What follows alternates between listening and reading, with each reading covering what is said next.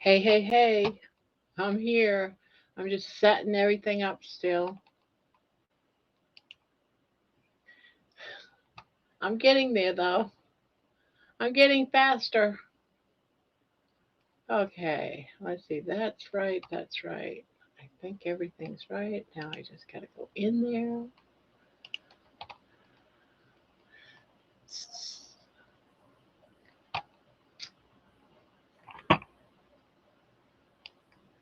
Okay, I think I got it. I think I got it. I'm on first. No, you're not. You didn't comment first, Jen. John and then Thomas and then you. It doesn't count if you don't make a comment. Okay, let's see. Today is crocheting night. I'm waiting on Candy and Debbie, and then maybe someone will come on.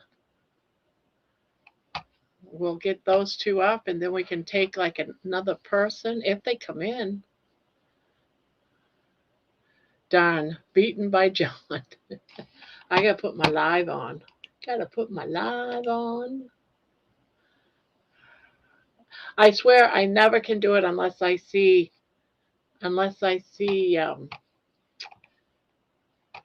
John's message. And then it's like, oh yes, I forgot.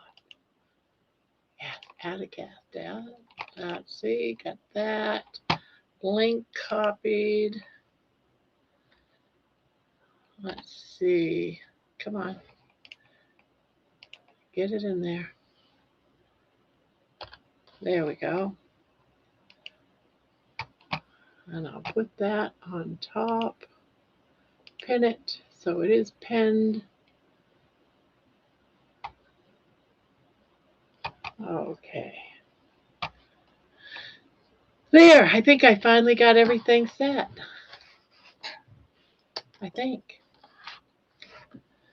Well, hello, Debbie, Thomas, Jen, and of course, John. There. There. Okay, now we just gotta wait. I've been playing my music. Oh, here she comes. There she is. Hey, Hi, how's I, everybody? good, good. How's you? I just gotta brush my hair. I haven't even brushed my hair yet. Coming on here without my brushing my hair. Oh There. my gosh. I think I brush my hair maybe once a day. That's it. I do it about 3 times a day.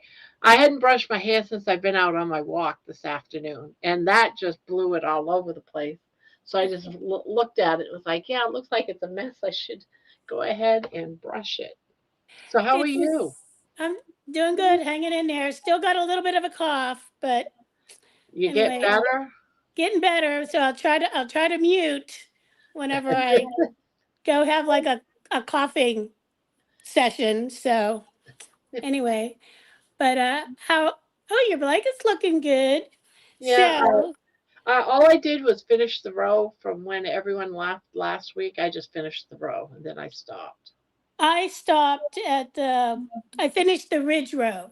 Yeah, that's where I'm at. So I we're finished the ridge row, and I got to okay. change color. Yeah.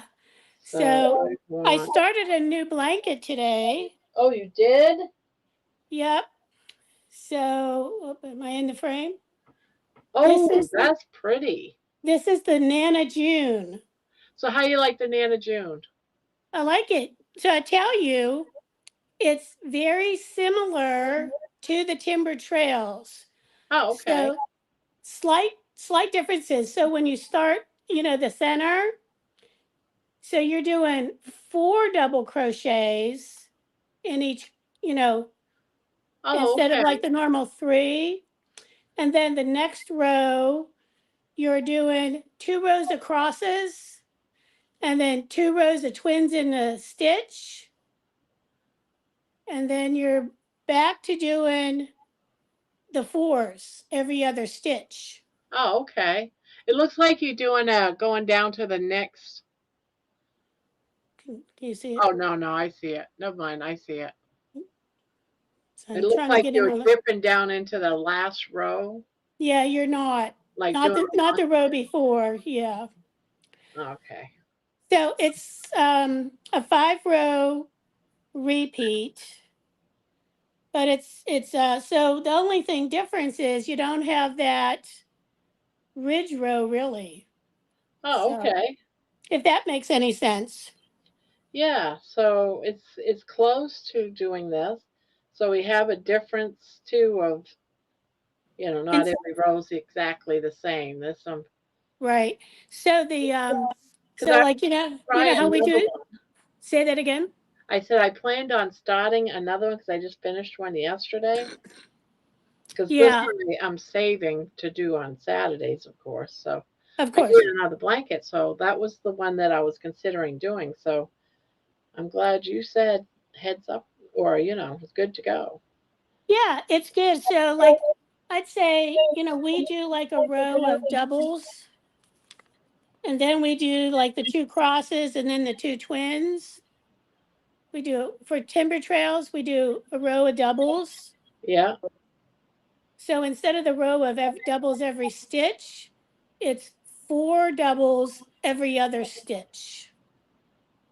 And Ah. then you go to the two crosses, the 2 rows of crosses, and then the 2 rows of twins in a stitch.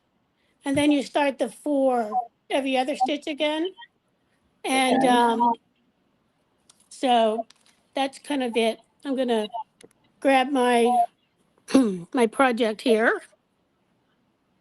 Yeah. Hopefully I don't drop it. I'll probably start that tomorrow. I won't start it tonight, of course, because I'll be doing this one. But Right. Anyway, see where am I at here? oh, we got Sandy that just came in. Kitchen Witch is in here now. Hello. Kathy's here. Geez, everyone's coming in. Candy's here. There she is. Hi, I'm on my way. Candy. Gotta let Mochi out to pee. Oh, I did that gotcha. about 8, so I hope they don't have to go real soon. Hello, Jerry's here. Hello, lovelies. I'm in the middle of making some chicken bone broth and a beef Oh, roast. oh, yummy. Now she's cooking up a storm. She hasn't been able to cook for 40 days, and I know. well, she might have been cooking for her husband, but she weren't. Not for her. Yeah, not for her. I tried a new recipe tonight. It was, well, not really a recipe, it was a throw together tonight. So I had bought a package, 3-pound package of ground beef. Yeah. So I took the ground beef, 3 eggs, so 1 egg per pound. I put in a couple splashes of A1 steak sauce, a couple splashes of the Primal Kitchen ketchup, Okay. and then grated cheese and bacon bits. And instead of making it like a meatloaf, you know how you form it into a meatloaf? I literally took my 9 by 13 pan and smashed it all down like a bar cookie. Yeah. Tasted great. Well, There there, was there was just I didn't put a lot of the ketchup or the A1 in there, but just enough. just to give Yeah, it a little bit of flavor. exactly. Yeah, there was probably maybe for the whole 3 pounds, there might have been like 1.5, 2 tablespoons at the most. you Yeah. know. So across 3 pounds of meat, that's nothing. I So see those types of things as long as they're not high in carb. Um, just spices, and I do spices. I'll do garlic and that type of stuff. So yeah, I put all that in. Same thing with mayo. I put it in that area. Is that carnivore? Who knows? Do I really care? Not really. As long as I don't overdo it, and it's not something I do every day. It's just correct. once in a while. Right. That's Yeah, why I don't like today. I didn't have any of that type of stuff, but I did what Carrie Mann would call the power bowl with bacon, hamburger, and egg. yeah. I didn't put no cheese. Sometimes they put cheese on it. I didn't put no cheese. I've kind of been avoiding dairy, really, Yeah, I'm but trying to. I figure if I do it every so often, um, you know, it's okay. You know what I mean? Um, if I did cheese every day, I would be like really. I made a boo boo. I Uh-oh, got it. what happened? Oh, thanks, Tanya. I appreciate that. I ended I my black too soon. oh, okay. So Hi, I get Patty. to Hi, back up. Thomas. Hi, Jen. Hi, John. Carnivore Junkie. Hello. Oh, Patty's here. Hi, I did Sassy. update her. Hi, Amy. Sandy. Jerry. Everybody's coming in. Yay! The gang's all here. The gang's all here. Yep. The gang is all here. I gotta have my Yep. black back. I did the ridge, but then I forgot to do the double crochet around. Gotcha. Yeah. Was moving along too quickly. Sometimes, well, so I'll tell you one thing about the Nana June's blessing. I think I had like 6 or 8 rows on there, and my stitch count was off. Oh Like no! he doesn't give you the stitches, but you know it's off. You know, like he doesn't tell you like so many in this row or this. And he doesn't think he has to. I know, and I That think just that's drives wrong. me crazy. To be honest with you, I don't like I that. have brought it up to him, and he told me it does. You don't need it. But you You do just need gotta. it. And it's like, yeah, you do. But I weren't gonna argue with him. It's his show. Exactly. It's not my show, you know. So I was off and I was like, "Oh, dang. What in the heck? Where did I mess up?" So I'm ripping out the row. I ended up having to rip out like 3 or 4 rows Ooh. because I totally missed a space between the crosses and then the 2 double crochets from the corner from the row before. Okay. Yep. So just FYI Make sure you on catch that corner. And that's what I usually find even on this blanket. yes, So exactly. easy. And that one place where you need to have a double crochet, but it's a chain 3. Yep. Sometimes I miss that. And that's y- where I find that I am short one stitch is Yep. because of that one spot. Yep. So I was like, daggone it. But fortunately, I had, well, you only see how much I did. I haven't done that much. But I was like, thank goodness it's at the beginning, not like where I'm like, you know, 18 inches into the whole doggone thing, you know? Uh, Like, True. yeah, somebody's car broke down. Kathy, you're right. Nana June is like Timber Trails. We were just talking about that a little bit earlier. So I missed it. Somebody's car broke down. I don't know whose car broke down. Hmm. Anyway, I hope they're okay. Sandy, her car broke down and she had to crawl home on the ice. Oh my gosh. Oh my goodness. That's terrible. Are we Oh talking my about God, poor Sandy. Sandy Blythe? I I don't know. Thank you for telling me. I don't know. Let's see. Sandy. Oh, wait a minute. It's Sandy, her car. So it's not Sandy, I don't think, because Sandy's in the room and she said, "Oh no, thank you for telling me." So Oh, gotcha. I don't know who her is. I can only see like 3 lines at a time. So Yeah, forgive me if I miss something. I have to move this chat because I can't stand this chat box over that's on this program. So I have to move, pop out. I have to take the chat box out of YouTube and pin it, put it over here because I can't stand it. And I guess I'm missing chat because it says I'm 4 chats behind. Oh, Give me yeah. a minute. I'm setting things up. Hi, Jojo. Sandy, her car broke down. Okay. Who? I'm nosy. I want to know who. They probably already said it. Well, Oh, someone said Jerry and then someone said Sandy. So maybe both of them? Hello. hello. We are. You are all black. Oh no. We don't see you. We hear you. We Oh, hear you. Come on. Usually it's the other you're way the around. mystery woman tonight. Jerry, what happened that you were oh, it was Jerry that was crawling. It was Jerry, guys. It was Jerry. What the hell is going on with my camera? I don't know. Huh. But we hear you. Yeah. I know, which means the camera's got to be working because the microphone is through the camera, but it's not showing my video. How weird. Maybe go out and come back in. Maybe I'll try that. Yeah. somebody else was having that problem the other night. I don't remember who. Dehydration. I'm in listening mode. I'm still.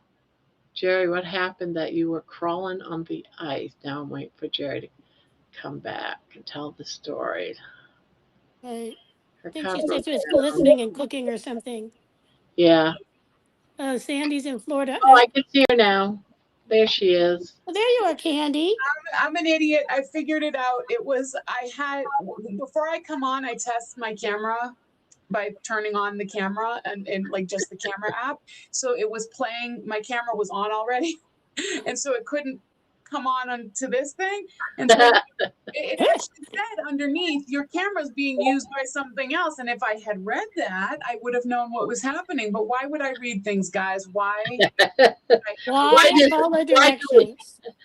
We always do that. It's just us women. It must be a woman thing. Why would I read directions ever? I don't understand why. Well, normally the woman's reading the directions and the man doesn't read directions. It's true. That's Sandy true. says Jerry's car broke down. I'm in Florida, no ice. So maybe that's your masculine side coming out, Candy. Probably. Probably. Now it flipped from like one way to the other way. Why are you Yeah, flipping? I was mirroring. I was trying to see if I liked it mirrored or not, but I don't. Oh, you were doing that. Okay. I did that. I did that. Let's see, where are we at? I have two monitors now, guys. I have two monitors. So I can see Wow. here I have the chat. Over here I have us. That's so cool. Wow. That's going to make it so much easier for me to do my own lives too. I'm really excited about that. Well, that's great. When did you get a new monitor? We got it a few weeks ago, and then I woke up this morning and Joe is closing today, so he didn't have to go to work until 1. And I woke up and he was like, "Look what I did." I was like, "Hey, good job." He organized the whole desk area. It was great. So when he does his lives, does he use the same setup as you? Yep. I didn't know if you guys had separate setups. You know what I mean? Oh, no, he's at the same exact table that I'm at right now. Oh, okay. The only downside is now the screen with all of us on it is over here, so I look like I'm looking down when I'm looking at us. But when I look over here to look at the chat, I'm looking up. So when I'm looking over here, you guys, I'm looking at all of you. Okay. When you see me looking down, it's because I'm looking at myself. Oh, for crying out loud. When you see me looking down, I'm looking at my project. Yeah, I'm getting mine out now. You'll have to let us know what row you're on. I know, I forget. And we'll see. I might not be able to hang out quite as late tonight. I've been getting really pooped when we stay on. I don't know how you do it, Barb. I can't stay on as late as you. Last time I was exhausted. I hardly got any sleep because I stayed up till about 4 in the morning after I left. And then I went to bed. Baby just didn't want to settle down, but we finally got her settled down so we could get some sleep. And then my daughter comes over about, I don't know, 9:30, I guess, waking me up saying, "Look what I got. I got a puppy." Oh, that puppy. I saw the picture in your walking video. Oh my gosh. I said, "Hey, another puppy. What is this?" So stinking cute. Yes. What kind is it? It's what did she call it? It's a dog anyways that has a blue eye. He's got 2 different colored eyes. So he has heterochromia. Yeah. So, but he's also a bulldog. So Is he mother an was American bulldog? No, I think it's a pit bull, actually. Pit bulldog, maybe. I don't know, but he's so cute. He's got the big chubby face. He's just so darn cute. He's very cute. But the other parent is some, I can't remember what it is, but it's got two different colored eyes and has longer hair. So some of his are pit bulls with longer hair. Wow. Okay, never heard Wonder of But he's that, got the but duo colored eyes, so Oh, thank you so much, Sandy. Was it Sandy who said my husband was interesting, or is that somebody else? Someone just said Joe was interesting. Hang on, sorry. I wish I had more time in the day so I could watch his videos. I'm always in the midst of, hurry up and do, you know. Yeah.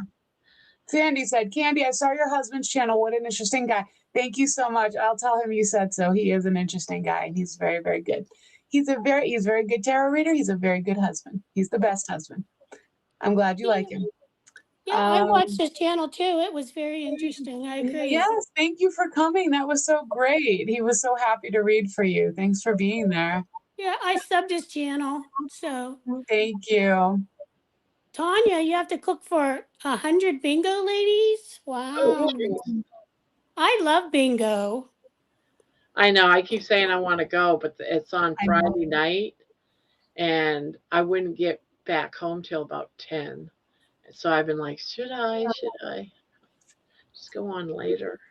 Can't crochet with my glasses on. I love bingo too. There was a time, so me and my friends, when I was like 12, one of my friends' mothers took us to, I think, Toronto. We went for a weekend trip and we were on the bus with a bunch of older folks. Everybody was probably in their 60s. And it's us 3 12-year-olds in the back. And with this woman, with the mother, my friend's mother. And we were winning all the bingos. So we won a stack of money. And they just thought we were ridiculous. And we were. We were ridiculous, but we were adorable too. But we won a bunch. I mean, for us, a couple $100 or something. Yeah, I remember the one of the last times I went to this place that's just down the street. I won off those little cards, like $200, and then I won another game, but only like $50. But I felt so rich that night. It's like, wow, I got luck. Yeah, but since then I haven't won a darn thing. So let's Hi, see Bon. what row I'm on. I am about to start my 5th ridge. My 5th compost DCs. Okay, we are one above you. Okay. No big deal. So Bon's here. Hi, Bon. How many So are working on their timber trails? yeah. Oh, hi, Bon.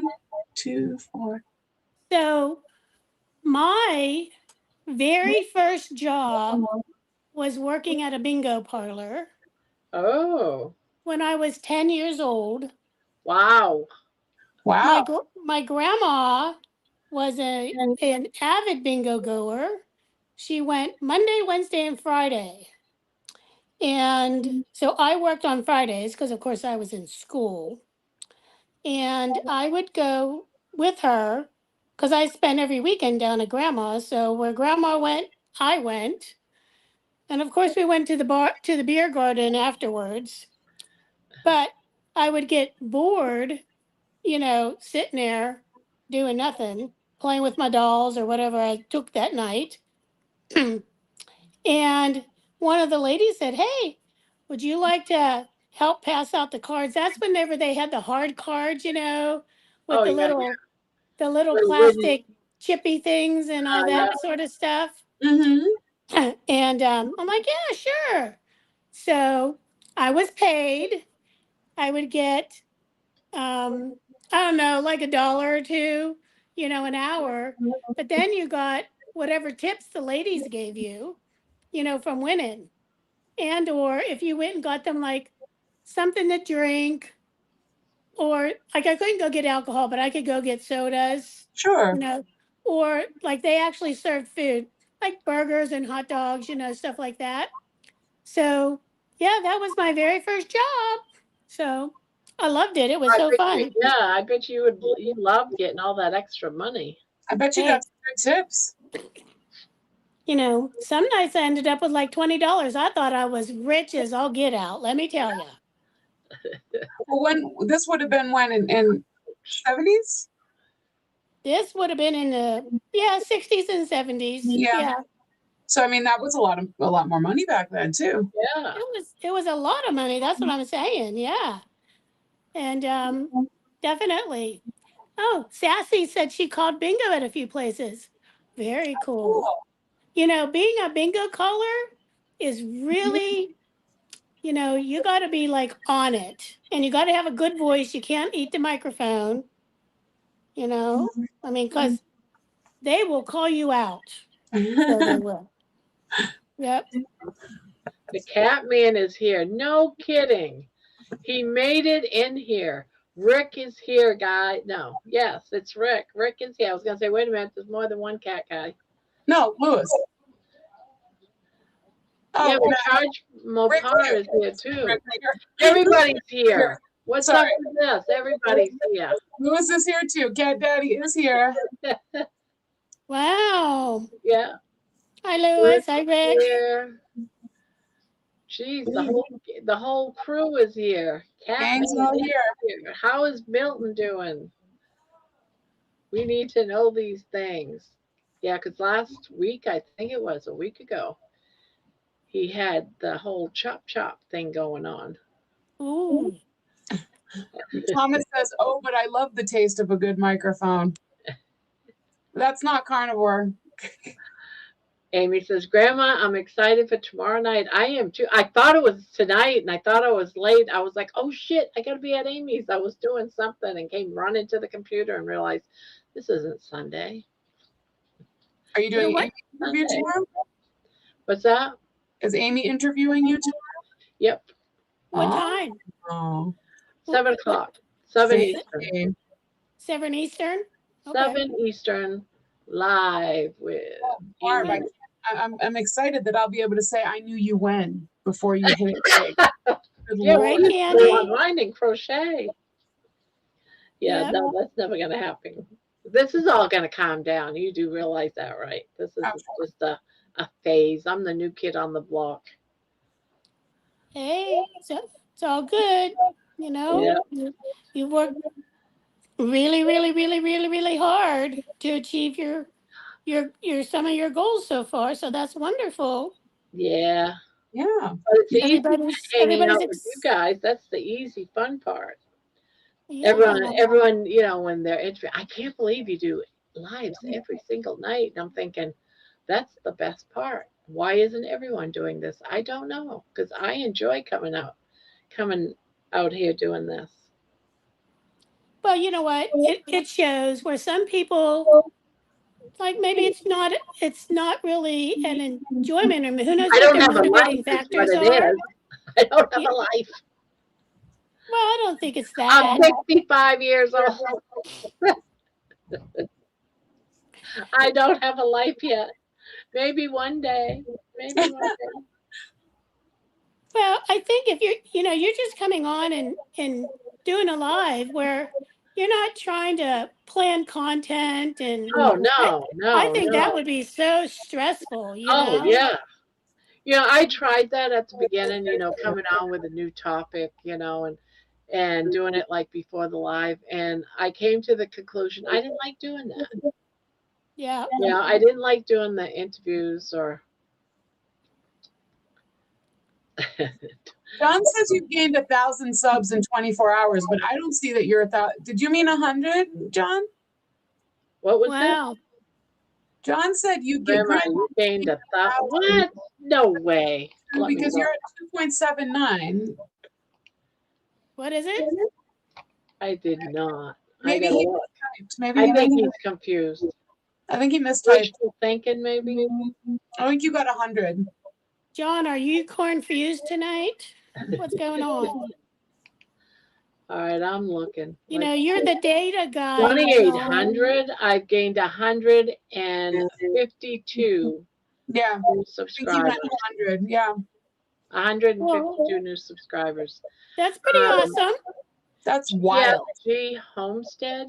I enjoyed your interview with Carrie Mann. It was great. Well, thank you. I am Thank six. you. Thank you.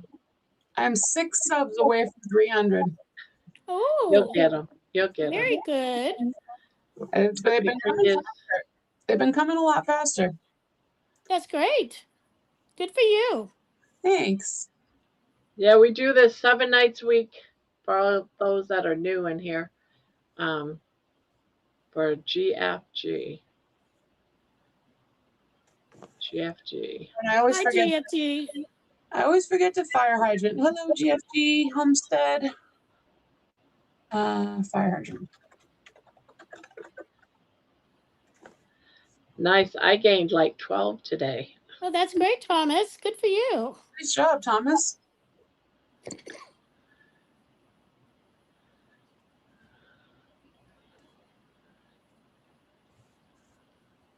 Well, I'm glad you could come in and see us, GFG.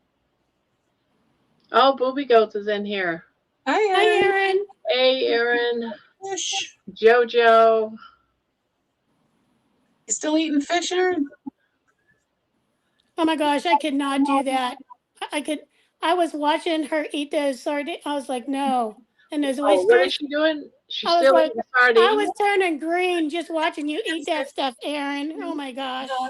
I think it's any canned fish that they're doing right now, whoever's doing the challenge. Oh, Yes, canned it's fish? Yeah, canned fish. I think Yeah. it's any canned fish. What is the point of a canned fish challenge? I'm just trying to understand. I'm not questioning it. I mean, I'm questioning like what is the goal? Why just canned fish? Canned fish challenge. I know like a sardine fast or a sardine challenge is supposed to be for weight loss and health because sardines are supposed to be super nutritious. They're like one of the most perfect foods, I guess. So that's why you would sardine fast, but I'm not sure the goal behind the fish fast. I don't know if it's the same thing.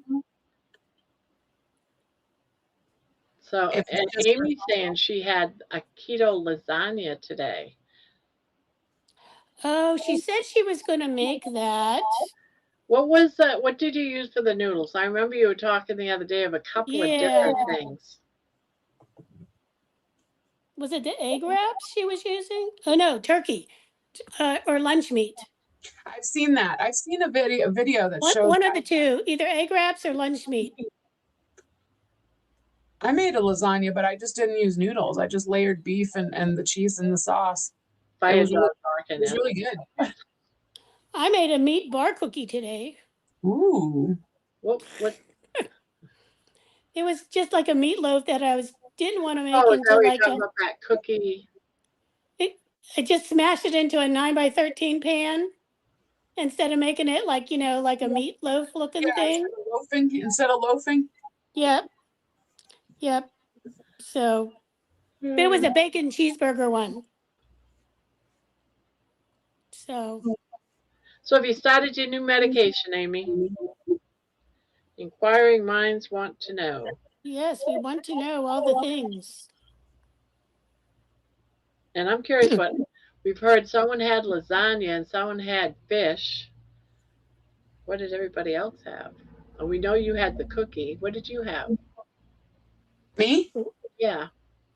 What did I eat today? I had a taco bowl. So just beef taco bowl. So beef chorizo, a little bit of tomato sauce, spices, and cheese. And a sour cream. Sounds good. Daisy 2560. Just watched your interview with Carrie. Look forward to watching some of your videos, trying to get back on Carnivore again after the holidays. Well, welcome, Daisy. We're here 7 days a week. We start at 9 p.m. Eastern time. We have open panel, I guess 3 nights a week. On Saturday, we do crocheting. Oh, we do crocheting 7 nights a week, but crocheting our beautiful blankets that we're going to give away. Basically, it's always Grandma Barb. The other faces change. On Mondays and Wednesdays, it's more carnivore focused. On Saturdays, it is more crochet focused. But we Well, we talk talk about that. anything. We talk about carnivore and crochet on every night. So, and lots of And- other weird shit too. Get ready, Daisy. I have not seen Mike around. Has anyone noticed whether or not has anyone seen Ancient Alien Mike? It's been a while, a few days at least. I don't remember, unfortunately. That could be the Mike. My daughter said she got a message from a Mike. Now I have to ask her what the message was because I didn't believe her. Hi, Thrifty Crocheter.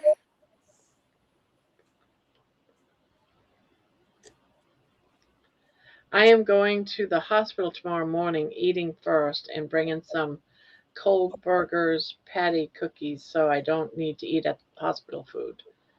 Yeah, let me know how it goes, Thomas. I'll be thinking about you. Is this an urgent care visit or a scheduled thing? He's got some issues going on that he needs to get checked. Oh, It's not well, getting better. it's a It's getting Sunday. I worse. suppose it would be urgent care. You wouldn't have a scheduled visit on a Sunday. I hope you It feel has to be better, done Thomas. before Barbara's live. We have to be. What do we have to be done? We have to be done before Barbara's live. What does that mean? Barbara, Are we doing like a 24-hour thing here tonight?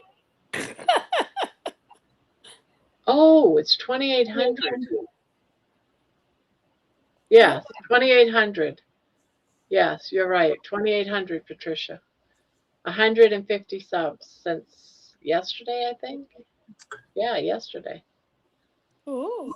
152. JoJo says she was able to fish and crab every day for 5 months here. 8 meat too, lost 4 dress sizes. That's amazing. Wow. Wait, what? Dress sizes. I missed that whole thing. Awesome. What? Who was this? You said it was JoJo? JoJo said, when I was able to fish and crab every day for 5 months here and there, 8 meat too, I lost 4 dress sizes. Wow. Wow. I want to know the outcome of this fish. Eating fish only. I know. Where are you? Where are you, Erin? Somebody. How long is it going to be? Tell us about the canned fish. We want to know all the things. I'm also working on a scrap blanket. That was thrifty. Oh, very cool. Okay. Cool. I am too. Mine is halfway done. Yeah, I got wow. a scrap blanket on the hook. I haven't worked on it for a couple of weeks, so I got to get working on it, get it done. Get her done. Mine's Get her 40, done. mine's 40 inches long now. It's 80 inches wide, so I'm going for 80 inches long. So it's a big 80-inch by 80-inch square. So I'm halfway there. You're getting there. Yeah. Hey, Candy, I started a new project. Oh, really? Yeah, I'll show you. I'm also 4 skeins into my other timber trails that I'm doing. So I started the Nana June's Blessing. Pretty. What So kind of this- yarn is that? Look here. It's Look up. it's one of Juan's other blankets. Really? So it's just a what is this stuff? Oh, wait a minute. What's she saying? Oh, it's sweet roll and honey lavender. Oh, so it changes color itself, or are you changing the color? Correct. Oh, Nope. nice. Yep. Does it itself. Well, I've got 1,000 yards into my other timber trails. Ooh. And I have another 4 skeins to go, which is another 1,000 yards, and I think it'll be done. But I'm halfway through with both the other blankets I'm making. I don't lay down and sleep. Wow, that's great. So here's my happy stain blanket. Oh, did you finish it? That one's pretty. No. Wow, Gemini. that's cool. There it is. Oh, I That's love maybe that. better. Are you getting the rhythm of it, or is it still a headache? Oh, I have the rhythm of it, but I have to I can only do like 4 or 6 rows, but then it gets like, okay, I'm over it. Yeah. Then it has to go back into timeout again. Yeah. 3. It's that kind of project, right? It's going to be a long-term project, I think. Yeah. Well, you're making good progress with it, though. It's coming along. I'm happy. Oh, AI is in YouTube Create now? What? YouTube Create now has the AI function, which is new. They didn't have it before. So you only took half a dose. Erin says, I did 4 days and lost 10 pounds. I did 4 creepy AI videos for 4 days. Oh, I saw some of those creepy videos of yours. So it's done. You're not eating the fish anymore. Good. Did you see the one where she's swimming in amongst all the sardines? Yes. Yeah, I was turning green watching you even eat that stuff, Erin. I'm telling you, I had to turn it off. I'll be very honest with you. So Were you allowing yourself any mustard or mayo or butter or anything else, or was it literally just the canned fish? Because I don't think I could do that. I mean, if I got hungry enough, I could definitely do it, but I need some mayo and some mustard. I think like the one I saw, she was kind of cooking it on the stove, like maybe Oh with some yeah, brown butter or something. butter, yeah, yummy. That's not bad. Although I just made pet treats. I just made dog treats yesterday. And I put a can of sardines in the treats. I use beef baby food and I put sardines in them. And my husband comes in the house and he's like, oh my God, what is that? And I'm like, that's what baked sardines smell. The whole house smelled like sardines. It was awful. But yeah. Now I'm on the egg challenge for the next few days. What's the egg challenge? Do That's tell. where you eat. Well, I know the egg challenge that I used to do last year. What it was, I don't know if it's the same one she's doing.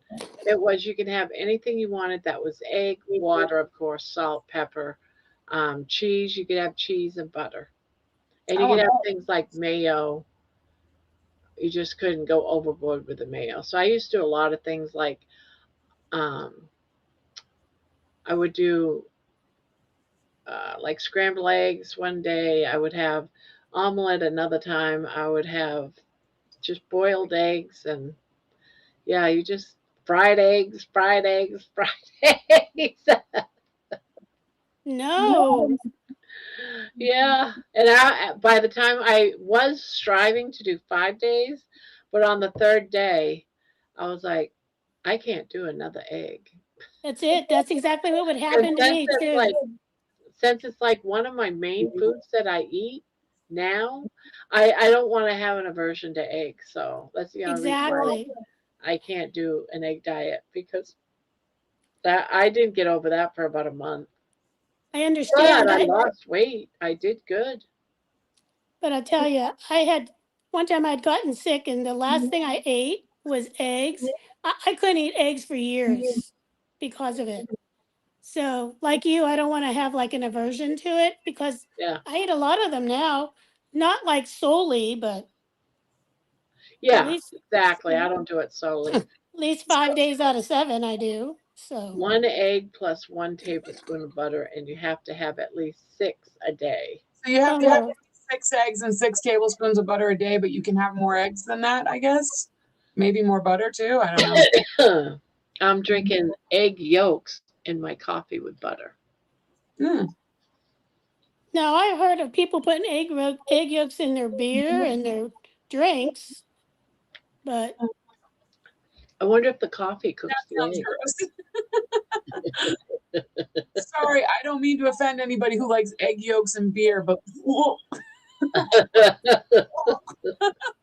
telling you, they kind of do it like oysters, like down the hatch.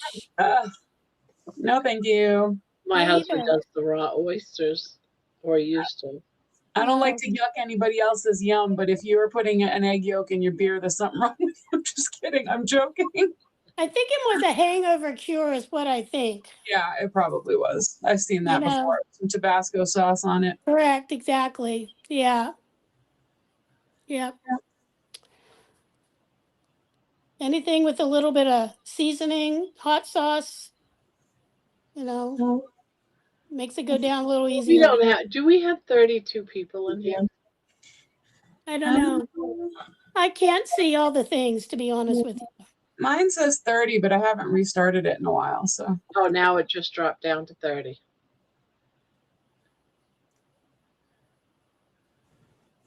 people seem to be interested in Three Broads crocheting. Who knew? Who knew, right? That's right. So if anybody else wants to come up, we have room for another person if you just want to. I don't want to leave the guys out if they just want to come up and chit chat a little bit. Yeah, you don't have to have a hook and yarn. You don't have to be a hooker. We'll tease you about it, maybe. Maybe, Anyone want to come and sit amongst the hookers? right? Come hang out with the hookers. Hang out with the happy little hookers here. Oh, we got someone else new. Leanne Larson. Oh, hi, Leanne. Never seen that name before. I could be wrong. Is it Leanne? Is it Leanne or Leanne? Well, you're a hooker. You can come even if you Really, even if you are a girl. You can come up. Well, I was just saying anybody, but you can come on up. It's It's not open. exclusive. The link is on the top of the chat. She says she's a hooker. Oh, wait a minute. I heard somebody join. Let me see. Here we go. Do this. Hang on. You can see me. Yes, I can see you. Hi. I'm crocheting stuff too. Oh, cool. So yeah, I have my project right here. I'm making a table runner for my friend. Nice. Yeah, Very nice. How do you pronounce your name? Is it Leanne? Leanne. And Leanne? also, this is for like you also had dogs. You like got dogs too? Well, she's in my dress, but she's right here. Oh, look at it. Oh, my goodness. Sweetheart. Oh, love Please. it. Oh my gosh, look at that little cutie pie. Baby. Hello. My dog's looking up at me right now going, who are you talking to like that? How dare you? Baby, there's doggies on the TV, on the monitor. Baby needs to hide in grandma's shirt. Yeah, she's in my shirt. She'll pop out eventually tonight. What's your baby's name? Leanne? So this is Bluey, Oh. and then Harley and Snowball. Oh, hello, babies. So cute. Yeah. Super cute. What are you guys making? Do you know Juan the Yarn Addict? I don't. He's got a channel on YouTube, and this is one of his patterns. It's called Timber Trails. So we're just doing up a So blanket. we're all doing We're this. working on it on Saturdays. I'm the odd one out. Okay, I see how it is. Now I got to start it. Oh, wow. I love all the color combinations. And then we're going to be giving these away to viewers on the channel. Yeah. That's awesome. So, Yeah, I like crocheting. It just is, I don't really know what to crochet for myself, so I just kind of like ask other people what they want. I know what you mean. It's hard to figure out what to make for yourself sometimes. Yeah. Like I have a couple things that I'm like, okay, like I really wanted to make myself a headband and stuff. So I made like my whole family headbands and I made myself a matching headband. But other than that, I was just like, I already have hats. I already have sweaters I like. So I made a baby blanket the other day, but yeah. Making myself a blanket, and then after I do that, I'm like, I can only make myself so many blankets. Where am I going to put all these damn blankets, right? Exactly. Exactly. Other things so how'd you find us, Leanne? So I was literally there's this account, it's called Addie's Strays. I got a cat from her from China, and I was looking on her YouTube channel to see any updates on her channel, and I saw like 3 awesome ladies crocheting, and I clicked on it, and one was like, "Are there any hookers here?" And I was like, maybe I should check this out. So I just, hi. Well, welcome. I've never seen a channel that like I can also respond to. So that's cool. Yeah, there you go. it's fun here. Yeah. This is actually Grandma Barb's channel, but we do this on Saturdays. Yep. Nice. So whereabouts are you from? So I am located. I live in New York, upstate New York. Where are you guys Cool. from? I'm in Colorado. Cool. I'm north of Pittsburgh, Pennsylvania. Where are you in upstate New York? I went to school in upstate New York. Awesome. So I went to Guilderland, but I live like 20 minutes from Albany, Cool. like a little bit north of Albany. Okay. Yeah. I went to school in Hyde Park, Poughkeepsie, Hyde Park area, Rhinebeck. Yeah, I've been there. I've been there before. Yeah. Yeah. Mm-hmm. Yeah, it's right on the Hudson there. So, Mm-hmm. but I'm north of Pittsburgh, Pennsylvania. That's I'm in awesome. Ohio. Ohio. So you guys are all over the US. That's cool. Yeah. Yeah. Candy lives further away from us, though. At least we're on the east side, but she's like way on the other side. I'm 2 hours ahead. Is. It's 8 o'clock here. Yeah, yeah. I gotta go to bed soon, but it was really good to meet all of you, and I will subscribe to your channels. Nice Well, to meet thank you, you. sweetheart. Have a Yeah. good night. All Nice right. to meet you. Yeah. Nice Happy to meet hooking. some. Yeah, I was gonna say nice to meet some other hookers. That's right. All right, bye. Have a Bye-bye. good night. Well, that was pleasant. That was nice. Fun. That was so nice. All I right, don't know what's how up? to get off right now. Hang on. You just have to hit leave. Ah, I see it now. All right, leave. Yes.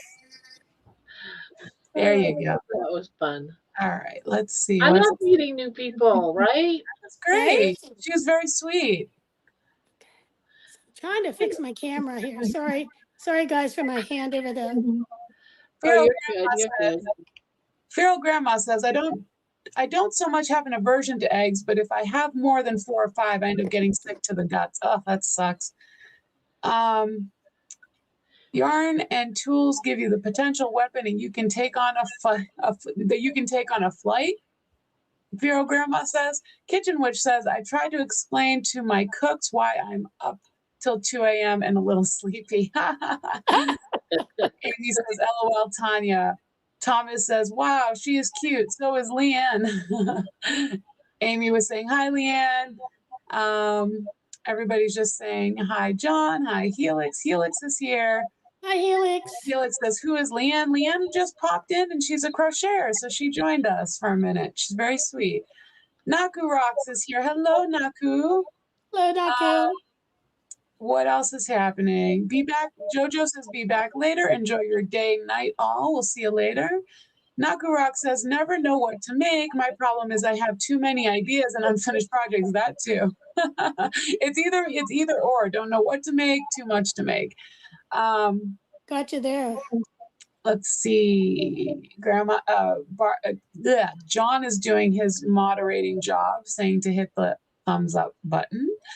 Carnivore Whisperer says, hi, everyone. Watching you crochet is relaxing. I wish I knew how to. My mom taught my youngest, but she games too much to teach me. Oh. There are a lot Hi, of good Carnivore Whisperer.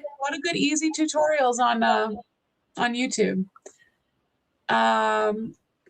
Anybody else? Everyone's just saying hi. Gail Burstyn says that was to Grandma.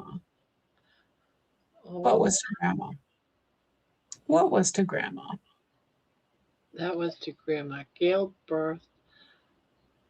Oh, that's another. Welcome to Oh, the she was channel. Gail. asking. Yeah, she was asking about what kind of hook you're using. What kind of hook?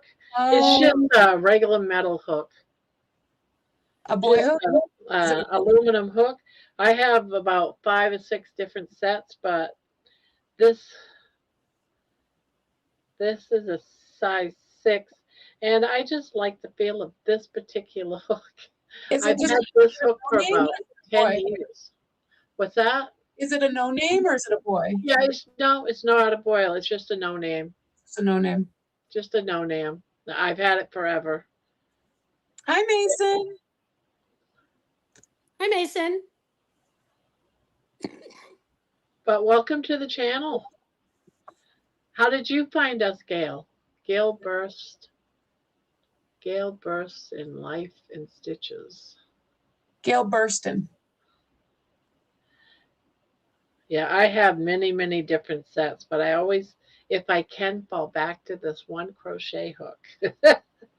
Isn't it weird how we just You fall back? know, I totally agree. Like this is my favorite hook. It's the J hook, 6 millimeter, and who is this? I think this is Clover. I'm, Clover. I'm But using it's the ergonomic one.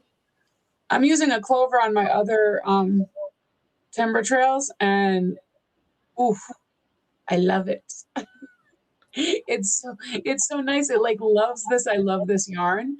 It's almost sexy. It just glides. It's so nice. I love the timber trails. I love this yarn. Yeah, and the way that the Clover works with it, crazy. This is just the Susan Bates. It's supposed to be ergonomic, but I'm not thrilled with the Susan Bates ergonomics. There's like no, look at how little of a grip they give it.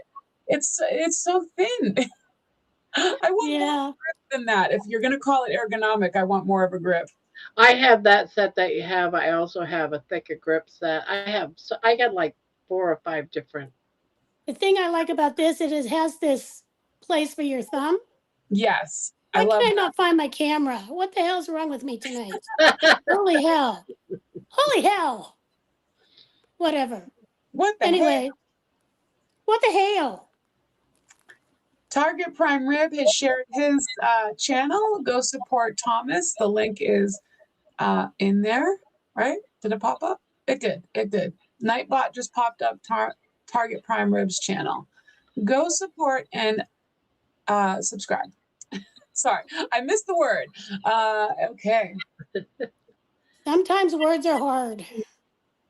Debbie, what is that hook that you're using? What's it called? She's asking about your hook. My hook? Mine is it's a Clover and ergonomic. This one is a J 6 millimeter. I have like a whole set of these ones, this particular Clover ones, because to me they're the most comfortable, because I kind of grip like with my thumb a lot. That's why I wear like a little thumb guard. So it's flat. So it's not like a rounded piece on the hook itself. So it's very comfortable for me. So. Oh, we got someone else. Let's see. Who is it? Who's coming in? Jerry. Hey, Jerry. Hi, Jerry. Hey, you guys.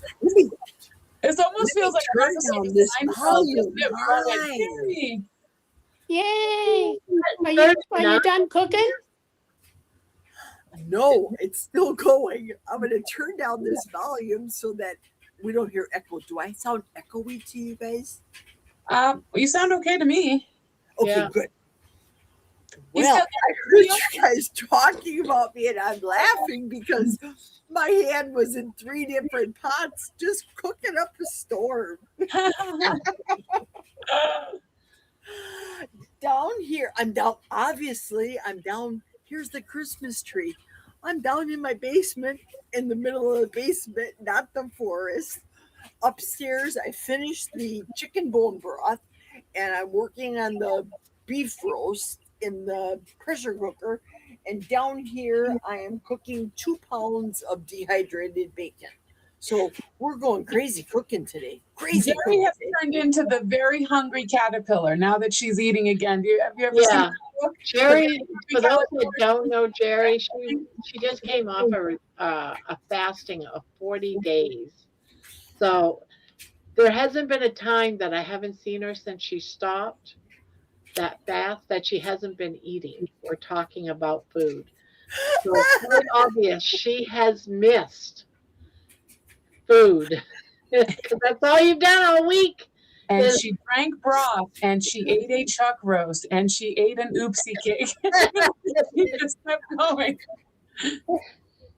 Yeah, I had that one stupid. I made that cake, that 9x9 pan. I cut it in 9 pieces. I had one of those stupid pieces, and then the floodgates opened up. I said, clearly it took me 14 years to realize I cannot do dairy. I can't. No. Big old histamine reaction there, huh? Yeah, big time. Wow. And it was all the organic stuff too. It was all the good stuff that Yeah. shouldn't have given me a reaction, but I did. Unfortunately, organic isn't grass fed. So it's got to be grass fed, I think, for it to really, because the organic is still giving them corn and grain. Oh, Mason's asking an important question that we all want to hear from you, Jerry. Yes, we do. Jerry, when Yes. did where'd it go? It jumped up. When did you have to crawl on your knees and why? We heard that much and that's it. Good. I'm glad that you asked because I heard that as my hand was in the food. I was doing this stuff, and I said, I really want to talk and clarify that. I was cracking in my kitchen upstairs. Okay, my car did not. Well, it didn't break down. That wasn't the reason why I had to crawl a block. I'm not joking. Your guys, this is not even a word. You folks in the city don't realize how much a block is until you got to crawl on your hands and knees. Oh my goodness. Man, I could not get my vehicle up this hill. Oh no. And those of you that have, I know Barbara's watched me drive home and gotten up to my door, the staircase up to the deck, but I could not get up the hill. It was just spinning the tires, ice, major ice. And we've all experienced that in the whole US, I think, right now with these deep plunging temperatures. But I couldn't, I tried 18 times praying, stop. Okay, leave myself, just focus. I will get up this hill. I will get up this hill. I couldn't get up the hill. Not to mention the fact that even if I got up the hill, once I'm up there, what goes up must come down. So I would have been slip sliding away. So the only thing I thought of was I gotta get myself. I can't leave the vehicle on the hill. First off, what if there's an emergency with Jack, with me, whatever, a fire? I have to leave a way to be able to get to our house. So I let my car slide down the hill, and I had to park it in a way that was down the hill, but yet on a flat surface away from the driveway, which is a considerable distance away from the hill, might I add, so that I could get out, literally, of the vehicle, get out, and have room enough that somebody, if need to go out, in or out, or whatever, could do it with ease. But then I'm thinking, what if that, well, it's neither here nor there because it didn't happen, but it would have been the reverse for anybody else coming here. So when I couldn't get my vehicle up, the only thing I thought of was step. I did not have the proper shoes on. Obviously, I was wearing work shoes, well, my tennis shoes. I wasn't wearing my safety shoes for work because that's at work. I only had my one pair of Spanx clothes. I didn't have multiple layers on. I stepped out of the vehicle, stepped out of the Denali onto the ice, but I was still holding on. But once I stepped on the asphalt, the side, not the sidewalk, the driveway. Once I stepped there, I felt my heel, my shoe, my foot give way. I said, this isn't good. So I had to crouch down to get into a position to be able to crawl up the hill, then down the hill to get to the house. So it wasn't on your way to work. It was on your way home from work? Yes, ma'am. And remember, I worked until that day. Shoot, did I work until 11 o'clock that day? So I didn't get home. It was after midnight. And it took me nearly an hour to be able to crawl on the ice. I had a part of the driveway. When you see where I have to go in the driveway, you understand that both sides of my driveway has some snow and there's iced over snow because of the conditions. So I had to reach in my hand with one pair of gloves, like a claw, and grasp onto the snow banks, and yet kneel and crawl on both my knees to get up and over this hill. I was crying, I was praying, I was thankful to God that I made it. It was terrible, you guys. You're It was so lucky. Oh my gosh. You're lucky nothing happened to you, like getting frostbite or something. Exactly. Just Well, enough I- to make Wisconsin, eh? Yeah, exactly. I'll tell you, if you look at the pictures, I put the pictures on a post on YouTube. But when I'm looking at my knees up close right now, I have a considerable amount of blistering. My knees feel warmish.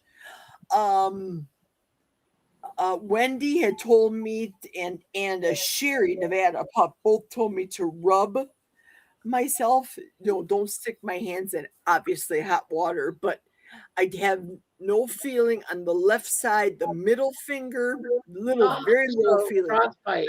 No. The ring finger, yep, the pinky, very little. And these two, so for the most part, what took the worst were the ring finger and the middle finger of both. Oh my gosh. Yeah. You're so lucky. What When am are I you gonna moving to Florida? Debbie, you are not joking. I am totally I am not ready. kidding. That would happen to me one time. My house would be on the market and my ass would be going south. Mhm. That's it. Well, then you'd have to box with giant roaches, and I mean, Poopy's got rats, so I mean, who knows? I know. And they're big too. When I first went down to my mother-in-law's, my husband's is from Texas.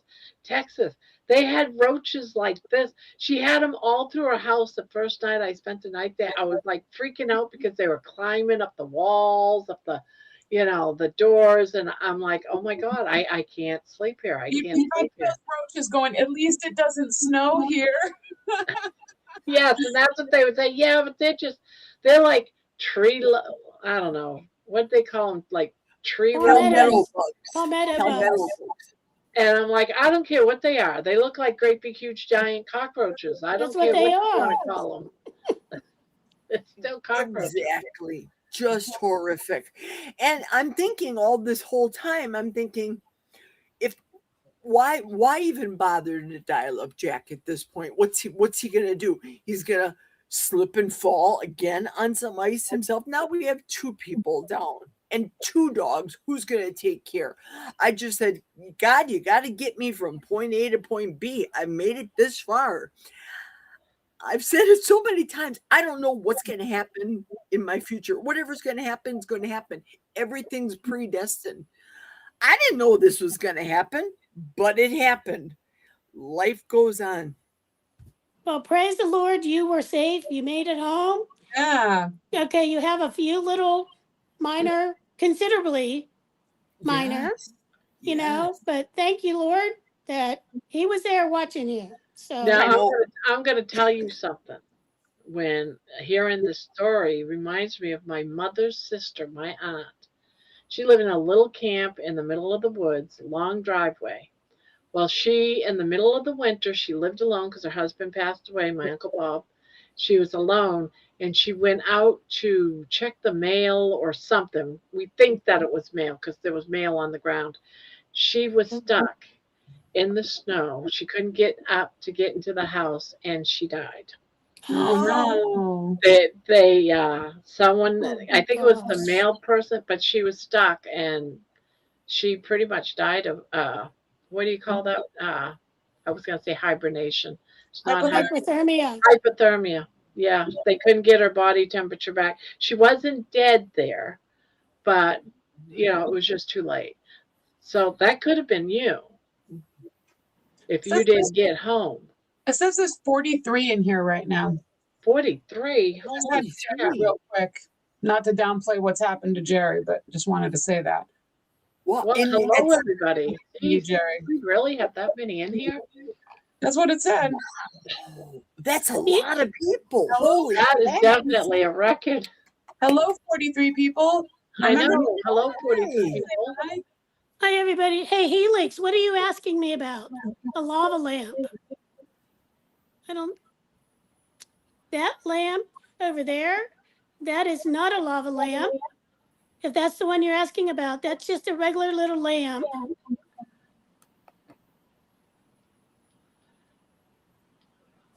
I haven't even been watching the chat. Oh my I haven't God. either. Now I know how to open it. Marcus, I'm with you. Well, Helix has announced that she's changing her YouTube handle.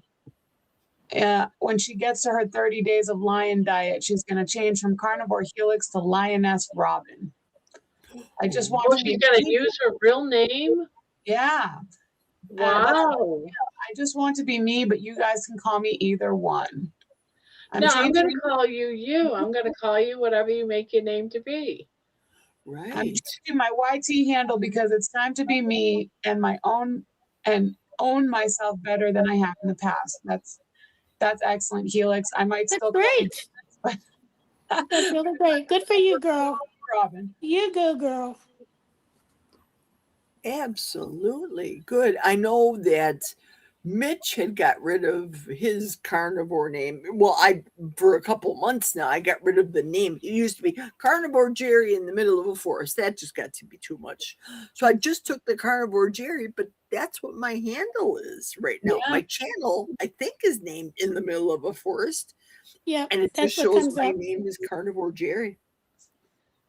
Dawn But is in the house. Hello, Dawn. Helix, Hi, Dawn. is Yeah, hello, Helix your Dawn. last name though? Dawn? Dawn is your first name?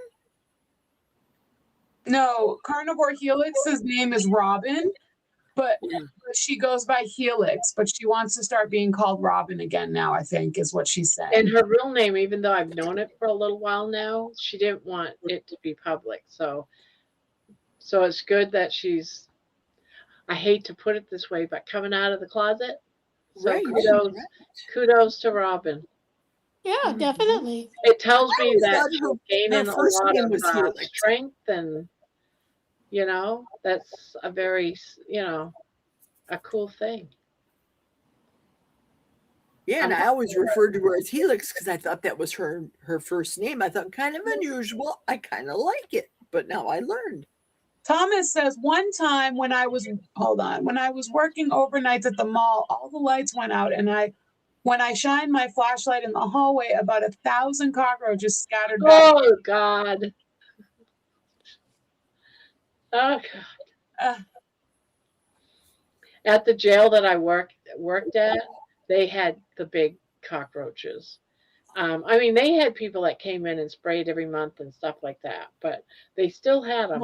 And you would walk down the hall of the jail, and they would fall on you from the ceiling. And you'd feel like this slap. And when they fall and they hit you, they really hit you. They hurt. And you just know what it is. Yeah. It's worse when they get stuck in your hair. Yeah. Yeah. Oh, gross.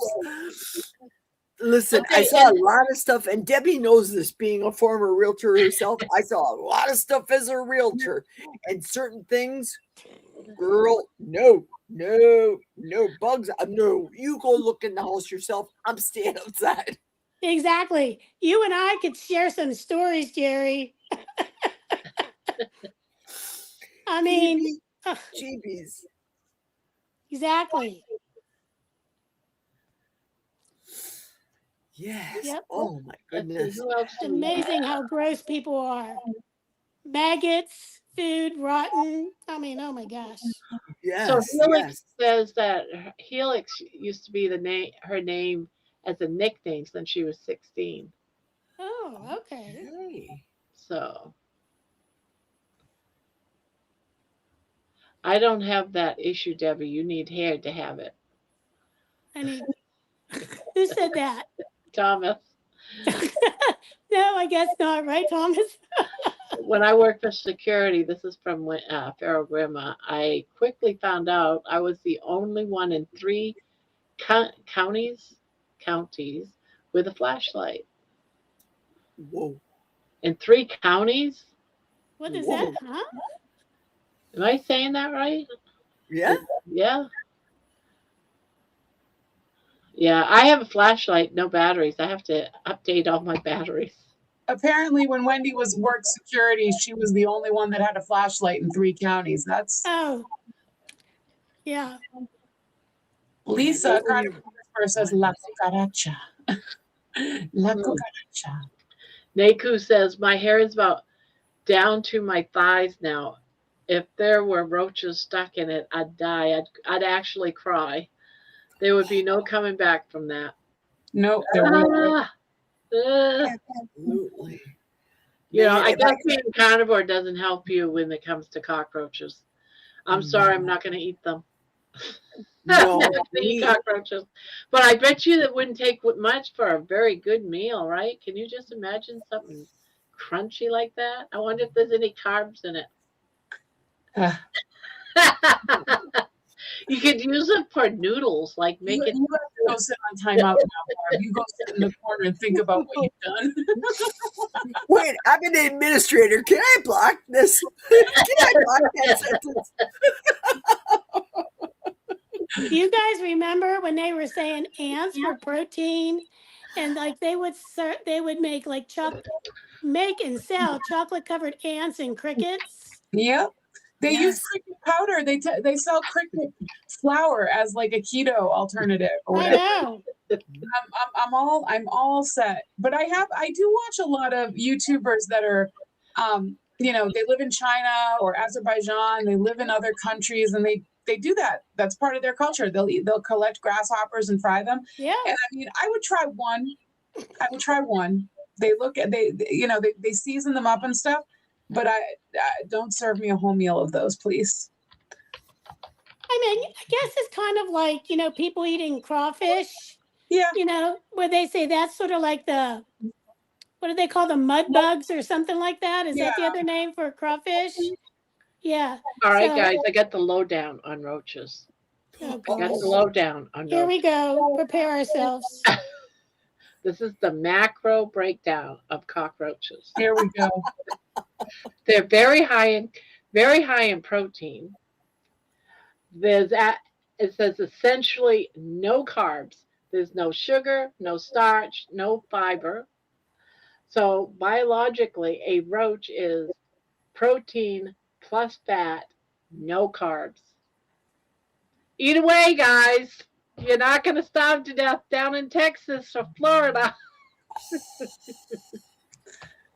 Lisa, Carnivore Whisperer says, Erin, we're doing a cooking challenge.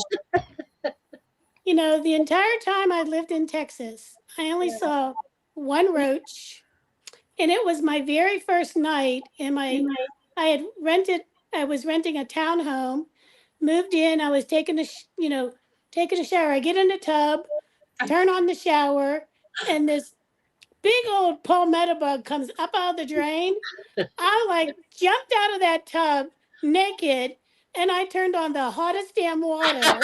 I'm like, I'm gonna burn your ass. She's like, go back to Never saw another one.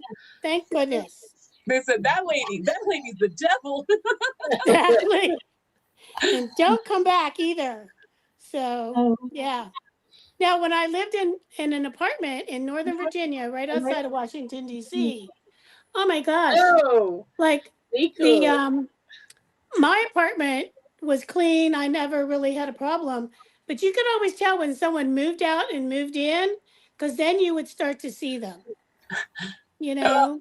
Naku Rock says, supposedly if you keep yarn out in the open and don't touch it frequently, cockroaches will actually nest in it because it's warm. Thank you, Naku. I will not sleep for the rest of my life. Thank you so much. And you know what? The other thing they like is glue, like book glue, like glue that holds like the binding of books together. Yeah. They like that too. Wait a second. You know when Rick does his live, what do you see right behind him? That huge encyclopedia set. He lives in Florida. Can you imagine? That's a lot of glue. Who has an encyclopedia these days? Who even Seriously. knows those anymore, right? Kitchen Witch Right. Tanya says, new fear unlocked. Yes. Oh, Thomas no is gonna more try. books. Thomas says he's going to try to go to bed. Good night, Thomas. Night, Enjoy Thomas. sleeping with the vision of cockroaches dancing in your I head. was just gonna say that. Thomas, check your Can't cell beat me phone to it. messenger. I messaged you something on your cell phone number, Thomas. Check that before you go to bed if I didn't get you in time. And then send no, I'll have him check that. We can talk after he checks it. I'm sure he's going to reply back. Good night, Thomas. You'll be back, Thomas. You'll be back. You'll be back. So Last didn't night Tupperware- he showed up what do they call after dark? He showed up after dark. Grandma's after dark show. I did, thank you, Jerry, and did what I needed to. Okay, excellent. I appreciate it. Didn't Tupperware originate from Florida because of the whole bug situation? Wasn't that where it started? I would Not believe sure. that. Somebody needs to look that up.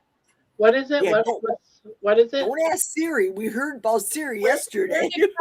where did Tupperware start? What state? Tupperware? Yeah, because Tupperware. Jerry's saying she thought it started there because of the bugs. Where did? Because everything's so Are we sealed. talking about the dishware?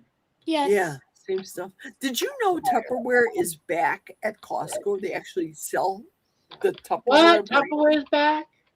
Tupperware's back. It's no longer the one where Debbie has a party and then I have a party and then you have a party kind of thing. No, it's made in They just China. outright sell it. Outright sell it. Yeah, but it's made in China. It's no longer. It wasn't made in the USA. No, we don't want Well, that. China's got the It says patent. Tupperware was first sold in the United States, and its sales evolved in two clear stages. First sales were in 1940s, were inside hardware stores, department stores, and mail order catalogs in the U.S. Customers didn't understand how to use the airtight burping seal, so sales were slow. The breakthrough sales method was in 1950s, where it really took off in-home Tupperware parties, and that was for live demonstrations showing how the seal worked in Tupperware. Then it gets into who it was.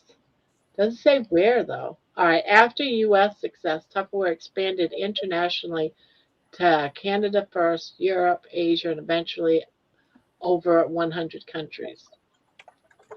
But it's not saying where in the U.S. It just says first sold in the U.S. Tupperware was invented in Leominster, Massachusetts by chemist Earl Tupper, who developed the first airtight plastic containers from industrial waste in 1946, leading to the creation of the iconic burping seal and the revolution in home food storage. Google AI. So why is that? It's saying that it was sold. It's just saying it was sold in the U.S. first in mail order. So I just Googled who invented Tupperware, and Google AI told me this. Yeah, maybe they didn't sell it there first. As a matter of fact, it's not even on the list of being over there sold first. Hey Google, Where where was? was Tupperware first mass produced? Oh, there's someone new here. Janelle Morrow. Hello, ladies. Fellow crafter and carnivore here from Australia. Love your joy. First time joining your live. Good night, Thomas. Hello, Janelle. You are Hi, not. Janelle. You're. We have someone else here from Australia. Jojo is here. Welcome, Yeah. Janelle. JoJo is, yeah, I think she left a little while ago. She said she'd be Jojo back. left a little while ago, but we. Fellow crafter and carnivore. Well, you're in the best place you could be for Yeah. that. As far as, Awesome. not probably the best carnivore place, but as far as crocheting, crafting, and carnivore, right? We're the triple C. Yeah, the triple C. Yeah. Carnivore, crochet, and crafting. Yeah. And me crazy. Steadfast. Oh, well, crazy Australians. here too. Oh, you're lifting up my dress there, baby. Jeez. I don't think you have exclusivity on that, Jerry. She goes, yep, out of the shirt. Who has gonna see Barb's boob on your bingo card? We need bingo cards for Grandma, and we need her teeth fall out. Baby goes down the shirt. Now that would be a good bingo card. Baby learns how to crochet.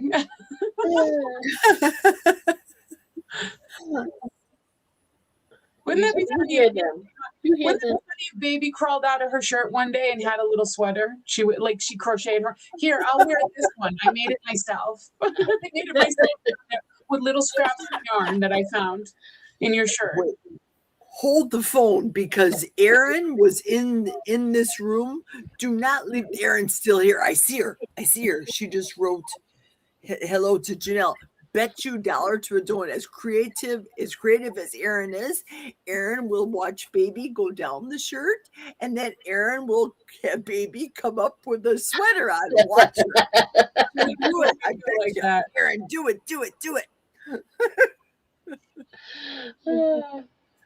Those Felix says mermaids. she's going to make the bingo card into a PDF for us. That would be a funny video where Barb is going, where's all my yarn going? I just started.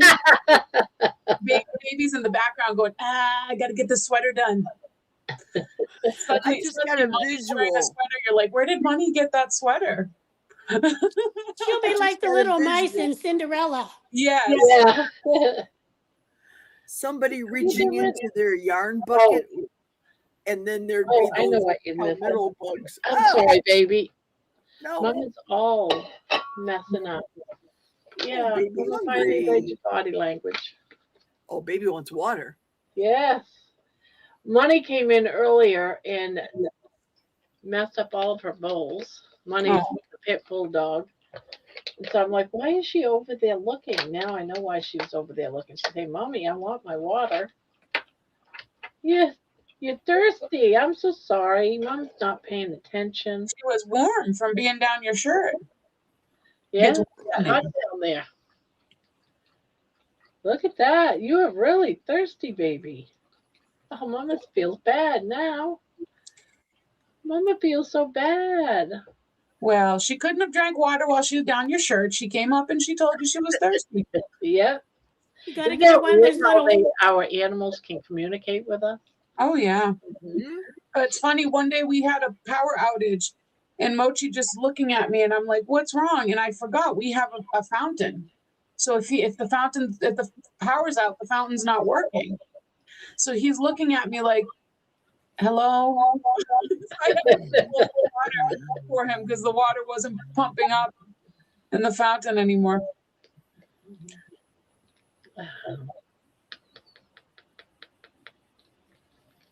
And he gets a treat before bedtime every night. And when I get into the kitchen, he won't look me in the eye. He looks happy for the treats. Then I'll turn it into a movie. Baby goes crocheting. Before I leave, I can't forget this Baby for Mayor. Baby for Mayor. See, we're on Thomas's mind. He can't go to bed. Amy says, I'm pretty sure I'm allergic to cockroaches. Well, Amy, I'm pretty sure you're allergic to a lot of things, so that probably tracks. But, like, I want us all to be allergic to cockroaches. Like, I don't think anybody should not be. You remember that thing that Poopy came out with, that little thing you plugged into the wall? That's supposed to take care of cockroaches. Oh, yeah. And it lasts Forever, I guess, as long as you don't break it or something. You can leave it plugged into your wall and it always works. Yep. I agree. Aren't your pets affected by that noise or whatever it emits? I grew up in subsidized housing and we used to use them all the time because there was such mice problems and cockroach problems in the tenement houses. And no, the cats never had a problem with it. They were like, whatever. Cool. Huh. Maybe that's what Rick has at his house in Florida. He might have those. I don't know. But Sharon did bring up a valid point about Rick's sinuses and sometimes the phlegminess that he has. He'll clear his throat or he'll clear his sinuses. Just watch the movie Joe's Apartment. Oh, If that's the one I'm thinking of, that's like about 20 years old. That one's That movie's actually like 30 years old now. yeah. Never heard of it. I've lived in apartments with cockroaches. Don't need to watch a movie. Oh no. Yeah, years ago, my first apartment when my first husband and I got married, we were like 18, 19, and we moved into this apartment, and I didn't even know anything about what a cockroach was until I just opened up the cupboard doors, and oh, just they were just so bad. It was crazy how bad it was. Gross. What the heck? They were falling out of, falling out if you're eating, they'd fall and land in your dish. It was just so disgusting. I quickly learned what cockroaches were. Yeah. Well, my Joe is on his way home from work. Very Ah, When good. he gets home, I will be taking a break for a minute to go say hi to him. of course. Of course, of course. All right, all right, all right, all right. I give in. See, There she she just goes. took a drink of water and then she wanted to go back. Drink of water, quick, let me back in there. Wasn't that And that's something? so embarrassing when I go on like Zoom calls and stuff. I have to make sure I have my crochet in so I can do one of these numbers. So you keep her from doing that during Carrie Mann interview. Yeah, I locked her out of the room. That's what I did.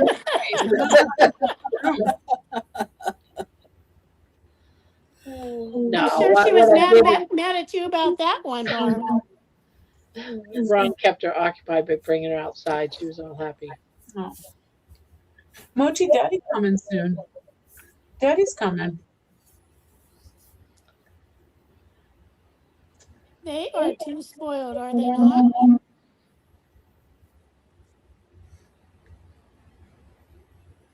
Robin said, Joe the jar opener is coming home. Actually, I'm a better jar opener than him. I watch it, and all I see, Thomas, is me being nervous. My anxiety had gotten the best of me. That's what I see when I watch it. What, I your thought interview at with first Carrie? that Carrie had made all my talking like faster, like making it faster. I was like, why did he put that? But he didn't. That was just me talking fast. I could tell you were a little nervous, but it wasn't like you were controlling your anxiety and your nervousness extremely well. So you did really great. I thought Thank so you. too. Yes. You did a really good job, Barb. Yeah. But someone, I don't know who it was, said just bring your crocheting with you next interview. Just keep it in your hands. And It was maybe that was Terry. something from It was Terry who said that. Terry, yeah. Yeah. It's a good what do you call that? Diversion. Stabilizer. Yeah. It's a familiarity. So I'm gonna like when I practice. used to have to get up in front of rooms of people and talk and give teach and stuff like that, like I always would hold like a pencil or a pen. It was something in my hand that gave me something to do with my, as opposed to just standing there like holding my hands like this, or swaying back and Feels forth. unnatural. Yeah, so we all find our little what do you want to call that? Safeties, like something that makes us feel a little bit more secure, even if it's something minor. So, yeah. Thomas says I am always nervous, Barb, even today. You did really good today talking to that. Absolutely. Very good. Dave Mack always holds a pen. Yeah, that's what I mean. I never even it's noticed that. it's like it's just like a little crutch almost, for lack of a better term, but it helps to calm you. Yeah. Nice. Now I have to pay attention to Dave Mack because I Tanya never. says, my favorite part is when she excitedly shared that she can wipe her butt now. So proud. She did not. Did you say that to Carrie Man? Yes, she did. Yep. I must have missed that part. Oh, you didn't hear that? I didn't. I think I missed that part. Oh my God. I'm glad I didn't talk about the brown rice. Well, Oh. Although I think that's something that he can appreciate. I mean, I'm sure Bill Knotts can appreciate that. I'm sure he was having trouble wiping himself too at over 700 pounds. So it's real shit, like you're always saying. But the brown rice story would have been gotta a bit keep it real. much. The brown rice. Well, that was from looking for a way to get healthy, and that definitely wasn't it. I imagine Carrie Mann hearing the brown rice story and being like, well, I was never going to eat rice again anyway, but now I'm never going to eat rice or sleep again. So thanks. When I worked for the medical examiner in Milwaukee and we had the contract for them, one of my employees said he will never eat rice again because after seeing after a body had died for quite some time, it turns to maggots, like food, like whatever. Yeah. So he says, I'm never eating rice again. True statement. Wow. They really do. They really In do. one of my videos today, we were talking about chicken, and one of my husband's friends said he won't eat chicken. I'm sorry. Yes, he won't eat chicken because of corn and corn recycling. Everybody wants to know about the brown rice story. There's a video. Yeah, there's a video. So many people asked me about the brown rice. I was telling it so much that I made a video of it, and it's down there somewhere. Here, I'll find it. There's actually a brown rice story. I will find it. Oh, yes. Oh, need the brown rice story. Oh, you may regret it. You may regret it. I'm just telling you right up front. I'm just saying. Oh, you have two different versions of brown rice story. What? I shouldn't have two different versions. Did you title it under brown rice story? One says stream 2. Oh, so one was a live stream and one was, I see. Okay. Because one says stream 2 months ago and one says 1 month ago. One has 195 views, one has 157 views. It would be definitely the one that is the closest one to now is the one I did up that just has the brown rice in it, and I explain it, and then I show the video. Okay, here comes the video. So it's just the the story. Irish and everybody else who wants to see the brown rice story, buckle up. This is because I was trying. This was a diet that I was doing that I was trying to get healthy. This was like a few years before I went carnivore. Thank God. Thank God I went carnivore. Yeah. I hope you have a strong stomach. That's all I can say. I am watching it now. Oh God. You won't be able to sleep. Thomas, have you never heard it? Dear God, enjoy that. Between the roaches and the brown rice, geez, oh man. Yeah, that might be a bit much. That might be a bit much, just saying. Yeah, I bookmarked it so I can watch it after this one. After this live. You haven't seen it? I mean, you haven't heard it? No. Oh my God. Enjoy. This was like the mid, I'd say like about, how many years ago? I'm going to say about 8 years ago. It was after I had my strokes and I was trying to get healthy. And so that was one of the first things I did after my stroke was trying to get healthy, eat healthy foods. Yeah. I eventually found the carnivore, thank God, but that was like 20 diets ago. I know. How many of us, boy. How many did you of us? like that? To talk about luck, Barbara. I know you commented about 13 minutes and 13 I seconds. know. When I saw your post, I said, nah, that ain't true. And I went back to the video and watched it and stopped it. And sure enough, 1313s, when I reached my hand down and picked that up, it was like, wow. Here's a little tip. Whenever anybody puts down a minute and then the, what is that, semicolon, the two dots, is that a Yeah, semicolon or a colon? colon. Colon, two dots and then another number, and it's blue. All you have to do is click on that blue number and Oh, it takes okay. you right there. Yeah, I learned that. I learned that one. One of the few rare things I've learned on YouTube. That would have made me finding it a lot faster. Yeah, just click on the number. And I thought, oh, of all luck thing, my mother had that. That was her lucky number. That's And weird sure that enough, you even noticed it. yes. And after you said that, and then you said lucky day, I'm like, let's see where it is in the video. Where does it land as far as minutes and second? I was like freaked out. I'm thinking my mother's favorite number was always, or day was always, Friday the 13th. That's when she died. Well, it was lucky for her because that's when she met Jesus, on Friday the 13th when she died. But 1313, like the Munsters address, right? Mockingbird Lane. It's weird that we're talking about the 13th I'll be because back. Okay. because my husband's birthday was Friday the 13th, but it was in November. We got divorced on Friday the 13th. Wow. Wow. Yep. He used to always say 13's just a unlucky number.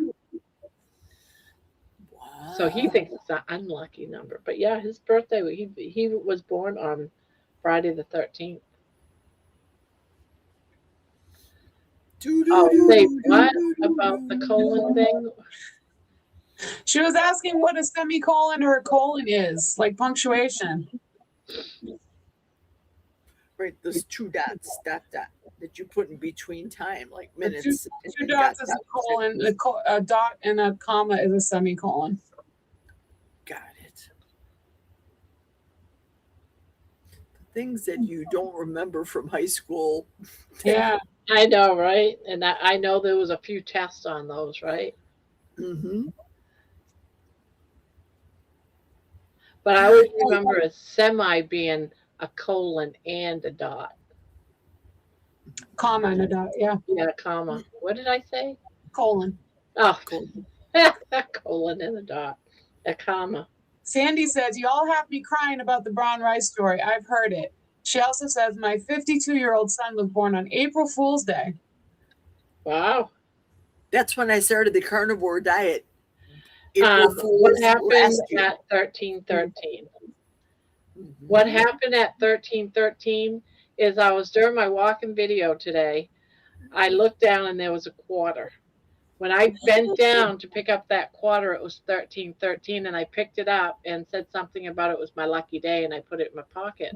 But also that was a victory because I was able to bend down and pick up that quarter. Wow. It changed all over the place.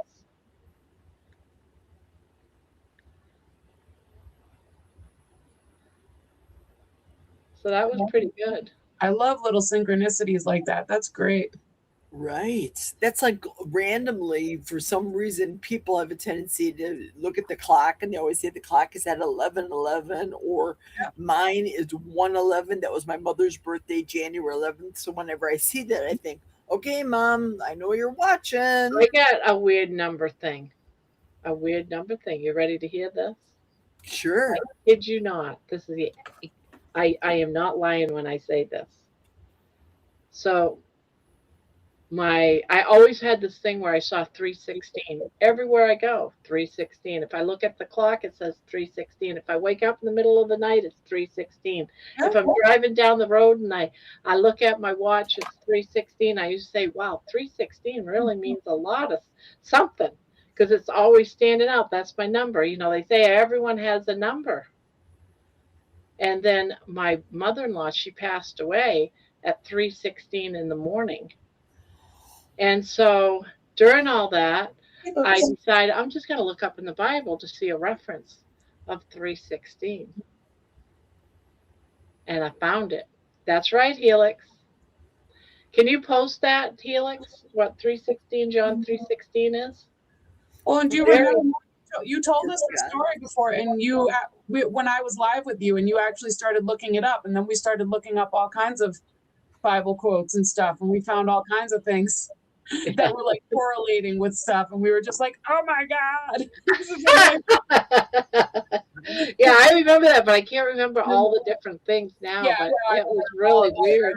The story. Yeah, John 3:16 is for God so loved the world that he sent his only begotten, that he gave us his only begotten son. So whoever believeth in him, Yep. those shall die, shall Exactly. not perish, but have eternal life.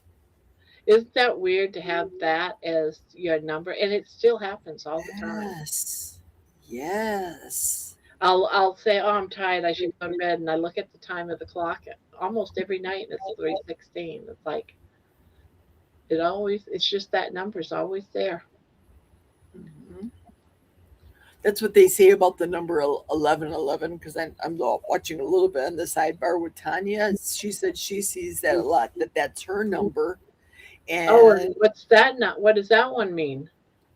1111, it means, well, it's not a Bible reference at all. Just It's means luck. supposed It's to be usually a lucky. spiritual. You're going lucky to heaven. That's what it means. You're going to That's heaven. what- I think right, that's what that's somebody what wrote. they say.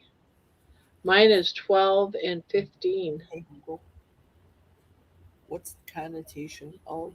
Oops. Hey Google, what's the connotation of the number 1111? My daughter's all into numbers too. Spiritual connotation, it's saying a wake up call or a sign of being on the right path. Manifestation, it's called the angel number phenomenon, suggesting that your thoughts are creating and manifesting quickly into reality or new beginnings. The repetition of the number one symbolizes fresh starts and individuality. Hmm. And some people believe that it means it's a bridge between the spiritual and the physical realms. But I've heard that a lot. I don't necessarily know if I necessarily believe it. I do believe in John 3:16, but when people talk about luck and they mention the number 13 as a lucky number, it just makes me think of my mom. That's all. So you what know, did you think, Thomas? What did you think? He just came back from watching it saying, "Oh my gosh, Barb." Aaron, if anybody asks Barbara what time it is, she says 3:16. 316. 3:16. Wasn't that some football guy's number? I think. Tim Tebow. There we go. Thank you. Perfect Welcome. timing. I'm back. Leanne, we are all crazy here. Don't be shy. I looked up what having a widow's peak meant, and it said becoming a young widow and became a widow at 32. Oh, wow. Wow. Look up 11/11 and Veterans Day. Is Veterans Day 11/11? What Yes. does 11/11 and Veterans Day mean? Leanne, you did a great job. No need to be shy. Grandma doesn't bite hard.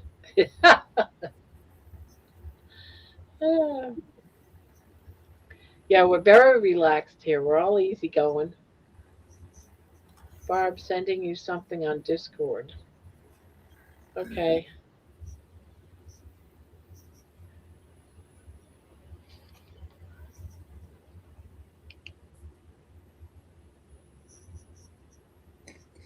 Oh, okay. This is the dog. My daughter put it up here. This is the dog that puppy came from. This is the mother. So you can tell me what kind of dog this is. I think she said it was a pit bull. Uh, I'm seeing it. Oh, where window? Here it is. Oh, Oh my gosh. So cute. so cute. And Look I at think Mom. Just this, adorable. the one that's against her mother's belly, I would think is the one that, no, it's this one right here in the front is the one that Brandy has. But I don't have no idea what kind of a, I guess she is a pit bull, isn't she? I don't know. She doesn't look like a pit bull to me. Looks like a mix. Pit Yeah. bull and something maybe. Oh, oops, oops. All right, I'm gonna close that up. See what Helix. I had to open that up to see what Helix sent me. All right, let me see. Okay, here's another ignorant question that I need help with. What is Discord? You guys often talk about it, but I don't know what it is. It's Uh, another app. it's Is the it app that we use on the channel where you can post pictures or is ask it questions. similar to WhatsApp? Is that the same thing? I don't know Um, what WhatsApp is, so I couldn't tell Okay. you. it's a little different than WhatsApp in a sense that I think in Discord you can put different categories. Like if you go on to Barb's Discord, you'll Where did- see like general announcements, crochet. She has like about 100 different subjects, for lack of a better term. And it looks like an outline tree. You know what I mean? But like on WhatsApp, it's really just there's no like subject line. Like if let's say I wanted to post a crochet one of my crochet things, I could go put it under crochet and it'll show up there. You still have to be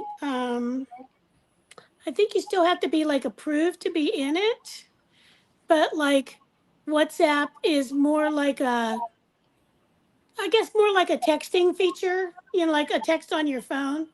Oh, she made a bingo card. Oh, Oh my look at gosh, that is that. awesome. Who did that? Um, Carnivore Helix? yeah, Helix just sent it. Bingo. Nice, Robin. Okay, Something so something is happening over how there. do I get on Barbara's Discord? Does Barbara have to invite me I into don't know it? that part. All right, let me get this dropped. I can put it out there. I think once she puts the link out there, Jerry, you just Okay, have to good. click on the link and open up a Yeah, it'll like open up set as up your like your I guess account for lack of a better term. Sure. Well, I'll wait till she sends it to me. I don't know if I have to add it on from the App Store or. Yes, you do have to do that first. Okay, So you got have it. to add it from the App Store first. And then once you click on the link, then it'll take you and you kind of set up, you join her Discord. And that's spelled Discord, correct? Correct. Yes. Discord. and you can go in there. Say if you and Helix had to have a discussion, you can go into Discord and go into one of the voice rooms and have a voice call. You can invite quite a few people in there. You can have 10, 20, and Oh just wow. yeah, Okay. Oh. So you just now that bingo card that Helix made, can we go into Discord and print that out? yes, actually, yes, you can. So now, But like, you would have to have different ones. say that again. She would have to make different ones, otherwise they're all the same thing. Well, I think everybody. Well, yeah, I get what you're But saying, Barb. I probably have to hit register first and register my phone number. Yeah, and Yeah. and you're gonna have to come up with a name and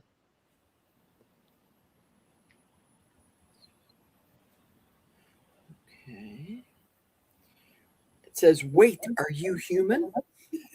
Exactly. I don't know sometimes. That's the $1,000,000 question some days. For real, let me tell you what. Please drag the shape half on the right to complete the shape. Oh, okay. Oh my goodness. I challenge Tanya, you and I will go on together one night here live, so you won't be nervous. I will make you laugh. I Who think we Discord talking? started as a chat app for gamers. My adult kids use it all the time when they play online games. Yeah, some people use it for the games. Yeah, as a matter of fact, one of my games uses it that I used to play. Honestly, I I've never don't used it before this. really. So, I use it for. We have a family channel for um, family between us and in Maine. We have family in Maine, and then we have a family channel of just me and the kids and the grandchildren. That's separate from us and the family in Maine. gotcha. So I it mean, I doesn't could have see, to be just gamers. gotcha. I mean, I can see the advantage from some perspective, but I use like I it all the said, time. I have it open all the time. If you needed to get in touch with me, that would be the place to get in touch with me by, because I don't answer the phone, but I answer. I don't know what the hell's the difference between my phone or Discord, but I'm comfortable using Discord. I'm not comfortable using. Ah, so if we wanted to, I don't know, let's just say we wanted to play a game, whatever game that all of us could sort of, let's say four of us, the four of us that we wanted to play, or we wanted to do like a mini stitch session, doing our crochet. well, I've been thinking about doing members lives and having them in there so we all could just talk. Oh, interesting. Okay. Well, it's all new to That, me yet. so that's coming up. Doing at least one or two of those a week. Well, that would be fun. We were going to do that a long time ago, and we tried it, and it was just me and Nikki. That was there. We did it 2 different weeks, and it was just me and Nikki. I said, "Well, I guess no one wants to do this," but there was only like about 6 or 7 members at the time. Right. So now there's a lot more, and who knows, someone might want to hang out. Yeah, exactly. It's asking me on Discord to take this shape that I see on the right side of the screen and match it up with something on the left. So I'm trying to do that and it's not working. So now, because I You might can't have hear to do it. it on your computer first.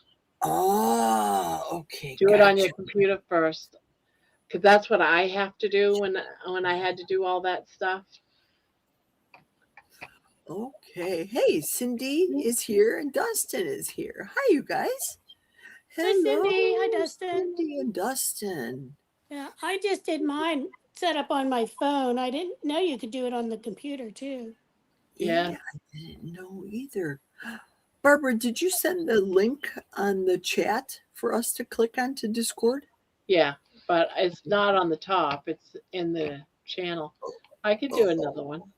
Yeah, please, thank you. Yeah, thank you. Aaron's like, I knew it. Jerry is a robot. Seriously, that is not far from the truth. Sometimes people used to call me a Stepford wife back in the day. And we Hello, all know what Dustin. Stepford wives are. Do, do, do, do, do, do, do, do. Okay, so now I've got Discord showing up. It says, I am invited to join Grandma's Crochet Corner. What should everybody call you? Well, duh, just call me Jerry. Or is that too unique? Well, you'll find out if there's I somebody else. guess. Yeah, I guess so. You can just put Jerry in the forest or something.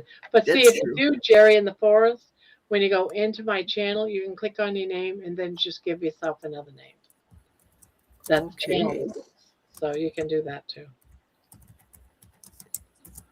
Hello, Cindy. Hey, Cindy. Cindy is a mermaid.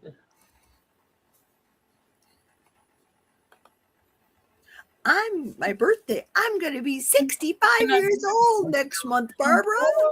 That's my Hey. husband. Isn't he cute? Yes, Aw. yes. Hi, Joe. I gave him a Oh, haircut. right. Now here comes the alien. Here comes the Baby's alien. coming out of her shirt. Oh, yeah.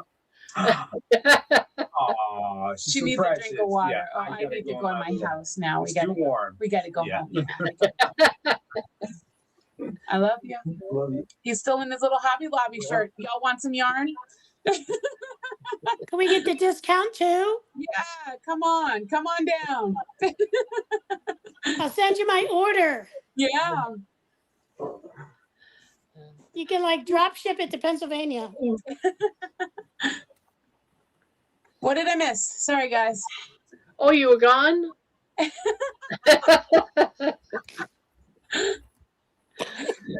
Should I be offended that you didn't notice? My goodness. I I'm was much more teasing. present than that. Thank you very much. We noticed. Yeah, we noticed. I was just teasing you. Good. I like Jerry's trying to sign up for Discord.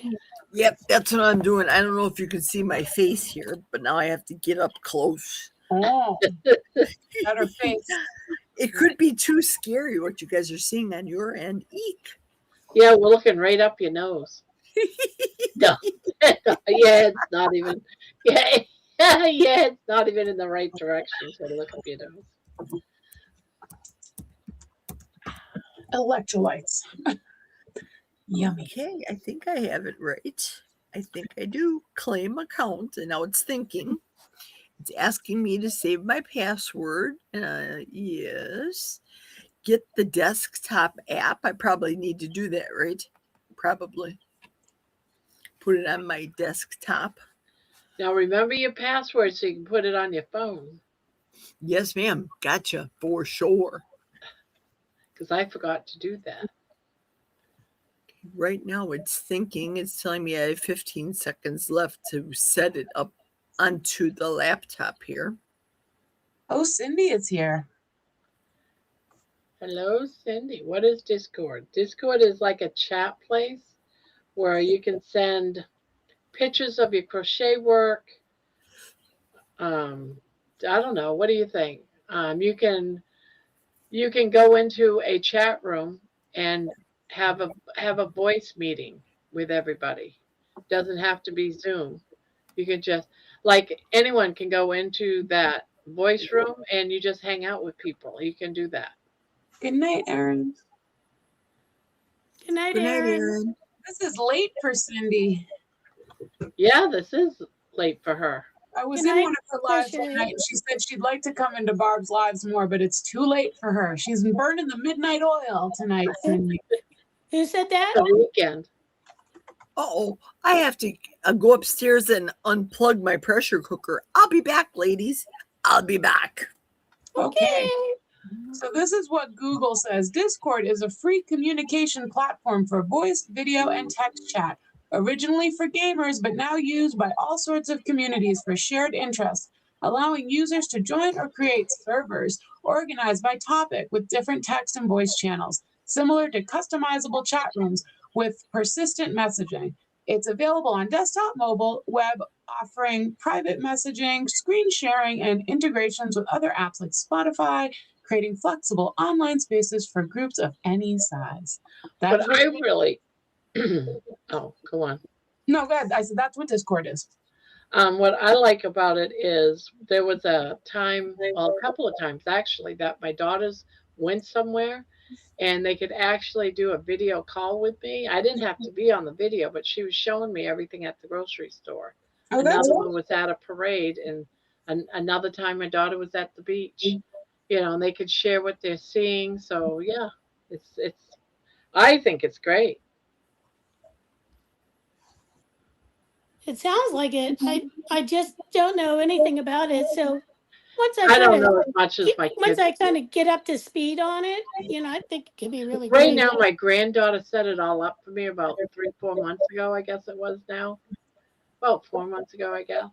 And there's just too much in there. I keep saying I'm going to clear it up, but I just don't have the time to clean it up. So, but there's enough in there, you know, if you're doing arts, if you're doing crochet, Um, you just want to show your work. Barb, quite a few is saying it's different 11. And Cindy is saying, Barbara, I will get the link for the live Friday to you either tomorrow or Monday. Okay. Okay. Sounds like a plan. Irish says, my son and his group of friends have watch parties on Discord and watch movies. Yes, I've done that too. Watch movies together. Yeah, you Oh, share then your screen it'll and everyone can link it watch. all Like, together. yeah, you go and rent a movie and everyone can go in there and watch it. Wow. Yeah, we used to do that all the time. Helix says, I know how to do all of that, Barb. And then she says, I didn't mean to type all caps. Well, you know how to set up Discord and stuff? Oh, yeah, she does. I ought to make her a mod and go in there and clean it all up. My granddaughter even has stuff like to pick a role or something, and all the roles are like, I don't know, different parts of the universe. I don't know what it is actually. I'm like, what the heck is all this? Oh, we don't need that.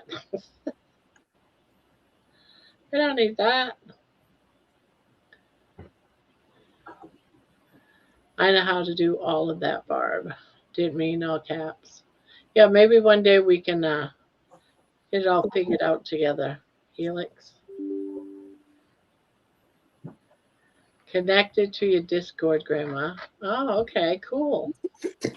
Hey, Irish Seams, I see that you have a channel. If you would like to advertise your channel and have people follow you from Grandma's chat, you can type fire hydrant, all one word, all small letters, into the chat, and it will put your link up so that we can subscribe to you, if that's something you would like.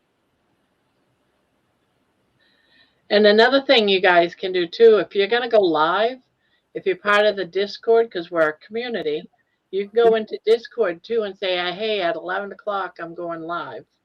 You can announce your channel when you're having it. You can do all that stuff if you're into Discord, because it's growing. I don't know how big it is now, but it is growing.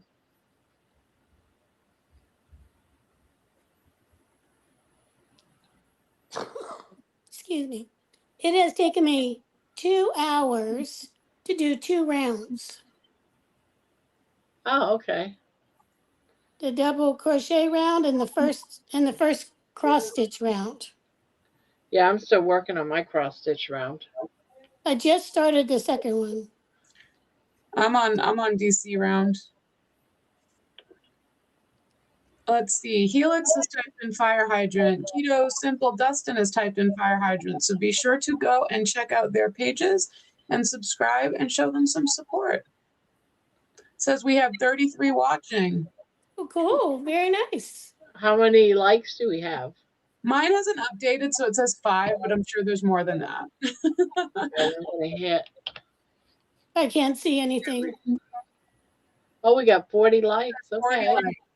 40 Oh. likes. 45 is our I think our top, if I remember right. I know John knows. He keeps track of that. I think Where's our data guru at? John has typed fire hydrant, so his channel has popped up. Be sure to go and support John. Definitely go support John. I just watched his video today. His latest and greatest. Very cool videos that he is producing. Lots of hard work. Yeah. Lots of hard work. I can't believe they're very expensive to do too. The program he's using is very expensive. Wow. Yeah, we're talking like it costs like $50, $60 to create a video. Oh my word. Yeah, and that's not even accounting for the program itself, your monthly. That's just for the clips and stuff to make the video. Oh my gosh. Wow. Yeah, you gotta buy all those individual clips.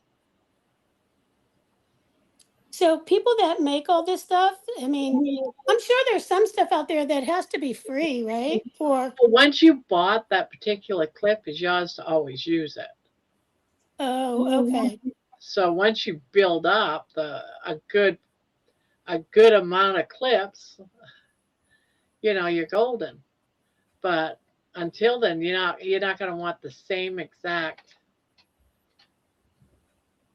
I don't Right. know, Dustin, what kind of clips are you talking about? You'd have to ask John.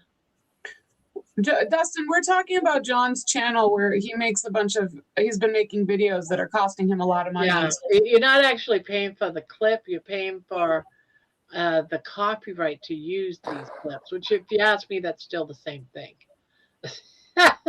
If you got to pay for the copyright to use it, in other words, he can't put it in a video if he doesn't pay the copyright to use it. You know what I'm saying? Does that make sense? But then he can go and reuse the same one anytime Yeah, then? because he's got the copyright. But Gotcha. without that, he can't. 11:11. It's 11:11 here. Kitchen Witch is saying 11:11. 11:11. It's 9:12 here.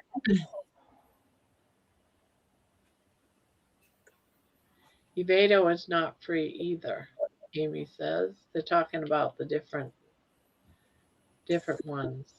I should have planned a live for tomorrow because Joe's going to be in town doing a tarot reading in town. So I'm going to just be bumming around here for a couple hours. So I should have planned a live and I did not. And I don't want to go live crocheting again. I want to do at least one more art live and then go live crocheting again.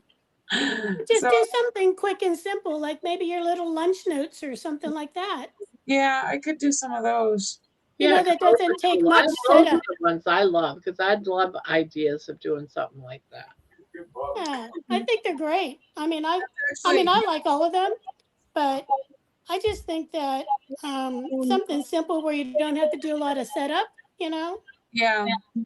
just your markers and ideas and paper. So it's actually kind of hard for me to choose what to do live because making art live is not easy for me. It's hard to paint live or to draw live. There's that feeling of like, if I screw up at home, it doesn't matter. If I screw up live on camera, I have to start over, I think what you should do is do like a weekly live where you're working on a particular project, and each week you're adding more to it, whatever that process is. Oh yeah, that's true too. Yeah, that would be really good too. If people can sort of follow your progress along, like how you start out. Like, painting, or even, like the first week it's drawing it lightly or whatever, what you're going to paint, or, the whole process. Just do a part of it, whether it's an hour, 2 hours. All right, like setting up your canvas, how you kind of get things prepped, and I mean, yeah, that's a good one too. Like any of that kind of stuff, So actually, I don't think people expect perfection whenever you're creating. Yeah, I really don't, because I think that there's just like with crocheting. There's, hey, you mess up, you frog it. You same with any type of art. It's not exact. I'd like to go back into. I used to draw a lot when I was a teenager and a young adult in my 20s. But right now when I go out there, I wouldn't know what supplies to get. I used to just like to draw with pencil. And you go there and it's like, it's this pencil, that pencil. There's so many different kinds of pencils, and some are good for this type of canvas or that type of draw pad or this type of. And I just say, well, that's too confusing for me. I guess I just won't get anything. Well, and I just move on to the yarn. You can just get I know there is a lot, but a lot of the stores just have like a simple box set of drawing pencils, and they're just the difference between them are the hardness of the lead, because the hardness of the lead will help you make different things. So the harder the lead, the finer the lines. You can make the softer the lead, the softer the lines. So the softer the lead, the more blendability you're going to get. You're going to be able to like blend with a Q-tip or what's called a tortillon, which is a little rolled up piece of paper basically that's rolled up into a little pointer, and you blend with that. And the different numbers just mean that, but you can draw with any pencil. You can draw with a 2B or whatever it is, the one that you used to fill in the little boxes for your test, remember?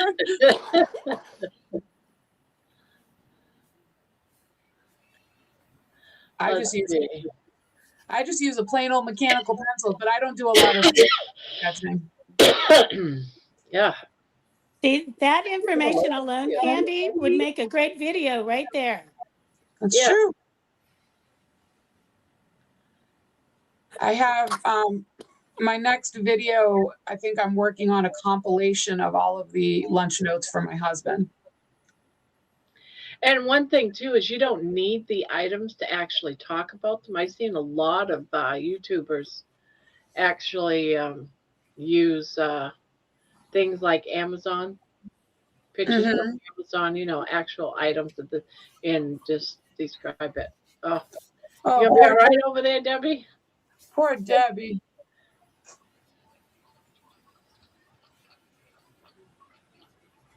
Poor dear. You must have been out of water for a while. That bothers me because you don't normally drink like this. Oh, baby, I'm so sorry.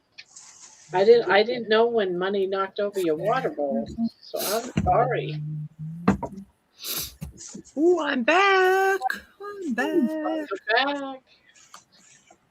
She's back. Welcome back, Jerry. Can you guys see me? Am I still here? Yes, I am. There I am. Yeah, you're here. I took care of the bone broth. That's done. Yay. Good job. Made the dog's food in the pressure cooker. That's done. I just can't open up the pressure cooker because it's hot as Hades. And now I'm about to enjoy a cup of hot butter.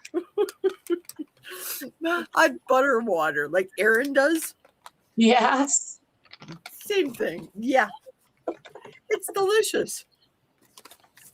It puts me to sleep. It knocks me out. We don't need a sleeping pill. We just have butter water. Does it put you to sleep? Oh, yeah. 2 of those butter balls, and you don't have to add butter balls. Yeah, I looked for butter balls yesterday. I could not find any at my grocery store. Really? Wow. And you probably have a major store because you're in a city. Yeah, Kroger. I'm in podunk nowhere up here. I looked everywhere where the butter was. Now, is it someplace other than where the butter is? I mean, No. is there a different special place? Because that's Nope. where I looked at. Nope. Same place. Yeah, right where all the butter is sold. Everything is just the Land O'Lakes without the Indian lady, which is a shame because I like the Indian lady. Yeah, they have to. It's so stupid that all that stuff got removed. Even on, what was it? The pancake?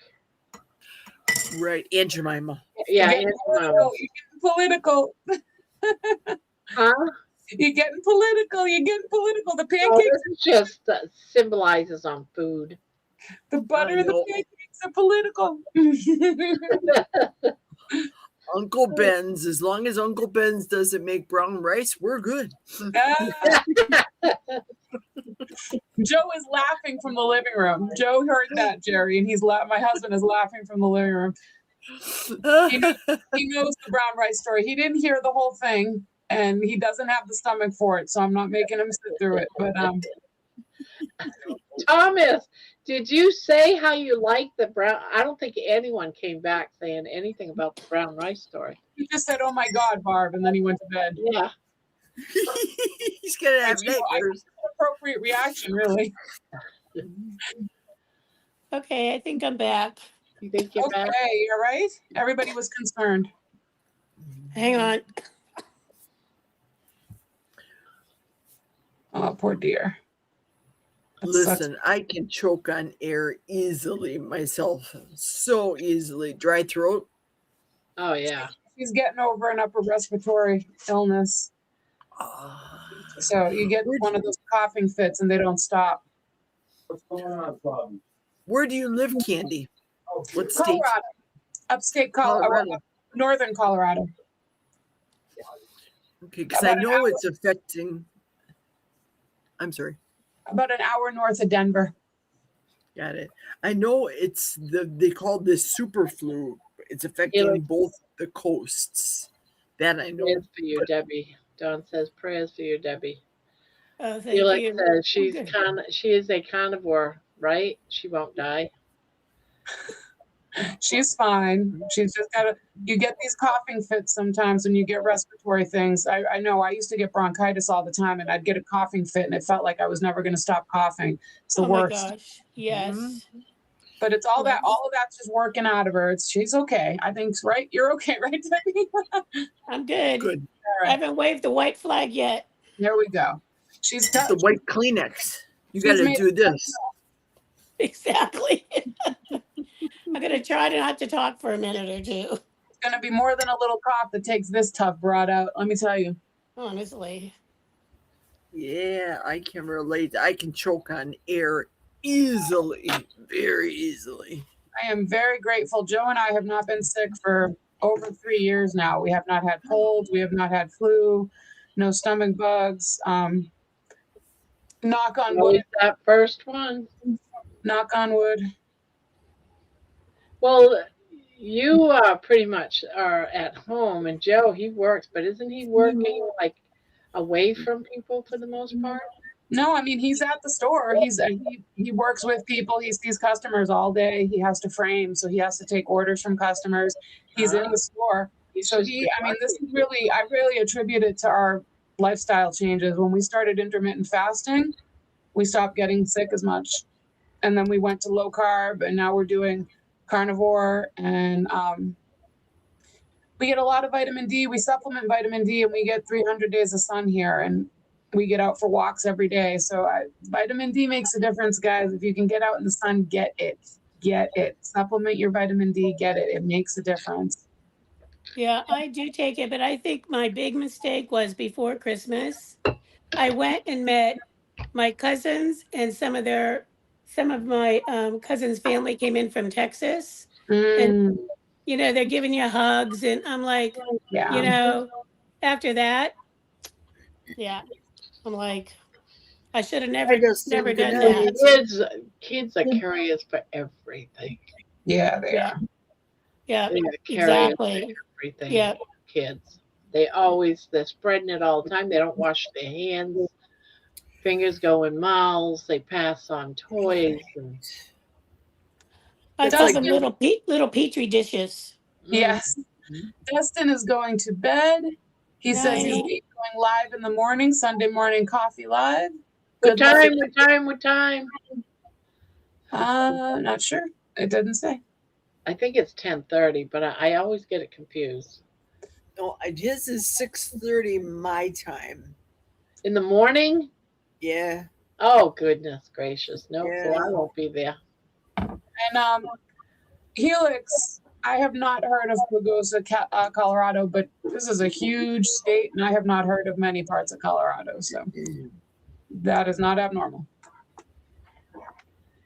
Yeah, Tanya. I won't catch it. I will be asleep. What did I miss? What did Robin say about the huge state? Was Robin talking about your She was area? asking about a particular city or something, if Candy knew. Yeah, Helix, Colorado. About a place in Colorado, and I said it's huge here, so I have not actually heard of that place. I was not raised here, but I've lived here for 10 years, and I still haven't even seen a third of it.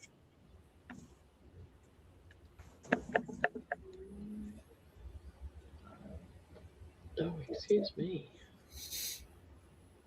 Yeah, Tanya's got to work, so she says she's going to miss the beard. Yeah, beard. Dustin's live is 7:30 Eastern, so that's 6:30 my time Central. I always Oh my get gosh, these confused things about so that. doggone early in the morning. Holy moly. It's not does not fare well for us night owls. That's what the replay's for. That's pretty True. much what I always catch our replays. So Right. High speed. I'll listen. If I have to see if I wake up at 7, I'll turn Dustin on at double time and then I catch up faster. Yes, last week he wasn't so long. He didn't stay long at all. sometimes whenever they come on mid-morning or during the day and I'm working, I'll turn them on like sort of in the background while I'm working. So, but that's if I see the notice pop up on YouTube that someone's going live. But Right. I sometimes, often miss even that.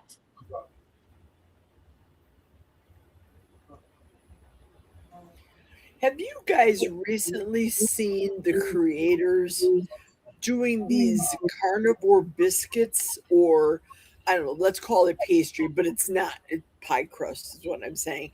And they make it out of whole milk powder. Have you been seeing that? And they're calling it carnivore biscuits. I saw like the thumbnails, but I actually haven't watched them. Have you watched any, Jerry?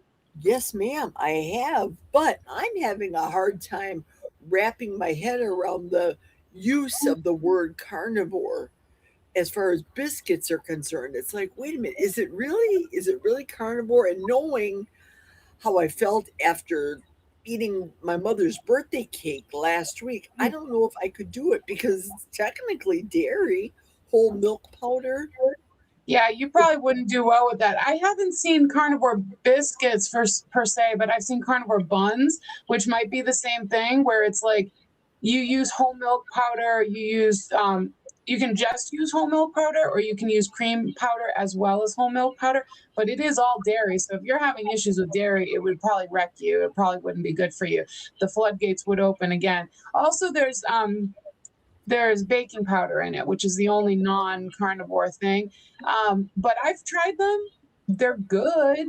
Are they worth the effort? I'd rather just have burger patties or like, if you're really like, oh my God, I need to have a sandwich. I need the feeling of eating a sandwich, like with bread and stuff inside of it, then yeah, it's going to fill that for you. I ended up making a grilled cheese with them and it worked, but because it's pure milk powder for the bread, it burns really quickly. So it got really dark fast. And because it's pure milk, it is so rich. Like when you put cheese on it, it's almost too much. You get a few bites in, and I was like, wow, this is a lot. But when I had it with a burger, it was really good. But they don't last very well. So the next day they're very dry. So it's not like the next day you can use them again. You really have to make them in that moment and eat them then.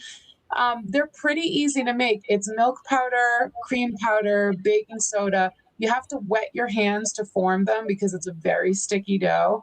And then you form them into little balls, air fry them or put them in the oven, slice them open. They even have a crumb to them that looks like bread. They're the closest I've seen to bread. I mean, if you are dying for bread on keto or carnivore, they're worth making. But if you're fine without it, it's kind of just I made it a few times. I got it out of my system. And then I said, that's good enough for me. I'm not going to make these all the time. But they would, I had that feeling while I was eating them. I really want jam or honey on these, and then I was like, no, we're not doing that. See, that would be what would happen to me, like making those, because I love biscuits. I love them. So Yes. that would make me want the biscuits with the jam Mhm. or, whatever else kind of thing. But I mean, at that point, it would probably just lead me astray. Yeah. And so if I'm going to do that, through all that effort, you know what? Good, bad, or indifferent, I just rather just go get a good biscuit, Yeah. and get that out of my system if that's really what I was needing. Exactly. And Exactly. so, but I have tried the cornbread made with pork rinds. Mm. Um, Now, did you have to use a corn flavoring for that? Was there An extract? No. No, it was just okay. No, I'm trying to remember it's been a while, but it was very porky. Very porky. Most of those pork rind things are. They do their best, but they're very. It's hard to get around pork. Pork's texture and pork flavoring is hard to get around it. You know. Well, I do like the pork rinds that you buy in a bag, like the Max, the plain ones. But even those, I find like now, I can only eat like a handful of them. Yeah. Where before that was like my go-to snack. Like even now, like that porky flavor, it's not as enticing. I think I just eat them just from the crunch factor, Yes. sometimes the salt factor. But I'll tell you the things that I really like, but they're damn expensive, let me tell you. And I buy them only to have them occasionally, are the chicken skins. I buy them from a company called Flock, like a flock of birds. Hmm. And they have different flavors. I've tried the different flavors. The ones I like are the salt and vinegar. But I tell you, you get like this, the bag is like as big as this napkin, and the amount that's in there is like this much. Yes. And they're like, I buy a box of them on Amazon. I don't know, maybe there's 10 packages in there, but they're like $30. But like I said, it's just a treat. It's Yeah. not something I'm eating every day, but it I like that crunch factor better there, and the flavor. They actually have plain ones too, but they have like barbecue, they have hot sauce, they have Nashville hot. I can't remember all the flavors, but they're very good. Like I said, a little on the pricey side, but it's like a treat for me. That's So that's my issue with keto and carnivore snacks is that like so expensive and so little is given. And I mean, yeah, the carnivore stuff is a lot more filling and satiating, but it's just like when you're thinking in the old way of like bang for my buck value, and even if it's filling me, I still want to see more for the $30 I just spent for a bag of something. And yes, it's hard to get past that, even if it is more satiating. exactly. So what is that, Jerry? That's a picture of Dustin and his notifications on Oh, cool. about tomorrow. Oh, okay. His video, Gotcha. 6:30. Motivation. What's that word? Motivation. Motivation gone. Gone. I think it's So pretty crazy the premium that they put on real food. I can get a box of cereal for $1, but I can't. I got to pay $20 for a steak. Like, come on. yeah, exactly. So I have a Ninja. I'm gonna call it an air fryer, but it looks like a toaster oven. Okay, like it's not the basket kind. Yeah. Excuse me. I'm sorry. And the so it has a mesh tray, and it has a dehydrate setting on here. So I had picked up some of I saw this on Ketogenic Woman. She bought some hot pot beef, like the beef that you use for making the Oriental hot pots. Yes. And, but I put it on the tray, but it didn't come out. I think that the meat was actually too thin because it all stuck to the tray, even though I sprayed the tray. Yeah. But I don't have like a regular dehydrator. This is just a setting on there.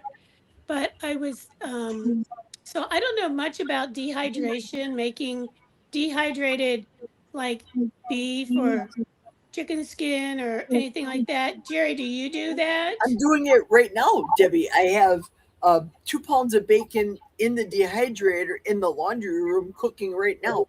So in about 8 hours, this 2 pounds of bacon will be completely cooked. I'm going to smell bacon all night, but I do it. The only concern I have, Debbie, with that flock is I just like you. I used to order it, got it sent to me when it was a brand new company on the internet or wherever.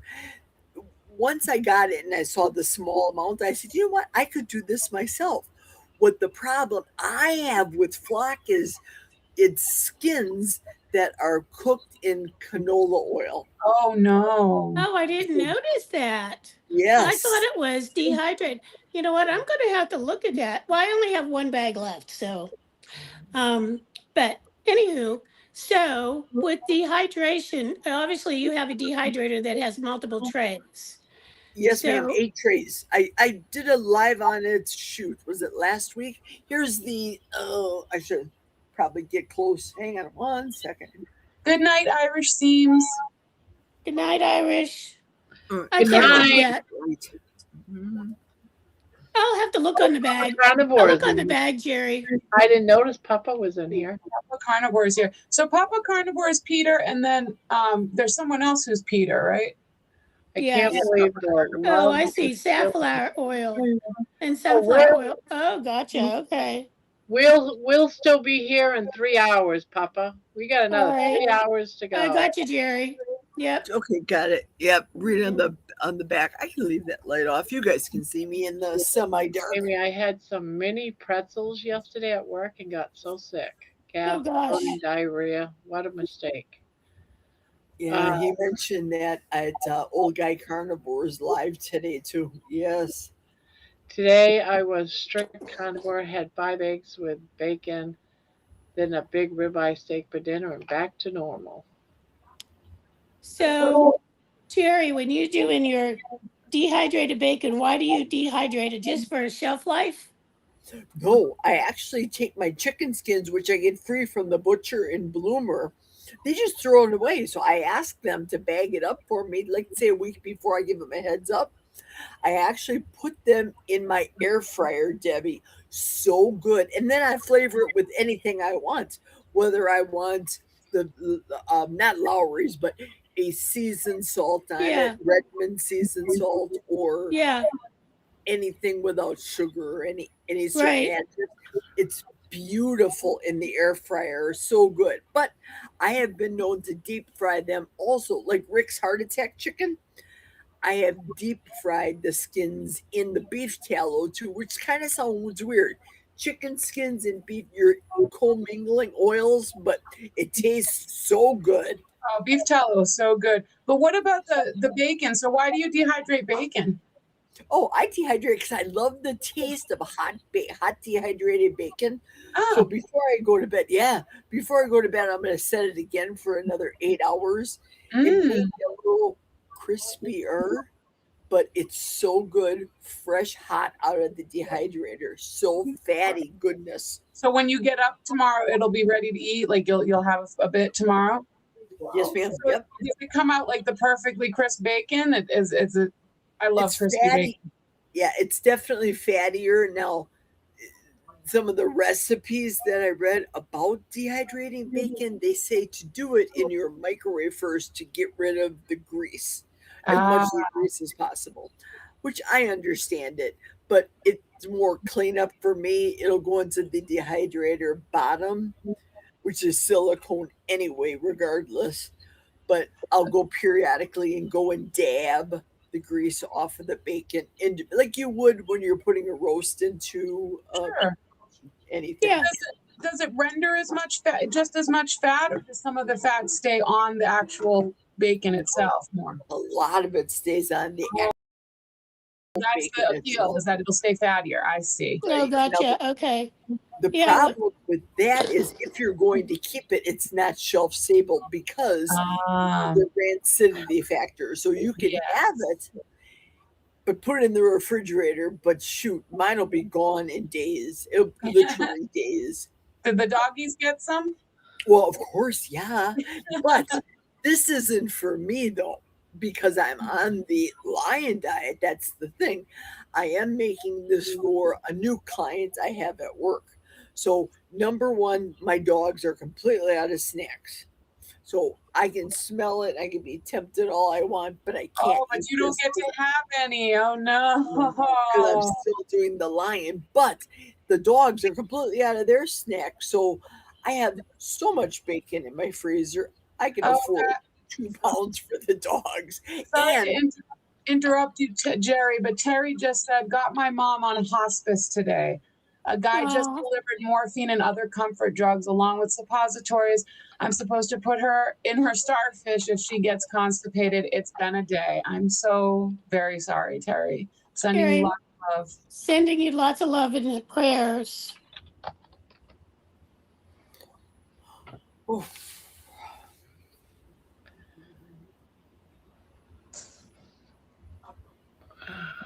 Well, my mom got on hospice. Oh, That's so hard, Terry. I'm so sorry. Yep. that is hard. Definitely prayers for Terry. Definitely. Hi, Lisa B. Hi, Lisa. Sending you lots of love, hugs, support, prayers, all of those things. It's so hard to fathom just to say the mere words, but my heart just breaks for her because Absolutely. that's something that's it's your mama and she's the daughter. She's the only person taking care of her mama. It's Yeah. hard.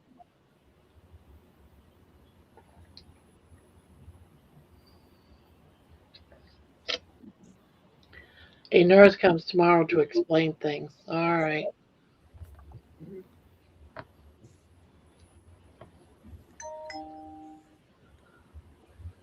Uh-oh, who's at the doorbell?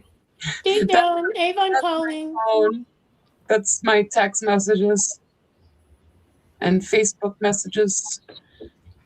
Baby, mom's got to get up. Up, up, up, up. Up, up. How dare you? I'm Right? going to potty. Please do not disturb the princess. How dare you? I was warm. She was so warm. I know. But I've got to go potty. Mother Nature calls. Yeah, Yep, nature calls. You good boy, Bubby. Daddy will feed you soon. Not yet. Actually, Joe, you can. Yeah.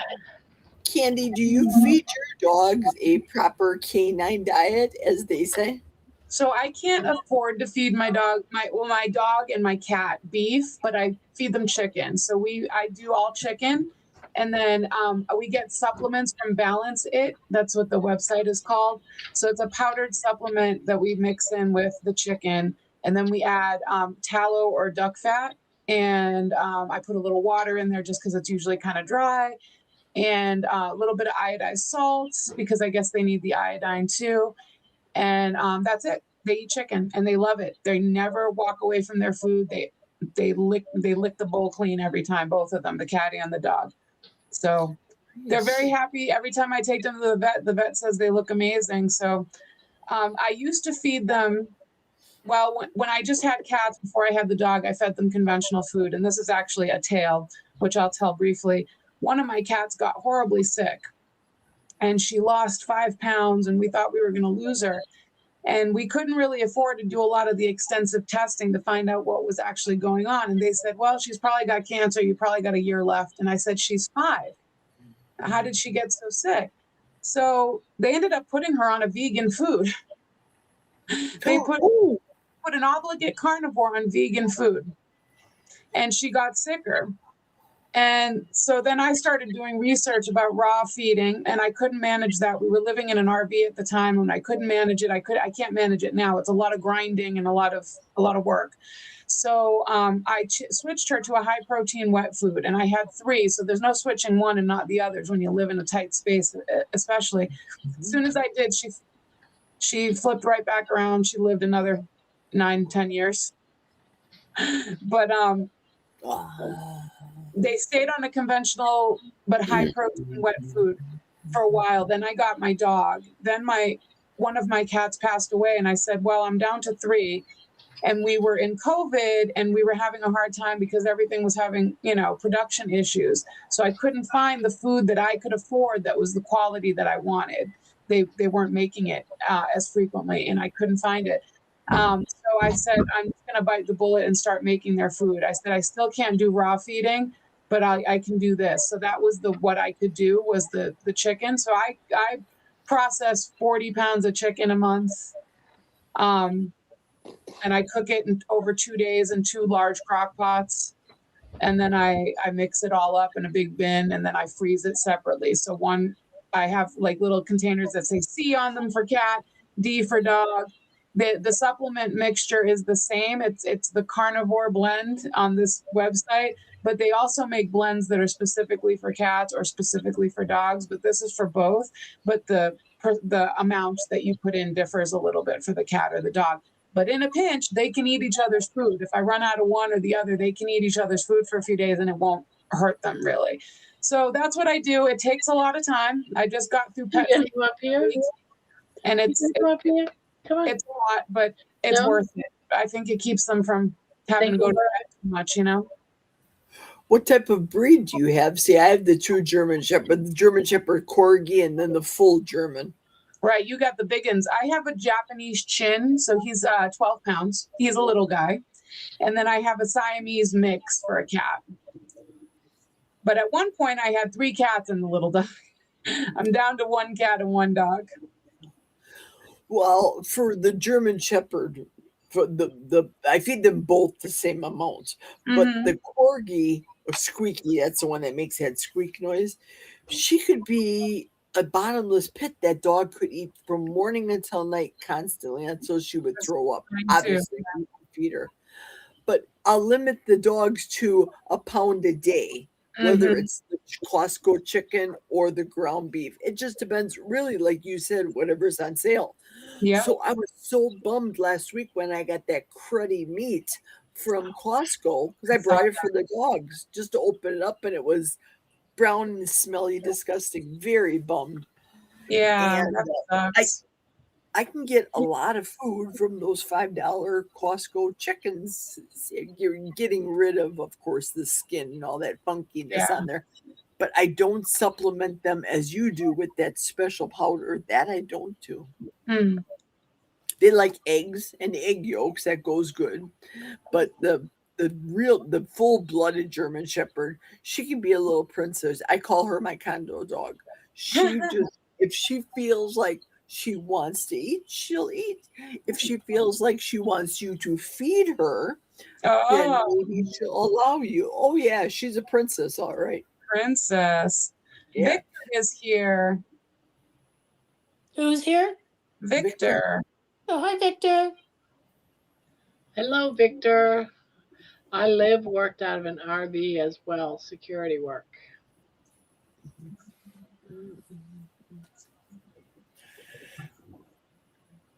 It looks like Terry's gonna put in some of her bacon that she has, the stuff that's already pre-cooked. She's gonna put it in her dehydrator right now as a tester. So I think that'll go real well because it's pre-cooked. So it will probably be way less hours than 8 hours because a lot of the fat's already been removed. I bet that would be delicious, Terry. Big influx of tweakers here. I don't know what that means. What's a tweaker? I don't know what a tweaker is either. Big influx of tweakers. You mean where you're living? You've got a lot of tweakers? What does it mean? I think he means people who are on drugs, usually methamphetamines. Might be where he lives. Meth, yeah. Tweakers are meth. Yeah, meth is an unfortunate epidemic everywhere. We've got a big meth problem here too. Oh, how many thumbs? We need 2 more thumbs, I think. Someone said we're at 43. Yep, 43 thumbs up. Yeah, we do 2 more and we'll be even with our. Need some thumbs up, guys. We got 45 right now, Barbara. Oh, we do have 45 thumbs up. 45 right now. Yep, I just watched the ticker tick. 44. That and then means 45. we're tied to our highest, I think. If John was here, he would confirm that. I think he said our highest was 45, he told me one time. Wow. That's awesome. Very good. How much is the highest amount of people you've had watching at a time? Oh, No, there's Moochie. Look Oh, how cute. other Peter is here. Old Man Homestead Peter is here. There's two Peters now. And here's Mochi. He is not Peter. This is Mochi. Hi, Mochi. You say Hello, hi? Peter and Peter and Peter. He's burping in my face because he just ate. Ah, Yeah. so the They always baby. want to come and burp in your face after. I know. Oh my gosh. Yeah, you hear the peoples. There's lots of peoples. That's Mama's baby. Oh, he's a good boy. Oh, he's a good boy. Mm-hmm. The local butcher near me, he actually makes raw dog raw meat dog food. So it's just like in a tube, like you'd buy like a pound of hamburger, the little tubes. Mm-hmm. And it's like organ meat, different, things like that. And I had tried it for a little while with my dogs whenever I had them. And honestly, it just got too expensive. So they loved it, they ate it. But for like one of the little guys, it's like I said, it's a pound. It was like $8 or $10 a pound. And they were just small poodles, but still the required or the recommended was like a half a pound each. And it just got way too pricey for me to do Yeah, it. it's too And I expensive. didn't have the time because I was working full time then to undertake making their food. So Yeah, it's a lot. Okay, yeah. you want Thank you. Thank you. Showing everybody how cute you are. I love you. Little cuteness. You good boy. All done eat. Go see I Dad. love your pillow candy. This is the first time I saw that. That is so cool. Pillow, the crocheting pillow. Is that what it's for? Yeah, I love it. arms up. See, right now I have my belly I can use to keep my arms up. What's Yeah. going to happen when it's gone? I know, right? Even Right. baby's gonna be upset because she sleeps on my belly. It's Right. it's so good. The other blanket I'm making is so heavy right now. The really long one, the ripple. It's so heavy that like having this is so amazing. It's such a game. Probably helps to keep it up off of you, right? Yeah, it doesn't fit. I can see how, goodness, I keep dropping my phone. I can see how, like in the summer, trying to crochet with this pillow on is going to be ridiculous because it gets very warm under this and the I blanket. was wondering that, Yeah. But So it's really, I Oh, mean, it's, hello, darling. I love it. Hello, darling. I just Yeah. use like the arm of my couch here on one side, and I just try to tuck my other arm in, like tuck it into my side. So, but I have just a small like little couch throw pillow that I have on my lap, like to hold the yarn and my actual project, so it's not dragging and constantly falling down to the ground. That's Yeah. what I do because I hate that feeling because really it stretches your project, That you can as it What keeps was dropping happening? down to the ground. My project was dragging down and I was like, this is stretching out. I don't like this. Exactly. Right. Yes. stinky. Yep. Stinky. Have you ever crocheted, Jerry? I have. I used to do that all the time when I was a Stepford wife, remember? Ah, I did crocheting and needlepoint and counter cross stitch, all the things. Manufacturing sites at times. Ooh. well, I bet we'll get you going eventually. I mean, it seems like everybody who has crocheted will start again if they're in Barb's proximity. Yeah. If I look real hard, I probably have a bin or two, hopefully not with any bugs in it. Oh, eek, eek. Yikes. I'm telling you, I'm going to take a second and third look at that bookshelf behind Rick whenever I see those books and think of the book glue. Oh! Goodness. Yeah, things you would never think of, right? Right. I know. There's So both Old Man a King. few more thumbs up. I can give you 6. Wow. So both Old Man King Homestead and Papa Carnivore are Peter, right? Yes, I Got believe it. so. They're not the same Peter, but they're both named Peter. I Yeah. believe, yes. That's why I just call Papa Papa. Ah, Better calling him Papa than Peter Old Man. Right? Right. oh man, 52 thumbs. really? Wow. Is that the Is that That's the definitely the we break the record? Yeah, because I think it was in the 40s before. So if we're in the 50s now, we broke the record. So Wow. watching now. Where's John at? Somebody wake him up. Tell him. Patty B says it is hard. I had a sister, mother, father, all in hospice at home. Carrie, my Oh, gosh. is full, but she is so lucky to have you. She took care of you when you needed her. Now you are returning that love. So true. Absolutely. It's I hard look work. It's hard work, but it's important work. Yeah. Absolutely.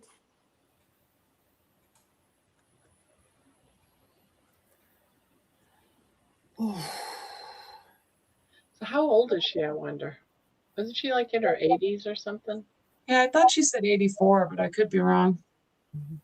Yeah, I know she said, but I don't recall either. So, Well, Terry looks like she's in her 50s for Pete's sake. I know she does. When she 85, she's 85. Wow. Wow.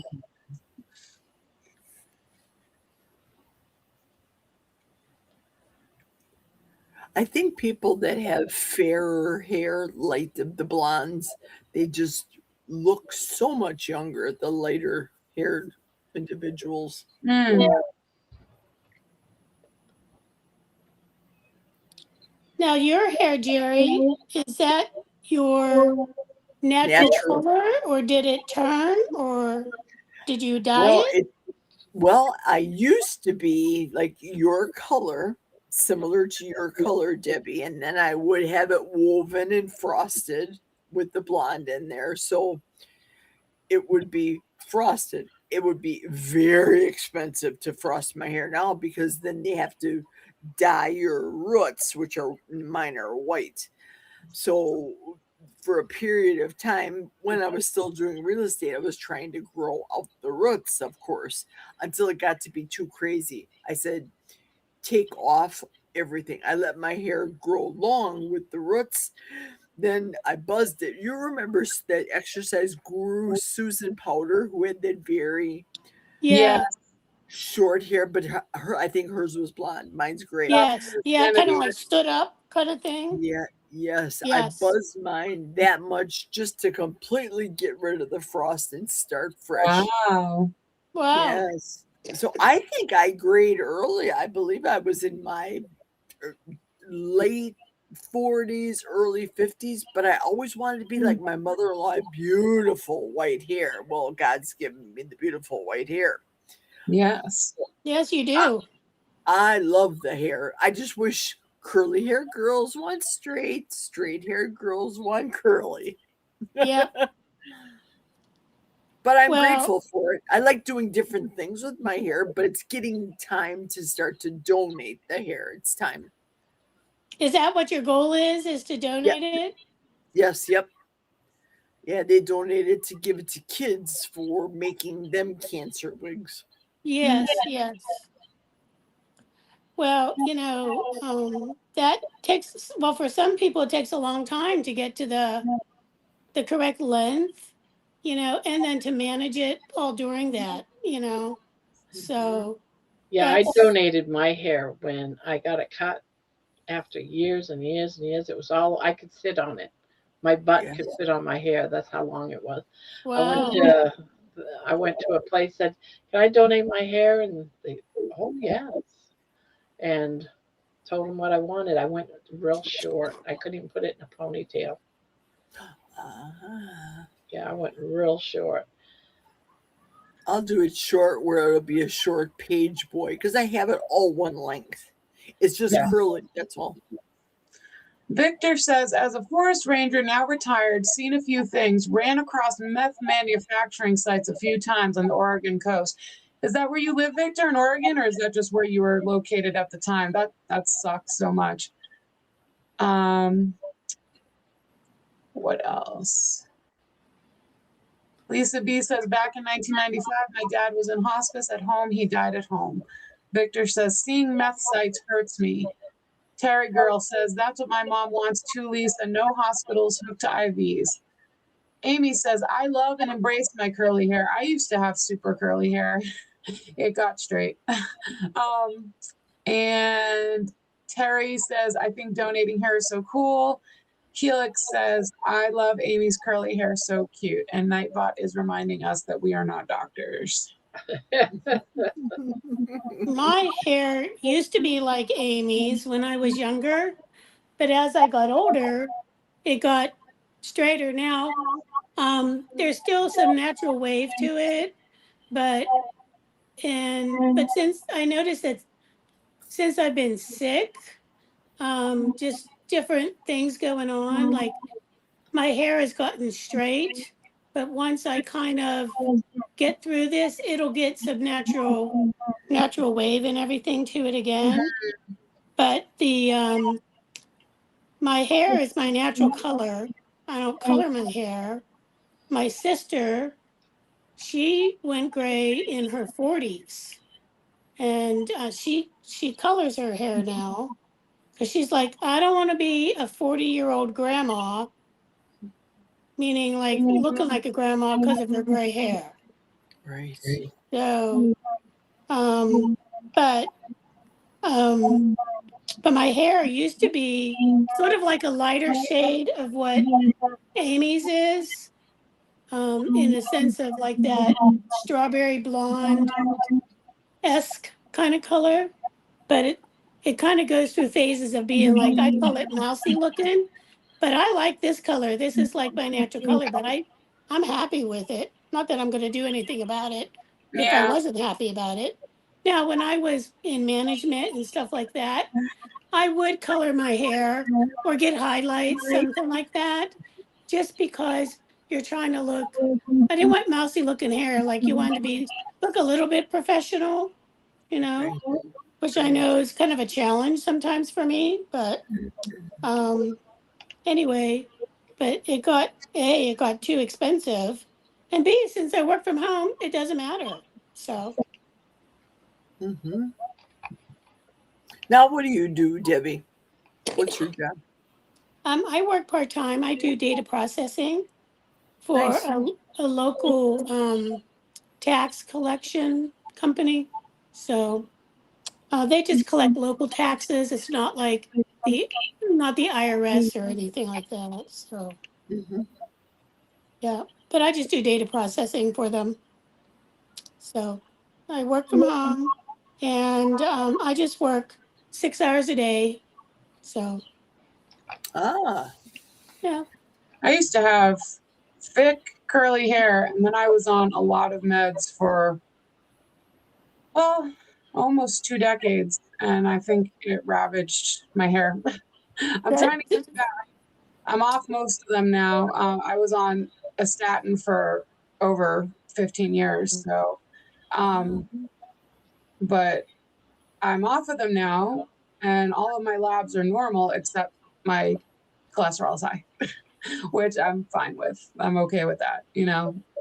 Knowing what I know now, I'm okay with my cholesterol being high, but I'm wondering if all of that sort of the blocking of all of those medications and the effects of them sort of rerouted some of the protein from my hair and nails because my hair and nails do not want to come back online. oh I've done, yeah, absolutely they do. Yeah, my mine took a nails used to big be like hit. very hard. Now they're semi hard, but not like they used to be. So This last fast, though, my nails for sure very brittle, and the yeah. hair Well, curly hair just it is what it is. But like you said, you have to take special care because I know I'm giving it to someone, so I want to be very careful in how I treat my hair. I don't want to put any of the unusual, weird products on my hair. I do it with just care. I try to condition it and make it care. Yeah. Yeah, that's understandable. You know.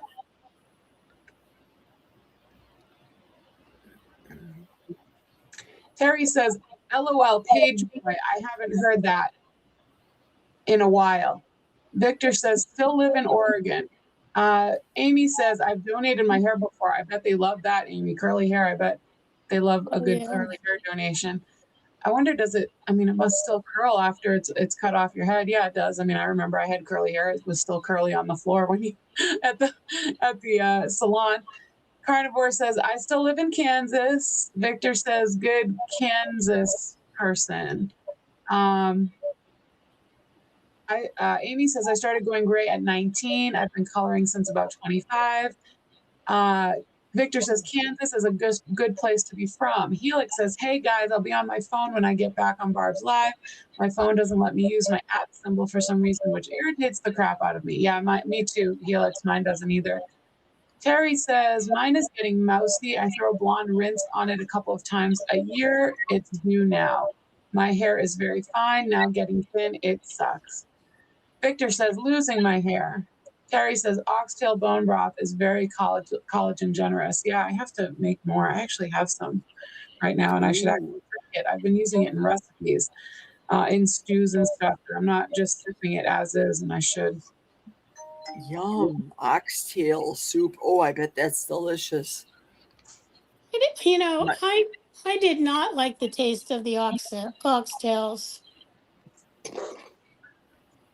Ooh, But that's because of the that's just collagen. me personally. You know, a lot of Yeah. people like it. Because it's so soft. Because it's so surrounded, encased by the bone. Was it a texture thing or a flavor thing, do you Yeah. think? Flavor for me. Yeah. It's definitely flavor. Yeah. Was it not like regular beef too? I mean, I made broth, basically bone broth out of oxtails and marrow bones. So I didn't actually eat the meat because it cooked for 24 hours, so it had no flavor left in it. I wasn't going to eat the meat, but was it just like you just didn't like the flavor? It wasn't like beef to you? No, it was just the flavor. I just didn't like that. Mm. That I'm gonna call it gamey flavor for lack of a better term. Are you somebody that likes lamb? Do you not like lamb? No, so you No. wouldn't like gamier stuff. Yeah, Like exactly. As I was just gonna say, yeah. I don't like the lamb or like duck or geese or anything like that. Like even venison, I don't like. I can eat like if it's made into summer sausage or even sometimes venison chili, but that's because the flavor of the actual meat is a little masked because of the seasonings or the Yeah. spices. But yeah, I've tried it, you know, different ways, even mixing it with hamburger to make patties. No, just it's just not a taste that I enjoyed. So Yeah, I love lamb and like gamey meat. I don't think I've really had venison. I might have had it in something like a sausage or something, but I don't think I've ever had it straight up. I can't think if I ever have. I would yeah. though. Candy, Lisa's asking, Candy, what are you working on? We are all still working on our Timber Trails blankets. So this is my Timber Trails. Would you like me to hold it up? Oh, yes. Give us a show. Beautiful. Show us all the things. Looking Love it. great. Love Yeah, it. that looks Yeah. beautiful. Thank you. Yep. Kind of makes me think of like a rose garden or something like it. Yeah, I Oh, love the yeah, very muted sweet. tones of the Yeah. Right. yarn.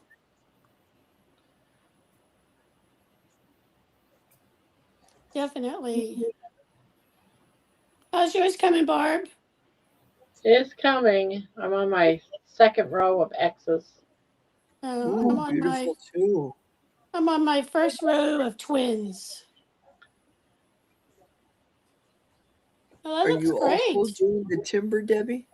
Yeah, I am. Thank Mine you, is Lisa. Yeah, oh, beautiful. Quentin Gorgeous. Spadone says, "What do you mean carnivore?" So carnivore is do you mind if I answer? Carnivore is an all like no carb diet. Basically, it's all animal products. Yep. No vegetables, no plant matter, just animal products. I was telling my neighbor today, we were talking on the phone, and I was telling her that I made like a meat cookie bar. So, and what I did, Jerry, is I was hungry for meatloaf, but I just sort of made something up. I took 3 pounds of ground beef, 3 eggs, a little bit of Primal Kitchen ketchup, a little bit of A1 sauce, and then shredded cheddar cheese and some bacon bits. And I just mixed it all together. So it was all carnivore. Well, I didn't feel like making it into like a meatloaf shape. So I took my 9 by 13 pan and I just smashed it all in like you were making like a bar cookie. And that's how I cooked it. And I was telling her about it. And she's like, well, what about your vegetables? I'm like, I don't eat any vegetables. she's like, well, why aren't you eating vegetables? And I said, well, because I'm trying to get rid of the inflammation, etc., and kind of go from there. And I'm just going, just, plain meat, plain carnivore, whatever that is. I said I eat a lot of eggs, bacon, beef, some chicken, maybe some pork, but she just couldn't wrap her head around it. Well, and of course, she's one that doesn't like a whole lot of meat, so I can certainly understand that to an extent, But she just kind of couldn't quite grasp the concept of it. And I said, I'm not doing any gluten, any grains, any sugars. Trying to avoid, keep all that stuff out as much as I possibly can, very low carb. Did you ladies ever try and I cooked it last week, the Dustin chaffle that I made last week, which it includes egg, it does not include cheese, egg, and beef gelatin. No, I saw that. I've made the one with cheese, like with the grated cheese or the cream cheese. Right. But I've not made the one with the gelatin. I don't have any beef gelatin.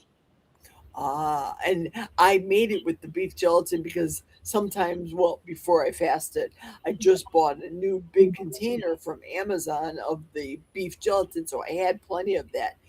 Mix that with the egg, and that's really it. It just you have to let I don't know what they call it, bloom. You let the gelatin bloom. Yeah. It was so good. So when Candy's talking about this carnivore bun that they have with the whole milk powder, it made me think, to me, it sounds good. It sounds lovely.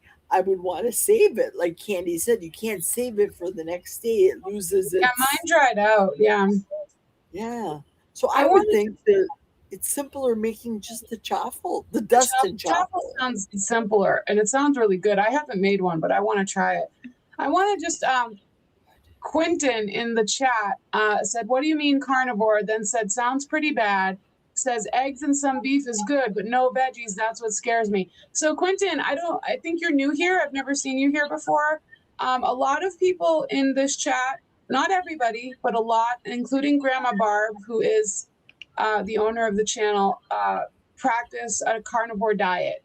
So a lot of us are eating this way, and we are reversing horrible medical conditions. We're in peak health of our lives. It sounds scary, but if you do your research, if you read the books, it actually works, and it can be really beneficial. So it's not for everybody, and if it sounds too scary, nobody's making you try it. Keto is also a good option if you're looking for low carb or, very close to no carb, but you don't have to do it. But a lot of us are doing it here. So if you have questions, feel free to ask as long as you're respectful about it. So Jerry, when you made this chaffle, so did you mix the gelatin with water first? No, it was I took Or you the mixed egg. it gelatin right into the egg? Yep. I took the egg first and I mixed that with the whisk. It was a room temperature one, which Dustin didn't say to use one. I just figured it's just easier if you make it room temperature. Mix that one egg with, shoot, I have to remember, was there water in there? Shoot. Because No, normally you bloom your gelatin in water. you're correct. You are so right, Debbie. It was one egg with mayonnaise, which I used. I had a little bit left of the Chris Cooking Nashville mayonnaise, butter mayonnaise, but I tasted the vinegar that was in there. So to me, that was the taste that was in there. Perhaps it may have tasted better if I used the avocado oil, maybe because that's more neutral. So one egg, don't remember how much of the mayonnaise, but not the seed oil mayonnaise. Get the stuff from Costco. And then I just sprinkled on top, Debbie, the beef gelatin. And then I mix it, and then Dustin said, let it sit there for 5 minutes. So I just talked to the people on the video as it sat there. Then after 5 minutes, then I put it, divvied it up between the two cookers, the two chaffle cookers. It was, it tasted just like bread. It was so tasty after not having bread. Shoot. Girls, the last time I had bread, it had to have been over 2 years. It's been a long time. Wow. These chaffle things, it sounds like, ooh, mayonnaise. If I didn't use the Chris Cooking Nashville that had the vinegar, I think it may have been better because I just tasted that taste. But it was good regardless. Gotcha. Very good. I have the Primal Kitchen avocado mayonnaise. Yes. That's what I use. But I haven't tried that. I'll have to get some beef gelatin and give that a whirl because, well, I don't have the little mini waffle makers. I just have it's a dash one, but I thought I was buying the mini, but I bought the bigger one. But that's okay. It still cooks it. So, but I'll have to get some of that and give it a whirl. So, Yes. I use the Chosen Foods avocado mayo, and I love it. I think it's really good. I don't Thank you. think That's the name. I forgot. I don't know. I have the Chosen avocado oil, but I'll have to check the next time I go to buy. I don't use a lot of mayonnaise. Yeah. So the next time I need to go buy, I will look to see if they have the Chosen. Squeaky is here. Hi, Squeak. Squeaky. Squeaky. Hello, hello, hello. The one that Dustin made on his video, he used the big square waffle maker. I think that you're talking about, Debbie. Actually, mine's still round. It's not the mini. It's just the next size up. That's all. I have a big, big, big one that you can turn, like you see a lot in hotels. Yeah. I have a big one of those. So I've never made it where you just do one square because it's got 4 of the squares. You might have to do a double recipe, Barb, for that big one. Yeah. But I also have some small ones, but they're my granddaughter. She's got a couple of them. I'm sure she wouldn't mind. They're in the closet. If I was to pull it out and use it. I pulled up Dustin's recipe how to make the mini one, which is that small dash mini. Okay. You take 1 large egg, 2 tablespoons of Candy's mayonnaise. I would use Candy's like she said. And 1 teaspoon of the beef gelatin. That's the recipe. Barbara, is it okay if I copy this and paste it to the chat? Oh, definitely. Of course. Does not copyright anything? No. Okay, good. I will share What was that. it? 1 large egg, 1 beef gel, 1 teaspoon of. One, oops, hang on Oh, it one was here. second. Yeah. Go ahead and post it. Let me I go back. think you No, said that's okay. 2 something.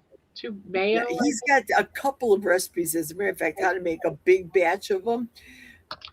But his is if you're making one waffle iron, or what would you like, the one regular small chaffle recipe? Yeah.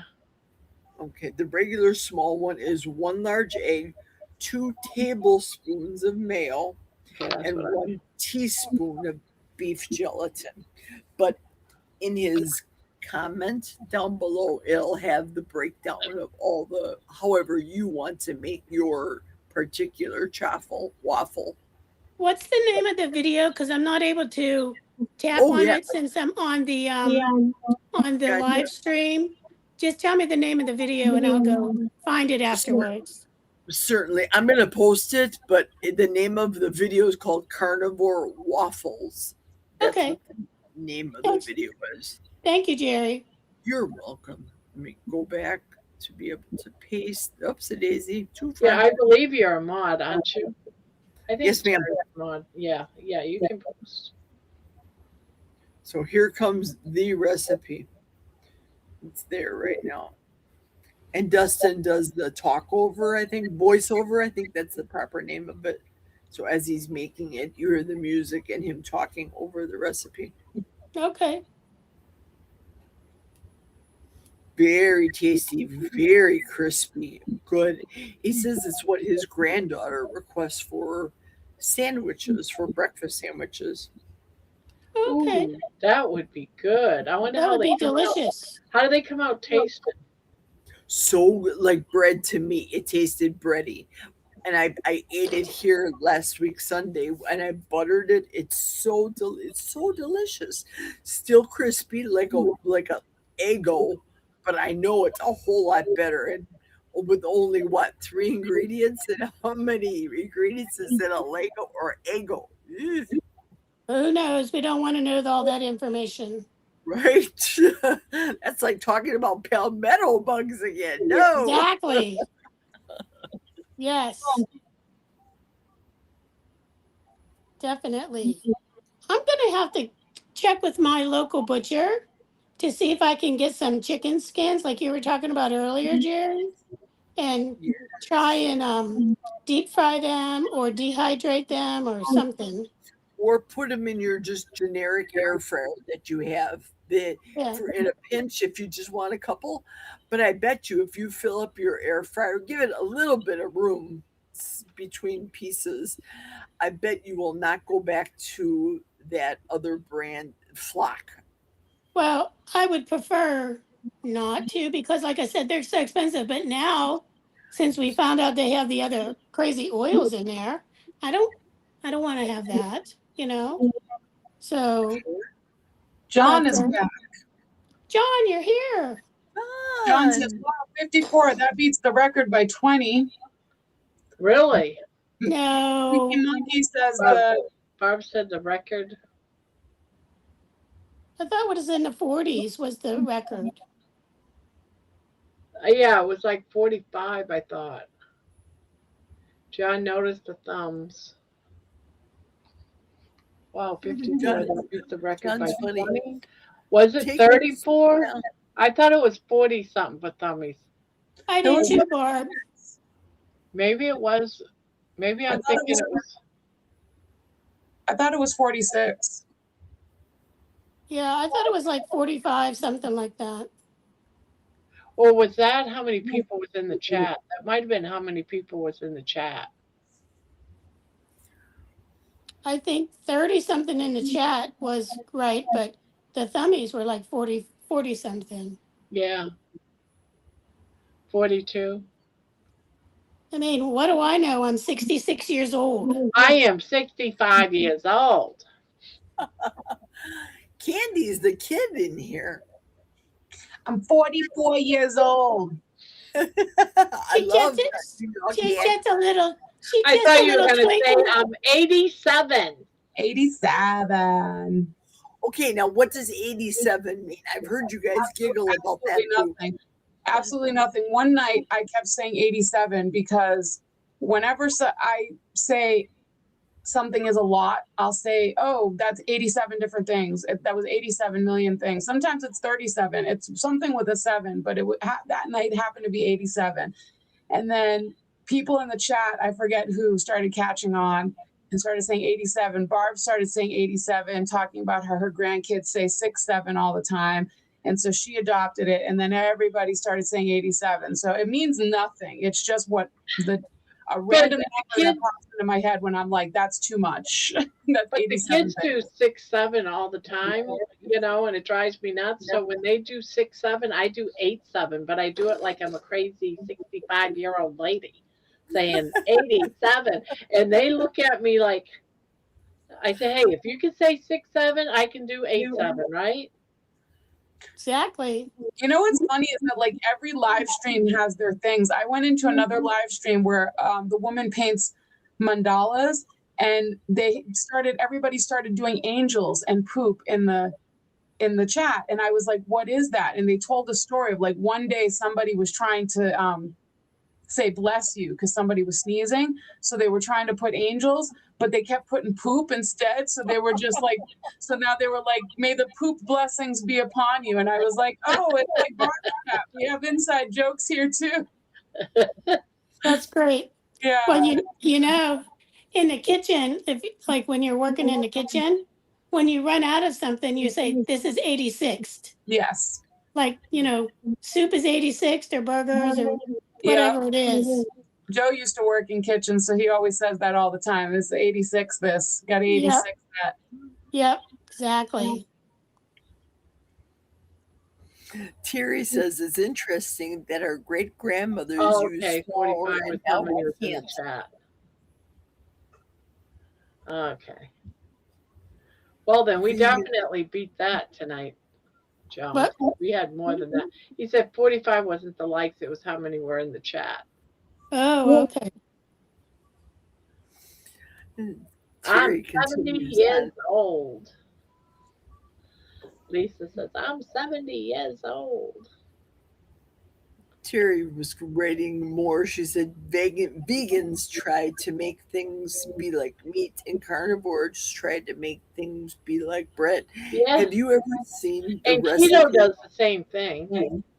Right. The ice cream, the cookies, the banana peel ones that they taste like bacon that they put soy sauce on or some type of smoke. Sorry. No. Ooh. To yuck anybody else's yum, but like eating banana peels just sounds not appealing to me at all. And I'll eat just about anything. I didn't even know they were even edible, doing anything to them. I didn't get to I be would think they'd be 300 high fiber. because I was picky. Let's just say that. Yeah, and I didn't mean to be derogatory, but I can't imagine biting into a banana peel, which I think is stringy, and bacon isn't. I don't fathom it. I can't comprehend. Maybe the length of it, maybe I'll give them that, but no, I just think it would be too stringy. Too much fiber. No, fiber is bad for me. My personal feeling, and this has nothing against vegans, but I have an issue with, I mean, I guess we do it in carnivore too, but trying to make a food that's not a food, you know, like trying to make carrots into bacon. Either you want to eat bacon or you don't want to eat bacon. You know, if you're not trying to eat bacon, why are you trying to make fake bacon? You know, I guess because of the ethical reasons behind it. You don't want to eat the animal and you feel bad about the practices of raising animals. And I guess that makes sense to me. But I guess where I'm at right now is I can't eat. Like I said, I made that bread, that carnivore bread. I was just like, you know, it was like I don't really need it. Like if I really want bread, I'll go have a piece of bread, you know? You know, I totally agree with that. You know, so if you're a vegan, vegetarian, whatever version you are, that, you know, if you're that averse to eating meat, why do you want it to taste like meat? Like I can never understand that, just that basic concept of it, you know? So Yeah, they're barbecue mushroom burgers. They'll add all kinds of things on it that you would add meat to. I mean, I know people speak about tofu. They like I to make. never understood tofu. It's the grossest stuff. I don't understand it either. It's bean curd. Is it? Is it a? Does that mean it's a vegetable? Is it? I don't know. When the doctor told me I had to go vegan and I couldn't have any more fat, I did vegan for a while, and one of the things was to use that for a meat texture. Yeah. So I would use that for a meat texture. Yeah, it sort of did give whatever a texture of like what you would expect meat to be, but it tasted nasty. I My, just could never get over. But They say some it people takes say on it the doesn't flavor. taste, huh? They say it takes on the flavor of what you're cooking. So does Yeah, that mean? but for me, I think because I just knew what it was and that it was in there. I think it was up here. That's what I was going to say next because I didn't like it. I just didn't like it. So, but I bought it a few times thinking you got to get used to it because this is how you're going to live for the rest of your life eating fake meat. And it was just, yeah, that was after my stroke and I wasn't supposed to have no fat. So I had to go vegan. Oh, that was rough. Now I'm when I probably mispronouncing that, but have you heard the vegan version of beef is? I want to call it Satan, but I think they call it Satan. It's Have you seitan. ever heard Satan? Okay, so you guys have heard of that. I have not tried any Yeah, of that. that type of stuff. They had that Morning Star turkey burgers, that type, not even turkey burgers, but it was like a bean burger Yeah. made out of beans. So seitan when is essentially wheat gluten, I believe. I'll look it up, but I think it's wheat gluten. And people have been eating it in Asia and other places for years as like mock duck. But I've never enjoyed it. The texture. Let's see, what is it actually? Seitan is a popular high-protein vegan meat substitute made from wheat gluten. I was right. Known for its chewy, meaty texture that absorbs flavors well, tasting savory or umami depending on the seasonings like soy sauce or broth, and used in dishes like stir-fry sandwiches and curries. It's made by washing wheat flour to remove starch, leaving the elastic gluten protein, then seasoning and cooking it, offering more protein than any plant-based options, but requiring care to avoid rubberiness. when I was married, my husband, he decided to go vegetarian, and I would go and buy packages of they called it TVP, Yep. textured vegetable protein, and it was crumbled. It looked just like cooked ground beef.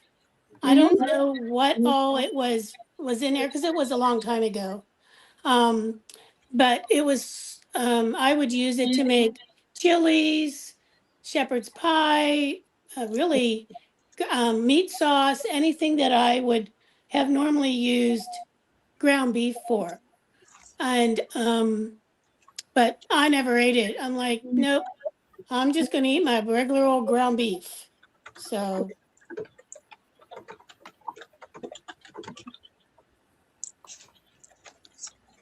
Yeah, it's wild the things they can make, but they didn't just come up recently. I mean, these things have been part of like vegan Asian cultures and for a long time. yeah. But Yeah, because I've been divorced for like probably over 25 years, and this was probably a good 30 some years ago that, I was cooking like that. So it's been midnight. around. Sorry, I didn't mean to interrupt you. No, you're fine. Vince is here. Hi, Vince. Hi, Vince. I'm sorry for chomping in y'all's ear. I don't know why I'm hungry at 10:30 at night, but here we go. What are you eating? What are you chomping on? I had Tillamook meat stick. We don't have a lot of Tillamook products around here. Like occasionally I can find the cheese, which I like far better than any of them, but it's really not a product that you see a whole lot of. If you find the cheese, it's a lucky day. So Really? mhm, I wonder yeah, why that is because it's all over the place here. I don't know. my theory is that it's more of a regional thing that hasn't quite made it totally to my area yet. So, but Pennsylvania is prolific in cheese. I mean, you guys have a lot of cheese. You got your I know. Amish cheeses and whatnot, right? But you know what? When you go to the, I'll just say regular grocery stores, they're probably locked into the people like Sargentos and Kraft and stuff like that, like the bigger names. Or the other thing that local grocery stores do here is they really push like their brand name of stuff, like the Yeah. store name cheese and stuff like that. So, or and whatever other products too, of course. But sometimes, like if I feel like it, like I used to drive out to an Amish store that was well over an hour away to get some of the stuff that they sold there. They sold, obviously a lot of their fresh made butters and cheeses and different things like that. But you have to justify driving that far Yeah. for just a few things, So I've never got this before on my computer screen. The lower right hand corner said cold advisory. So I clicked on, we're supposed to get in Wisconsin, of course. I'm in the northwest part of the state. A cold weather winter advisory for this area to start Monday from 3 in the morning until Monday at 12 noon. And they're advising people to be prepared, limit your outdoor activities to no more than 30 minutes. Boy, where did I needed that on Thursday for me. But the cold winds are horrific up here in the middle of the forest. It's freezing. It's awful. we're supposed to get that Tuesday. Like the high's supposed to be 5 or 7 on Tuesday or Really? Wednesday here. So it's coming our way, Barb.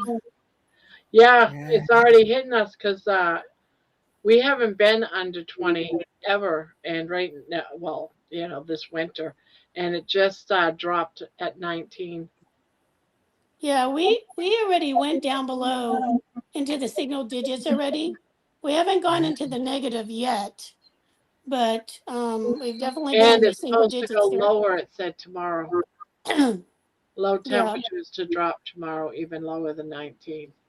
yeah. Have you guys all watched Ryan Hall, y'all, on YouTube? I Never watch him heard of when it. I know there's a storm coming. That's where I go. You never go to Ryan yet. Yeah, y'all. Ryan He's Hall, good, y'all. Debbie. That's his channel name, He's the Ryan best. Hall.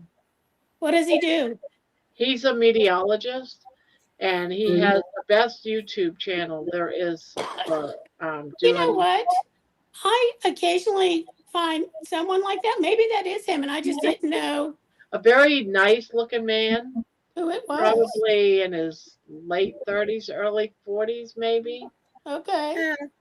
Yeah. But yeah, if you know you're gonna have a storm, he's around a lot, especially So during what's the name of his channel again? Ryan Hall, y'all. Yeah, Ryan Hall, y'all. Like Yeah, yeah, HALLYALL? yeah. Right. Just Yes. Ryan Hall, and then comma, and then y'all. Or it might I'll have not to be a go. comma in there, but it's I'll too have to late. go look it up. Terry says, "What would we do without you and your down jacket driving on the ice, Jerry?" Oh, my Lanta. Oh, my goodness gracious. There was some lady I commented on. It's one of the people I follow, a carnivore lady, and I made the comment that she said something to the effect, what happened this weekend that made you a stronger person? So my comment to her was that I've realized, despite all adversity, what happened to me from Thursday, that I can actually crawl 1 block on ice. But I wasn't joking around. And she took it like, and then her comment to me was, well, that's funny. It just means that next time you'll be stronger. But then I commented back to her, no, it was not in a snippy tone. I said, I did it on my live that it really happened and I really got frostbite from it. But I think she thought I was joking. And it was kind of, I was taken aback by it. But we know how sometimes messages can be construed, the wording can be Oh yeah. misconstrued. You don't have that emotion behind the words, so you don't know how to take it. Right, right. So I'm And going you to see also have why. all the cultural changes too between, you know, people say things for different reasons and it could be taken wrong. Yes. I'm trying to look for Ryan's latest forecast that he has on his videos. He says, why this storm will feel very different. That was 2 days ago. But his channel will go 24 hours. He's got one of those channels too. Yeah, he's got a bot too. Bot, that's the word. Thank you, Barbara. I haven't watched him though for a little while since all the tornadoes and stuff. I really do watch it when they do the tornadoes. Oh, me too. Because Yes. I live in Tornado Alley, and I remember I had a friend down last spring from Maine. She's never been tornadoes. Man, that night was crazy. There was tornadoes all around us, and we would end up watching Ryan Hall, but we had to go down in the basement because the sirens were going off, tornado warning going off. So we go down in the basement. We have him up because we still had the power, and he was showing the tornado that was just like a half a mile from our house in a field, and it was like, holy cow! That's just down the street around the corner. I put Crazy. down, Debbie, for your FYI, the link to get to Ryan Hall's channel. I just threw that on there. Oh, thank you. Yeah. Sure. I think he's more informative to me than, say, the Weather Channel. Maybe he's more personable to me. I think more along. Don't you think so, Barbara? I think so. I like his forecast. I just like them. Yeah. Sometimes I wish it was less national, but sometimes I want national. And when something's going on in your area, he does stop with the national and make it direct.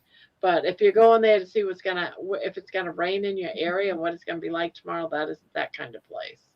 That's if it's coming, he's gonna help you be prepared, and that's what I like about him. See, when we lived in Milwaukee, we would always watch the Panhandle, Oklahoma and Texas, because that would reflect how our weather was going to be up the United States. But right now, where we are in Eau Claire, it's a hodgepodge of everything. The Twin Cities, that's always a mess. The lake effect, they have the Twin Cities. Superior. We get some of the lake effect from Lake Erie here. Not as much. So when I lived about 25, 35 miles north of here, we definitely would get some of the bands coming from the lake effect snow. And I worked down in the city of Pittsburgh. It was like about a 50, 60-mile commute one way. And I would sometimes wake up and there'd be like inches of snow, like you couldn't get out. And because it was further out. And I would, message my supervisor and say, I'm going to be a little late or I won't be in. We got like 8 inches of snow. And on the days that I could get in, I'd be driving 30 miles. They barely had a dusting. And I used to think, she probably thinks I'm like a big fat liar, because they get like next to nothing down in Pittsburgh. And, other places you're getting hit from those weather bands coming off of the lake. So, yes. Which are you close to one of the lakes, Jerry? Lake Superior's up further from me, 100 miles into Minneapolis. That's up there. Oh, So that's gotcha. the closest lake to us. When I lived in Milwaukee, it was Lake Michigan. Gotcha. And that lake effect snow where Amy lives. Oh my goodness, is she getting hit from that lake effect too? She's on the Yeah. Yes, she bottom of Lake does. Michigan. Yeah, she really Woo! does. Yeah. Yeah. Mishawaka? I tell you, one Mishawaka? place I would not want to live is Buffalo, New York. Oh yeah. They get slammed all the time off of Lake Erie. So, and of course, like up in Lake Erie, that whole, or in Erie, PA, which is probably about, I'm going to say it's about 3-ish hours north of me, give or take. Mm. So, yeah. Doesn't Tanya live close to you, Debbie? She lives in Reading, which is about 2-ish hours east of me. She's kind of like in the middle of the state of Pennsylvania. So maybe like I'm hoping maybe like in the spring when I get some of this lipidemia, like all this stuff like under control and stuff, that I would like to drive out there and go to her restaurant. Oh, that You would be know. nice. I will Yeah, be doing that. I think that would be nice. I'd like to drive out to Columbus and say hi to Barb, Yeah, that would be fun. or maybe we can meet in the middle, Yeah. and because Barb is only 4 hours, give or take, 4 hours west of me. So, yeah, I think that would be really fun to do that.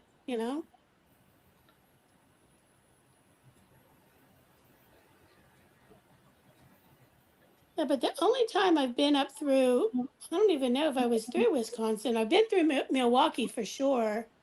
I was taking a train. I took the train from Pittsburgh to Chicago, and then I got on another train in Chicago, and I was going from Chicago to Seattle, Washington. And we definitely went through Milwaukee. But then I guess, would I go through Wisconsin? Yes. I mean, with Milwaukee is in Wisconsin. What am I thinking? Oh my God. I'm having like a total brain fart here. We're north of Chicago. Nope, you're right. But I don't know, like, I don't remember all the things. I know eventually we went through like Glacier National Park, like up through that area, Aw. Montana, et cetera, et cetera. So anyway, I mean, it was beautiful, but a lot of it Oh, was good at night, some Lisa. Lisa's going night, night, night, Lisa. night, Lisa. Oh, good. Dawn said she's subscribed to Ryan Hall's channel. You guys will like Ryan Hall. Those of you in the audience, you will like it in the chat. Yeah. Thanks for sharing that, Jerry. You're very welcome. You guys are busy with your hands. Let me be a little techie and help you guys out. You're our executive assistant. I love it. Ah!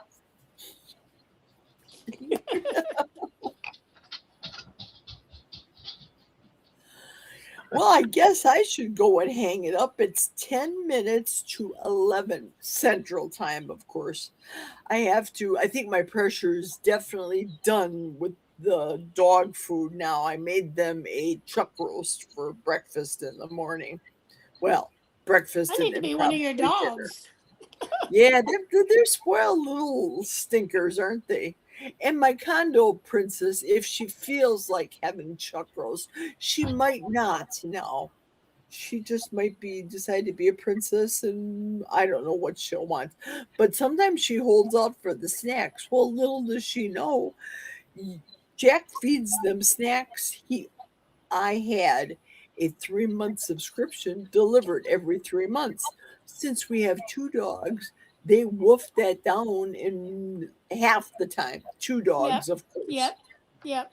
So now they're into my dehydrated ham that I dehydrated from our employer gave us a spiral ham.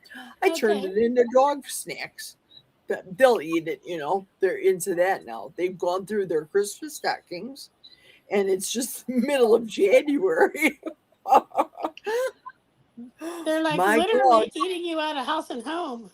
literally, you're not joking. My dogs are like the way I used to be with the standard American diet. My dogs could just, well, Squeaky, she could eat from morning until night constantly. Some dogs are like that. Yeah. Yeah. And sometimes it's the little ones, not the big ones, that do that. Yeah. Dawn is just saying that she was seeing that they're expecting snow in Florida and southern part of Georgia. Wait a minute, where does Mason live in Georgia in comparison? Do anybody know? I don't know. I don't No, I know don't. either. I think she lives south of Atlanta, but I'm not sure. Ah. Yeah, I was watching one of my crochet channels, and she's in Florida. I think she's like in the Panhandle somewhere, and she was saying like the last couple days, like it was like in the 20s there at night, which I was like, oh boy, I don't know if they know how to handle that. So I know. she had like layers of like crochet sweaters on and stuff like Mhm. that. So Well, my nephew would say, because he was from Wisconsin when he lived in Georgia, that he was the only one that knew how to drive in the ice because they don't have the proper snow removal equipment in Georgia to move it or to de-ice the roads. they don't. Not heard of. No, because when I lived in Texas, rare that it was, but we would get like snow. Of course, it would be melted by noon, but more we get some ice. I lived in San Antonio, and which is further south, but we didn't have any of that. And honestly, the entire area was like literally shut down. I worked for QVC at the time in one of the call centers as like an extra job, and Ah, um the it was crazy. Like the people just did not, like, they didn't even have salt to like put on sidewalks or stairs or I mean anything. So you were like better off to stay at home. So, right. and that's what they would literally tell you to do. But normally by noon the next day it would be all gone. So, but definitely no fun, that's for sure. That only happened Freezing once or twice. temps. Dawn was saying that Ryan was talking about freezing temps all the way up the eastern coast.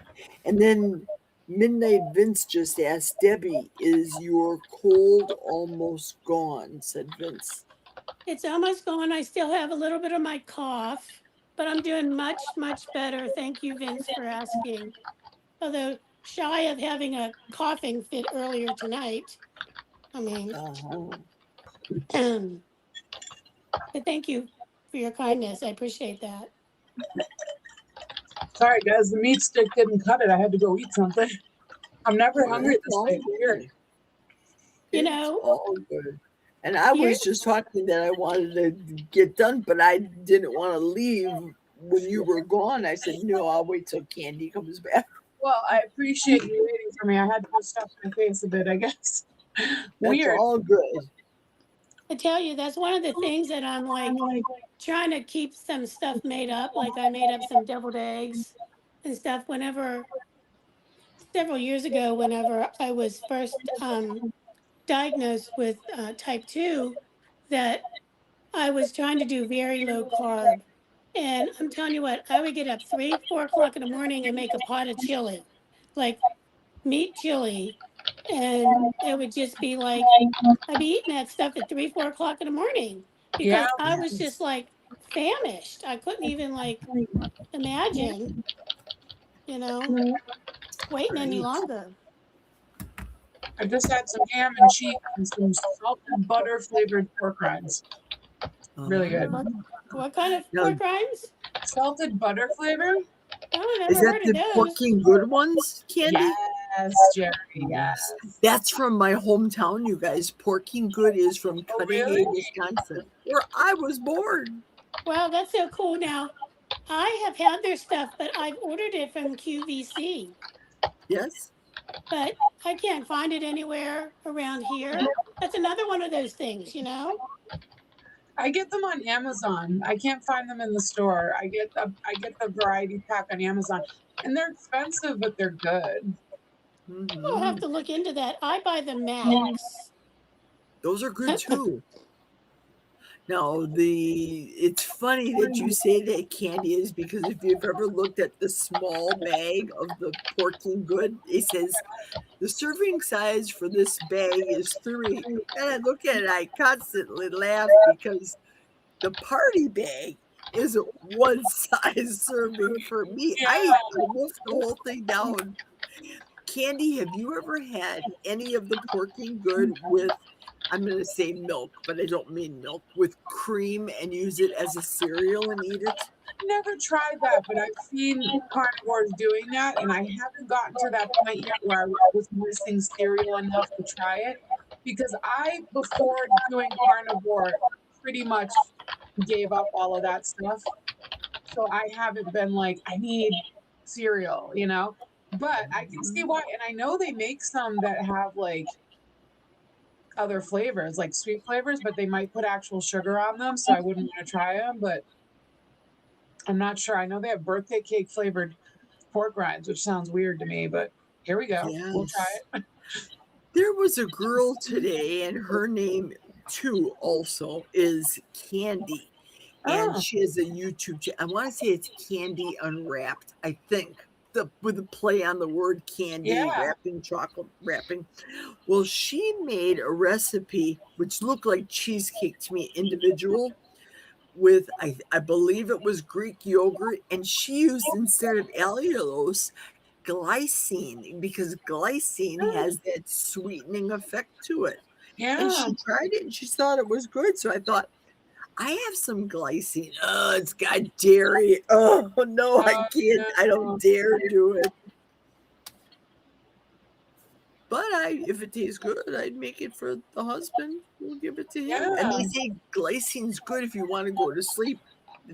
They tell people that you just mix, I don't know, a teaspoonful of glycine in with maybe hot cocoa, sugar free, of course, or with your coffee, that is supposed to give you a sleepy effect. Glycine. Yep. All these things we're finding out today. This has been a wonderful. I just love you guys. I Oh, Oh, we love you too. We love I you love too. listening to you. And Just when a, I'm at work, I get sad because I can't interact at work. And when I do, it's one of these where I have my cell phone up to my mouth and I'm doing gook, and then Barbara does a good job of interpreting my gook.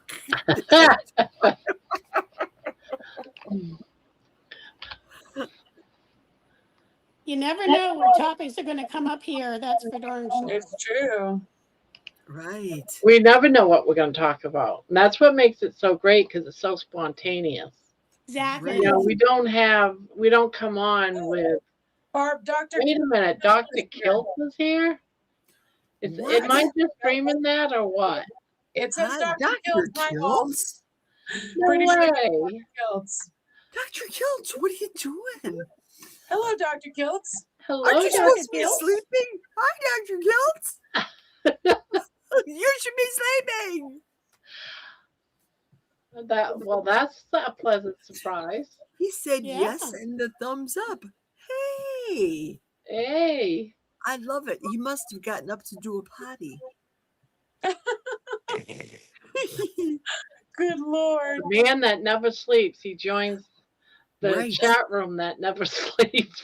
Wait till you meet him in person, you guys. He is just like you see on the YouTube. He's so wonderful. I just want to just hug and squish him. And Dr. Nelson, the two of them are exactly how you see on the YouTube. Well, I go on So an interview with personal. Dr. Kiltz in like another 2 weeks. Oh, okay. Fabulous. The 26th Very. at 6 a.m. Be there or be square. On my way home from San Diego, meet up on Delta flight to Atlanta. Ah, Oh. okay. Yay. We hope Oh, you have thanks, safe Bill. travel. Oh gosh, that's right. That was today, man. You've been up all night, then you're gonna be exhausted. Right. Yeah. Well, actually, it's actually earlier if he's in. Well, he's Atlanta. it's just 1 hour, Atlanta. Yeah. He says, this is way late for kilts. I appreciate a man that speaks about himself in the third person. Although he is coming from California, that's 3 hours You difference. are so- amazing. Did he just say that I was amazing? I think you are amazing. Look at the comment right above Nightbot's putting his 2 cents in. Just a reminder, we're not doctors. Pretty sure Nightbot. he is. We We have have a a doctor in the house, Nightbot. We have him. We really do have a Nightbot, Daryl look doctor in the below. house now. Kilts silences Nightbot for the win. I am for sure. Didn't somebody have That'd be hilarious if there was a kilts command. So he comes in and types something, and Nightbot goes, "Yes, I'm sorry, you are a doctor, except for the one doctor that is here." Didn't somebody earlier have a question for Dr. Kiltz earlier? Sure, everybody has a question for Dr. No, we were talking about something earlier and like, oh, we'll have to ask this to Dr. Kiltz. Well, This is My good, advice Barbara. here is not medical advice. Barbara, you need to check the bingo card. See if one of your squares on the bingo card has a square for Dr. Kiltz. Yeah. Because now we can check that off. We're going to do it soon. Kilts, we appreciate you covering your ass. Good job. You're gonna have to figure out how to print out that bingo card now. Yes. This will be a good video tomorrow, Barbara, on your walk. And on my live, Dr. Kiltz just popped up at midnight. It's like you blink 3 times, do this, Dr. Kiltz, Dr. Kiltz, Dr. Kiltz. Bam, he shows up. Yeah, you could do like the little bewitched thing, Right, Or right. Jeannie. Who was it, Jeannie? What an exciting day for me. It's been a crazy week for me. First it's Yeah. Gary Yes. Mann and then Bill Knotts. Yeah. And now Dr. Kiltz. I feel honored that he's in here. That's so And Dr. fabulous. Kiltz, my advice here is not medical advice. Of course, of course. See, Grandma, you are so famous now, Vince said. I am not famous. Grandma's just grandma and I'm 65 years old. Oh, wait a minute. Someone's coming on. Wait a minute. Oh, Maybe it's Jen. that's Kiltz. Jen, Wouldn't that no, be it's nice? Jen. I wish it was. Hey, girls. Hi, Dr. Jen. Kiltz, Dr. Not- Kiltz, not- you have not. nothing better to do at the time. I know. I always call him Knots, Vince. Always. Yeah, who is this Bill Knott? Bill Knott is a wonderful, wonderful, awesome person. He started out weighing over 700 pounds and he has lost Holy, over half of that. And he's my hero. He is the one person that I look up to. If it wasn't for Bill Knott, I would probably dead. So Bill Knott, wow. as far as I'm concerned, is my hero. If it wasn't for him, I wouldn't have lost 120 pounds. So Damn. that is Bill. He is my hero. We all have our heroes. We all Yes. have that one person that you'll never ever forget in your lifetime. And that for me is Bill Knott. Oh, yes. Wow. What can I say? Wow. Yes, Bill is my hero. Hey, Jen, have you been lurking? You haven't been typing.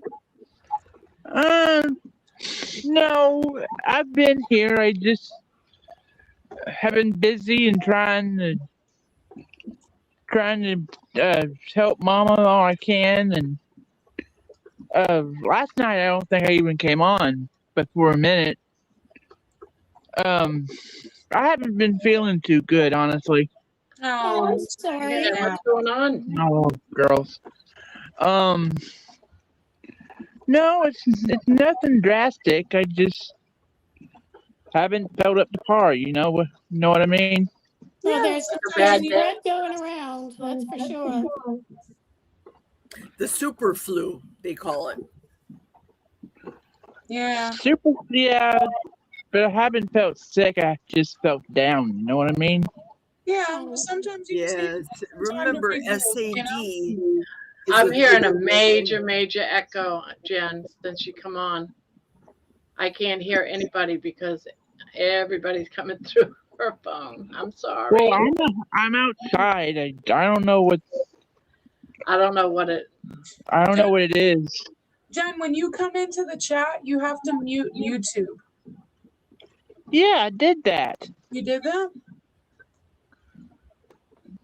Uh,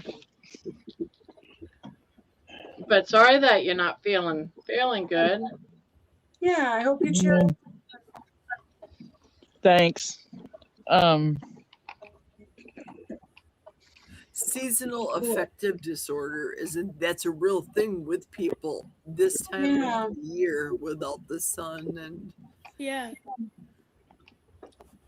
well, ladies and Dr. Kiltz and John and all the Vince. gentlemen and Vince, I'm going to bid you all adieu because I have some dog food to pack up tonight. Still, All right.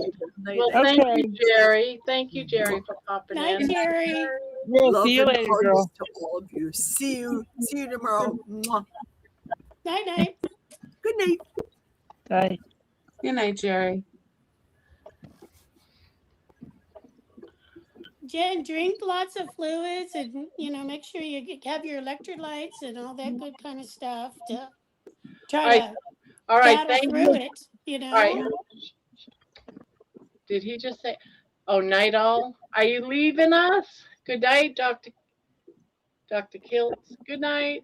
Safe trip. I think he's still traveling, isn't he? He said he was going or in Atlanta or something, or going to Atlanta or something like that. Yep, he was leaving one place for another place. Yep, safe travels. And thank you for coming by. So, how I have to know, how are y'all's crocheting projects going? Coming along. Yeah. Along. Oh, pretty. He said he As was on always, beautiful. from San Diego to Atlanta. Here's Oh, mine. very nice. Very nice, Debbie. What was that? Candy, I can't hear you. Kilt said that he was on his way home from San Diego, or on his way from San Diego to Atlanta. That was That's it. what he was traveling to. Yep. Thank you, Jen. Thank Do you, what? Jen. Okay. Have you been crafting, Jen? Yeah, I gotta go. Okay, Oh, Jen. okay. Was good to I don't know see what's you. going on. But yeah, you too. I hope you feel better. Just to answer your question, I've been cooking lately, doing a lot of. I've been making these keto brownies, Oh, nice. and Good for you. You just made me smile. good. Well, that sounds Okay. delicious. Yes, they have been. Even my sister came over and had a couple. Oh, I didn't good. tell her. That's right. You don't have to tell them. Nope. If you're gonna eat it, you're gonna be eating good, better than eating all that sugar. That's for sure. Absolutely, yes. My sister makes keto desserts too, but I can tell because I can't handle the sweeteners. Like, Yeah. I can't do it. So, but that's okay. She enjoys them, and that's good. So, Yeah. Okay. Catch y'all later. All righty. bye, Jen. Good night. Bye. What's so awesome is that, she came in here not really knowing what the carnivore diet was or anything. really. And she stayed with us, and now she's doing keto brownies. That's You know, we're rubbing wonderful. off on her, right? Yeah.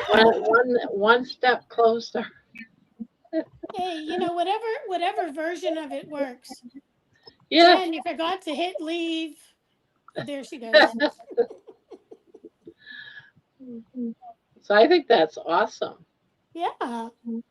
Everybody has to do their own thing. Yeah. Whatever. My stupid phone again.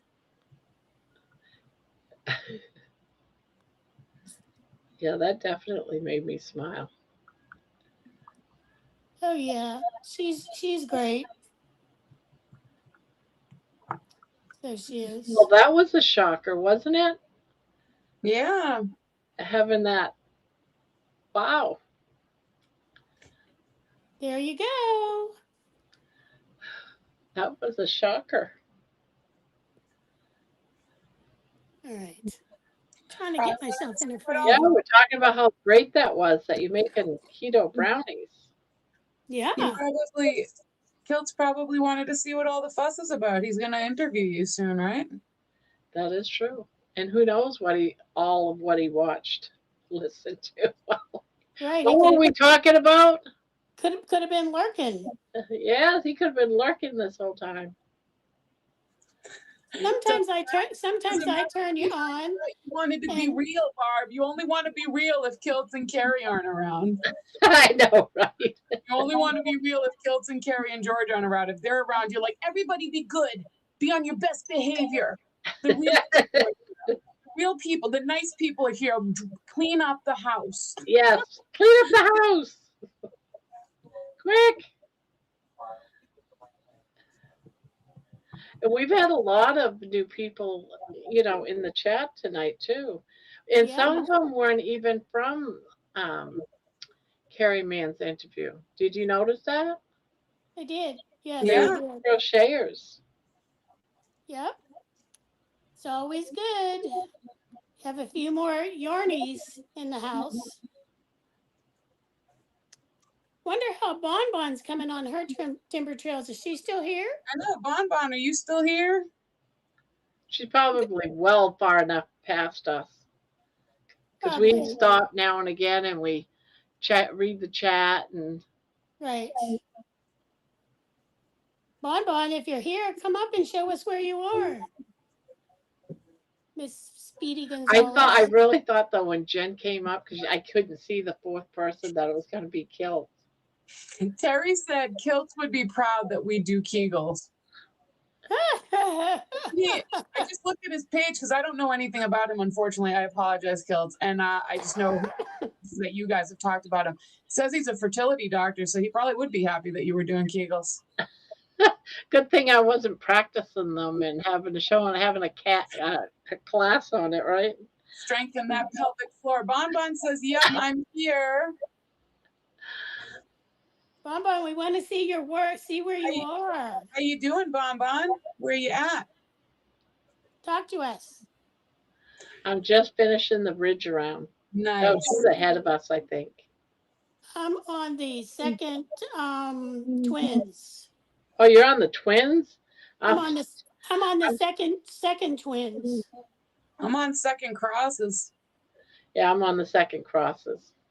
I'm on like 2.5 into, no, I have 2.5 to go on the second twins.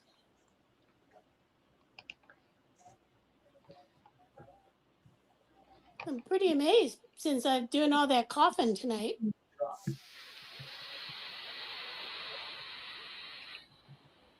Whoops. Wait, a button?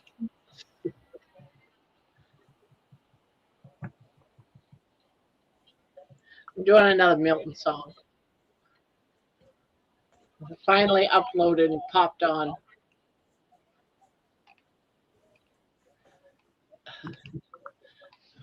Doing another Milton song where he's mischievous, still mischievously, but secretly, and that he's been deballed. Oh gosh. I love the song that you put out earlier today. What was it? The Carnivore Olympics, or what was it called? Oh, that's what we were talking about last night. That Did you go to bed last night? I did because I was so tired, but I went to bed because my original plan was I was going to get up at 6 o'clock in the morning. So I could not hang with you guys last night. I was Mm. like, but I was going to go to Sugar Creek, Ohio for energy therapy. But when I woke up, it was snowing so hard. Oh yeah. And I was like, no, I'm not driving in this. So I checked. Actually, at one point, I woke up to go potty and I checked to see if you guys were still on, but I had just missed you. So, Squeaky says, "Good thing you didn't come in during an episode of Grandma After Dark." Yeah, for real. you never know what you're going to hear there or see there. I wonder how long he was in here before he actually said something, though. So, do you guys remember what was her name? Was it Suzanne Summers that had the Thigh Masters? Oh yeah. Was that Suzanne Yeah. Summers? Yes. So I was, scrolling Instagram today and they have this new product. So it's not Thigh Masters. Like you don't put it down to your thighs. Well, you could, but all the commercials that they're showing, they put it up like next to their private area to do like the I guess it's sort of like your Kegels, but also to strengthen like your upper thighs, etc. It's like a butt master. No, it's in between your legs, up to your lady bits, we'll say, and it has a digital counter on it, so you can see how many reps you're doing. Is it also a Suzanne Summer product? No, No. it's hers was pretty big. You know what I mean? This is small. Yeah. I'm like, I'm googling it, and I'm trying to figure out what I should Google, and I just said thigh master for your crotch. crotch master. Crotch master. That's it. We have to go. All three go get one of those, and that's what our And have a goal will be. class on it. Grandma After Dark. Oh my gosh, that would just be a hoot and a half, right?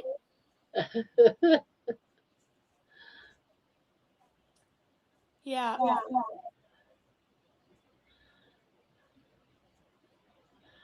Wow.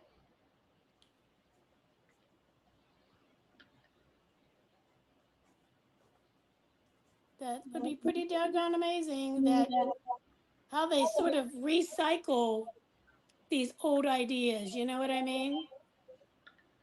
Yeah.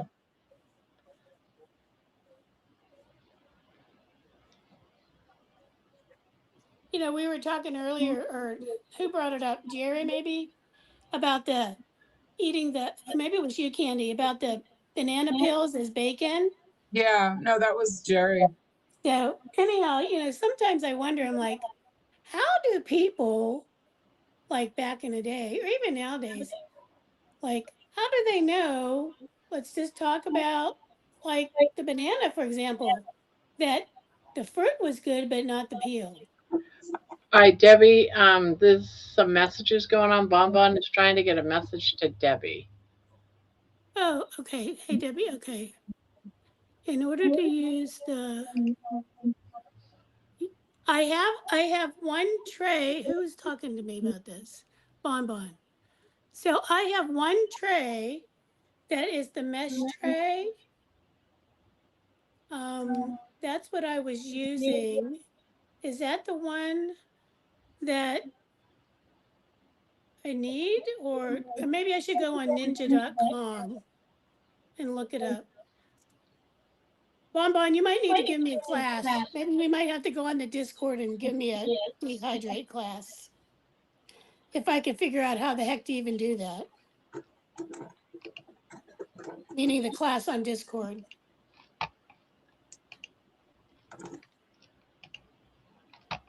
Thank you, whoever told me about that. Sorry. I can only see 2 lines on my thingy, so I miss 99% of the chat, so I do apologize.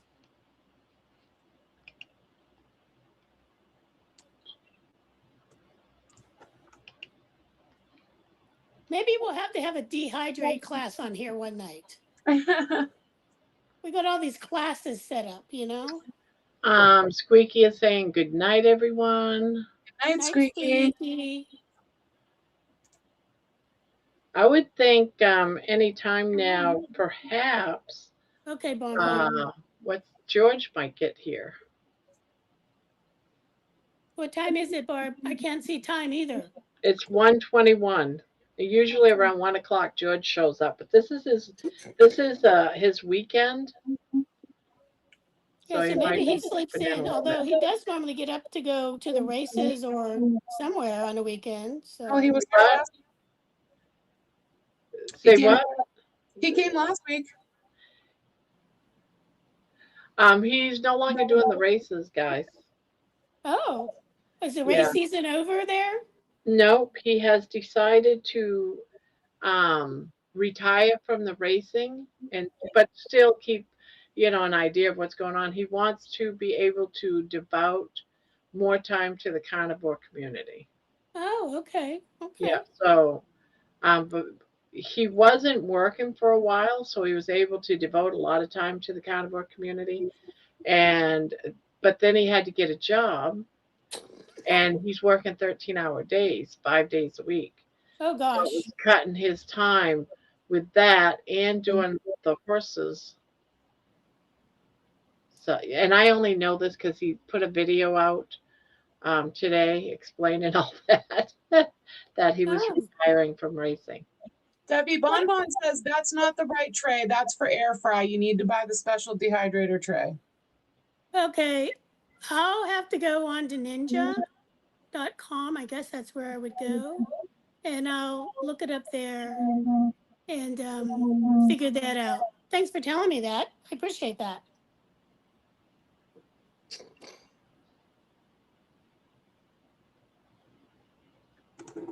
What is George's channel name?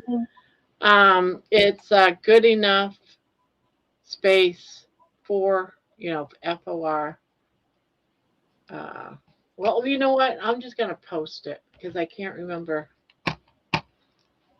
Yep. I'm not able to click on it right now, but if I see it, then I can go look later. Yeah, You know? exactly. So I And gotta. somebody else might want it too, anyway. So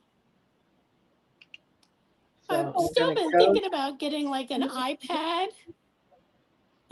so that I can have something on my phone, but I can have like the iPad too, so that I Oh, can I guess this is the name of. click on some of the links and whatnot. But to be honest with you, I don't know what to I buy think. or to even look at Why in isn't it regards to coming that. out? B. Nope, that is not it. Ah.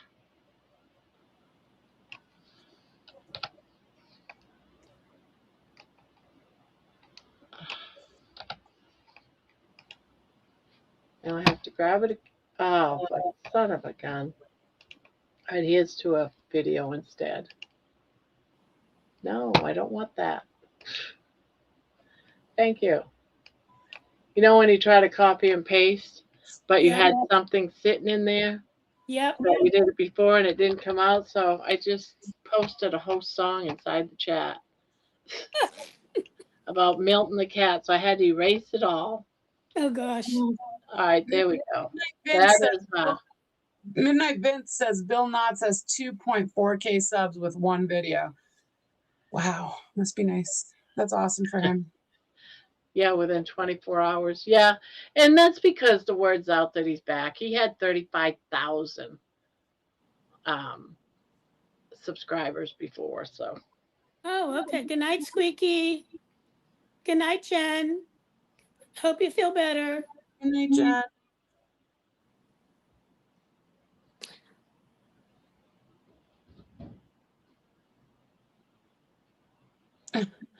Terry says, "Oh my God, I came into the dining room to get on my PC. I was checking my camera lighting and such. Then my husband wanders through in his skivvies to get some milk. I think I'll post it in my community." There you go. Thanks for the link, Barb. Yeah, you're welcome. I'm not sure if I'm subscribed to him or not. I'll have to go check. Yeah. I try to subscribe to the ones that, whenever people post the links, but sometimes, honestly, I miss them. If I'm crocheting, I don't always see everything in the chat.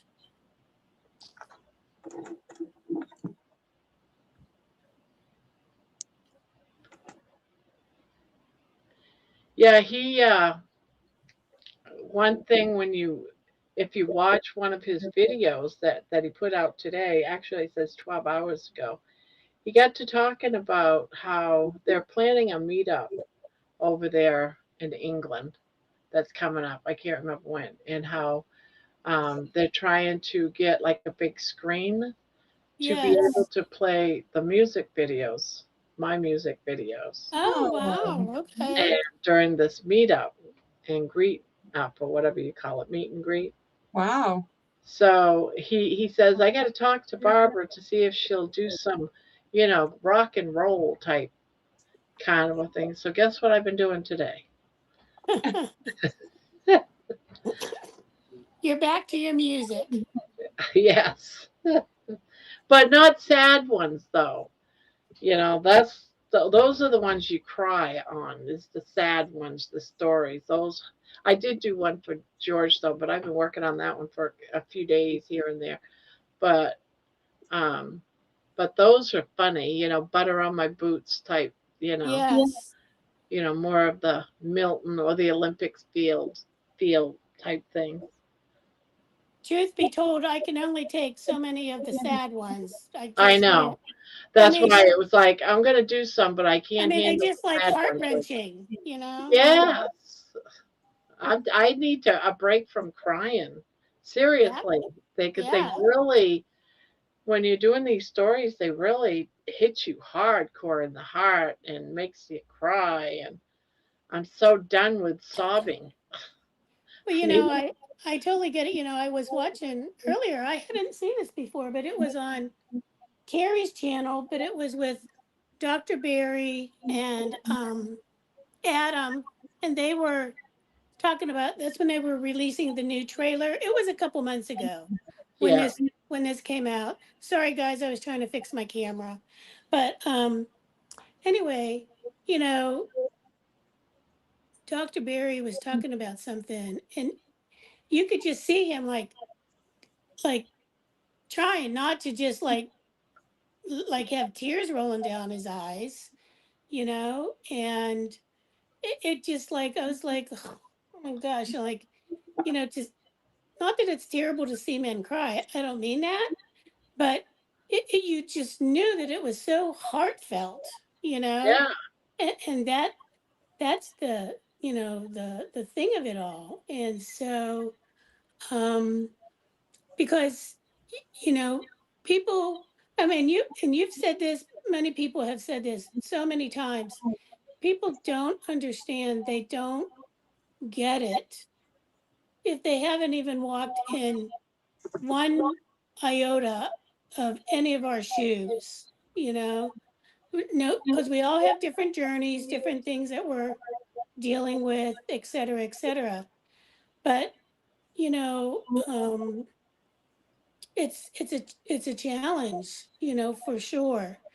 And it's um, so wonderful to be able to tap into something. But, and I remember when I first went down for an appointment with Dr. Barry, that I just really felt like that sense, of what's the right word? Um, he was very earnest about what he was doing, and, that this is his sort of, I don't want to say new passion, but I guess because, he even says it himself, he actually, so one time I remember he did a video and he's like, I just want to apologize to all my patients, because he's like, I didn't know any better. I didn't know any better. Now I know better, you know? And, that just makes you more cognizant of I guess the depth of that care, you know? Mm. And Well, I don't know the right word. I'm kind of even at a on loss for words. another, what you're saying in another angle, from me doing these songs, I'm listening and watching, and for some people, a couple of different uh, of their stories. So I'm watching multiple interviews of the same person, so I can get a feel, an idea. And then, this one that I did, her name was Kelsey, and she was anorexic, really bad. Here she is, an adult woman, and only weighing 54 pounds, and she was talking about how difficult, it was, and she still had. If she just said, and you didn't see her, and you didn't know she was anorexic, and she just told you the symptoms, you would think that she was obese. I never in my mind ever, when someone said, "Yeah, I'm anorexic and I'm underweight," I would always think, "I wish I was you." You Right. That's know, what I mean. you don't Exactly. understand. You don't understand. So when I was watching these interviews and doing this song, I realized she's just as ill and as sick as any of us that are overweight and obese. It's just on the other side spectrum of it. Exactly. Exactly. So, that's what I mean. Nobody, whatever our journey, whatever part of it is, that's us, like us as an individual, you know, there's still trauma and there's still, A lot of um, suffering. exactly. Yes. And Just that's why we all bond so well, because we've all right. been there. Candy, you, E- myself, Terry. I mean, the list just goes on. We've all had Exactly. our own personal journey with pain and suffering, whether it was emotional pain, physical pain, it didn't matter. Pain's pain. One hurts Exactly. just as bad as the other. Yes. Exactly. And so the it's just so wonderful that we have this, not only our little community here, but like the community in general, and The world. that is sort of, we all gravitate to in one way or another. Unfortunately, and I'm sure a lot of people, you work, you can't always tap into all these different lives and different things like that you might really want to be able to do. But, you know, that's some little part of it you can tap into. And even just the little part that you can tap into, it's so rewarding in its own way. Like, oh, somebody like freaking gets it. Yeah. Some form or fashion. I You think know what I mean? sort of in our own little bubbles. We're every person, their whole mind is their own universe, so you don't really, a lot of people go through life not really having a sense, they can have compassion for others, but not really having a sense of, I suffer, you suffer, we all suffer. Right. And whether or not somebody understands exactly what it's like to be anorexic or exactly what it's like to be obese, to me is important that we understand that all people suffer, that Yeah. everyone Yes. suffers. It doesn't matter if somebody understands exactly what I felt like when I was 360 pounds and on 7 different medications, because no amount of anybody understanding that means that I didn't suffer that or alleviates that suffering for me. It's nice when people understand. It's nice when people can say, "Hey, I see you. I see the struggle you went through, and you're not alone." And that's a beautiful thing. But Absolutely. And that's what I'm learning. That's what I'm learning because I didn't see it like that before I started my own journey, Right. And and now I see it so totally different. we get so wrapped up in our own suffering that we don't understand that even the person right next to us who seems to have everything is suffering. I always say, even a person born with a silver spoon in their mouth who has all the money in the world, who may never seem like they ever had a problem and can afford everything, they have problems. They have traumas, they have things that happen to them, whether those traumas to us might seem like, oh, that's nothing. That was nothing. To them, that was a trauma. And so you can't measure your trauma against somebody else's, because what you No, experienced, what you suffered you're is absolutely unique correct. experience. So Exactly. it's important, because I think a lot of people don't get there. And you just said a really important thing, Barbara. You said, like, I had no idea. I would look at anorexic people and say, I wish I had your problem. And this woman is going, I wouldn't mind being overweight, except that I'm so afraid of putting on weight that I starve myself to death. That's not, to you, the grass is greener on that side. To her, she's dying. you know Yeah, it's all about perspective, and it's all about how you choose to look at something. And if you are in a victim mentality and the world is out to get you, you are always going to look at the grass being greener on the other side. You're never going to look at your own lawn and go, how do I water this lawn? How do I feed this lawn? How do I take care of this lawn? You're going to look at the person next to you and go, what is that person taking from my lawn?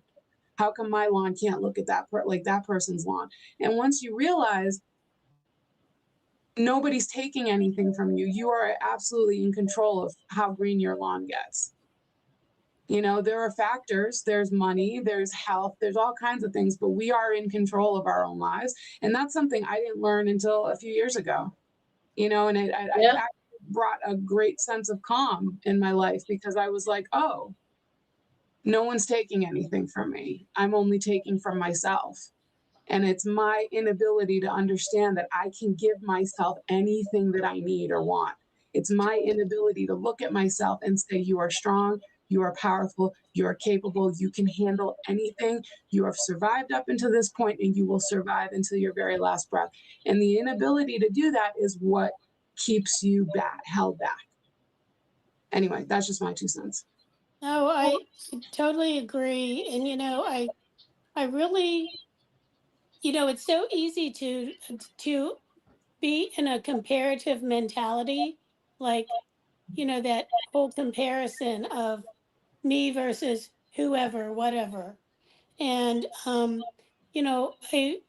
always really tried not to be that way, but it sneaks in every so often, and Yeah, yeah, that's, and I have to like quell that, because it's not good. It's not healthy from a mental perspective and any perspective really, because like you just said, well, we're all unique. We all right, have uniqueness about us, but it doesn't get you anywhere. It doesn't, there's no benefit to it right. at all, Exactly. so yeah, but And it's, Terry, it is Debbie, it is a constant process. It is a yeah, decision that you make every morning. Every morning you remind yourself. I mean, the person that I am today, if I went in a time machine and talked to 22-year-old me, 24-year-old me 20 years ago, would say, what the hell are you talking about? She would have no concept of, and yet I am the same person. I am the same person. The best qualities of me, and even some of the bad qualities of me, have traveled to this point in my life. But absolutely, yeah, I have just a completely different outlook on life now, and I'm so grateful for that. But I think a lot of people don't realize that it's possible. But what it takes is every single day, and I don't think I'm a superhero. This is every single day waking up and making a decision. And I stacked when I couldn't get out of bed for months at a time, earlier than 4 o'clock. And I would be up for maybe 4 hours a day before I was back in bed and eating all day and all this. Oh, hi, Terry. When I was living like that, hi Terry. I hey had Terry. Hi, Terry. I'm I have to sitting say here to myself, let's, watching you. what do? Get up in the morning, wash your face, brush your teeth. And I started to stack little things like that.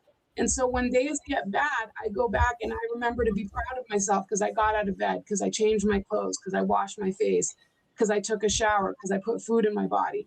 And those are the things that we don't realize we should be proud of, because we're told, well, you can't be proud of yourself for, like Barb wiping your own butt. Yeah, you sure as shit can. If you went through, a stretch of time not being able to do that, you better be proud of that, because nobody else is going to be proud of that for you. Nope.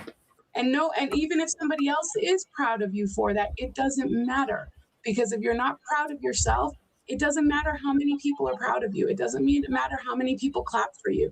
You have to love yourself. You have to be proud of yourself. And that's something I never understood. I just thought, oh, if the right person comes in my life, if the right amount of people tell me that they love me, if I have enough friends, if I have the right partner, I will be okay. And that was never true. It wasn't until I shifted and said, okay, I actually love myself. I'm worth saving. I'm worth loving because I'm me. That made all the difference. But it is an everyday decision. You wake up every single day and you say, I'm doing this again. And you remind yourself, I don't think that way anymore. We think this way. And you're not hard on yourself when you slip up. Just like if you're carnivore and you go and eat a slice of bread, you don't say, well, I'm a piece of shit. I guess I'll just go eat the whole loaf now and a cake as well. You go, I ate the piece of bread. Let's go get a steak, right? I mean, it's a decision that you make every day. But anyway, Exactly. sorry, Terry, I talked right through your entrance, and I appreciate you saying that I would be a good counselor. I've actually heard that from my own counselors in the past, so that was interesting. No, I think it's a It's good true. comment. It's not a comment, but a good, what word am I thinking of? Observation. Yes. How you doing, Terry? I know it's a hard day. She's been a mentally, crazy day. physically, spiritually exhausted, I think. All of it, I am. That's why I can't sleep. I mean, Yeah. normally I'd probably, usually I'm always just listening in bed, and then I fall asleep during this, but I'm not tonight. I gave her one of these lorazepam. I don't know what that is for sure. It says it's for anxiety. It's So I Ativan. gave It's her that. yeah.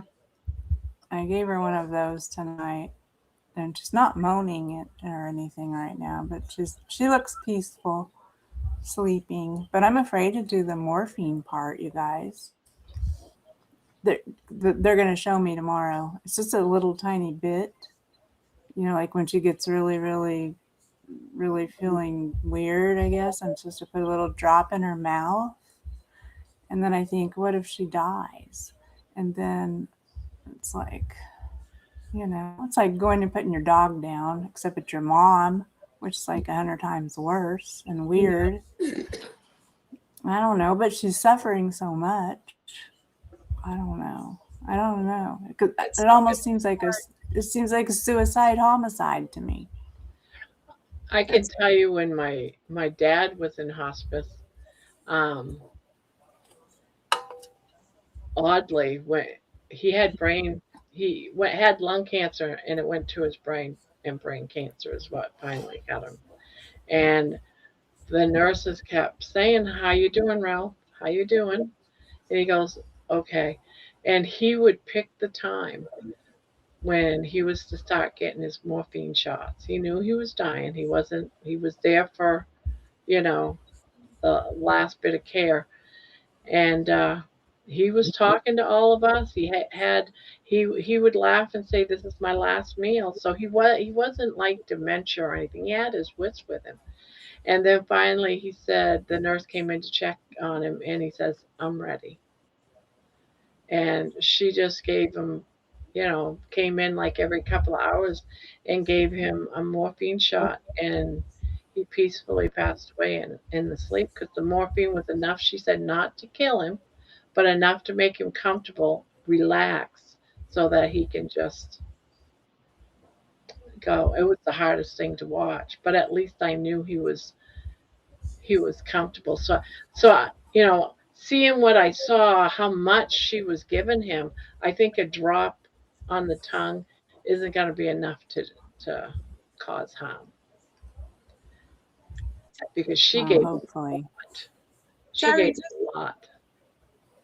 just so you know, Terry, and I don't really know what I'm talking about, so I'm gonna try to say this the best way that I can. So bear with me. You're a smart girl. This is I always coming, like what you say. thank you. This is coming from a place of comfort. So if I do say it the wrong way, just keep that in mind. I've been through what you're going through right now, not exactly, but I've taken care of somebody very dear to me, my grandmother at the end of her life. And you're in an impossible situation where somebody that you love deeply is leaving, is leaving. And you have the impossible task of ushering her and holding her hand into the next life as she leaves this world. And she brought you into this world. And that is one of the hardest fucking things we do as human beings, is love and have to let go of what we love. And it is scary to love because we know we're going to lose everything that we hold dear at some point in our lives. We're going to leave this world ourselves. But what I want you to hold in your heart and understand is that whatever you're feeling right now in this process is valid.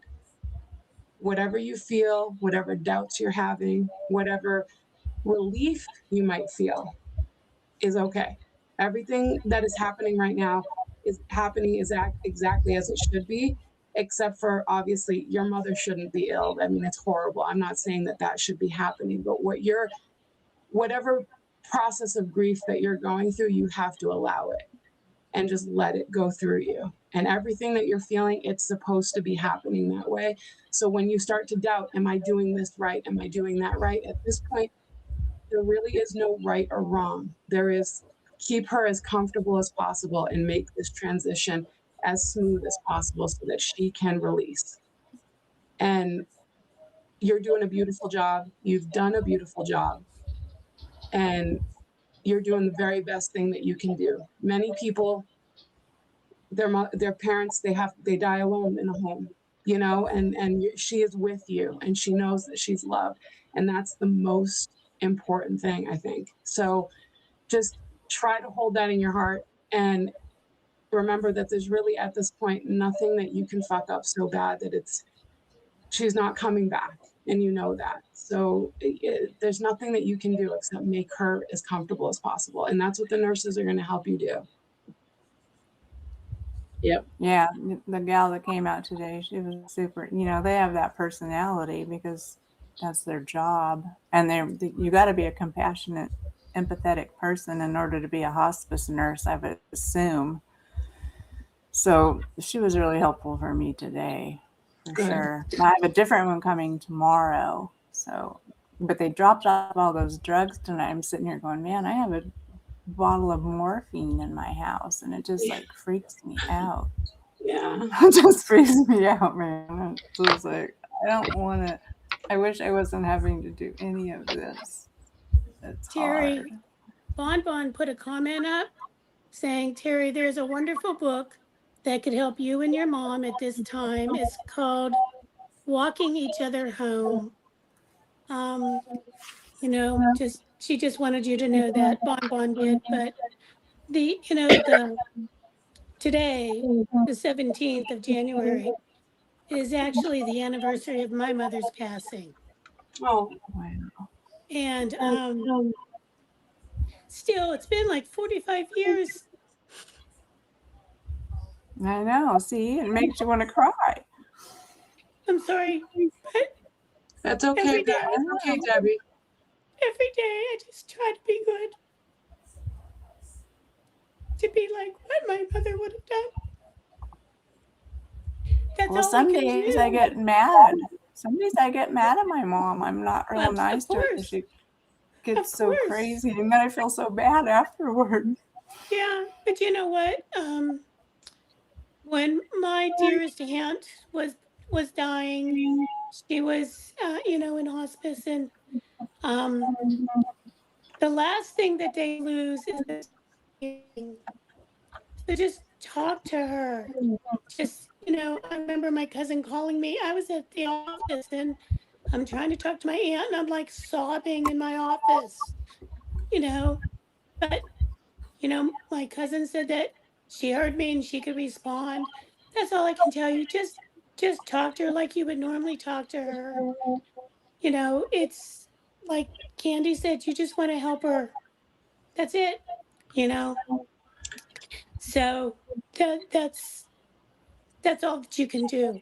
You have done so much. You have been so good to her, caring for her, etc. Nobody is going to fault you for anything. And you know No. what? Damned if they do, Yeah. because that is not their job to fault you for anything. Your mother entrusted her care to you. That's all that people need to know. So Terry, She I didn't just have any did she didn't anybody have any else? choice because I'm the only kid, so she didn't have a choice. Well, but that makes it even more important, I mean, exactly. you're her only one. Yeah. Terry and whoever else is interested, I just found the book that Bon Bon was talking about. I linked it in the chat. It's by, who is it? Ram Dass, who's really good. Ram Dass and Mirabai Bush. It's called Is it on? Walking Each Other Home, Conversations on Loving and Dying. Is that something that you would read to your mother by the side of the bed? Or should I Sure, get an potentially. audible book? Oh, I like mean, whichever one you prefer, maybe. Maybe you sit and listen to it together. I could put it on her Alexa. Yeah.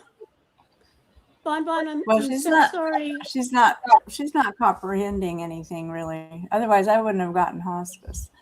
It might be something that's for you to read, and then at this point, just maybe just so she could hear your voice. Yeah. When Bon, she's, I'm so sorry that you experienced that. Life is crazy, man. Getting old sucks, and we're learning things every day about how old is.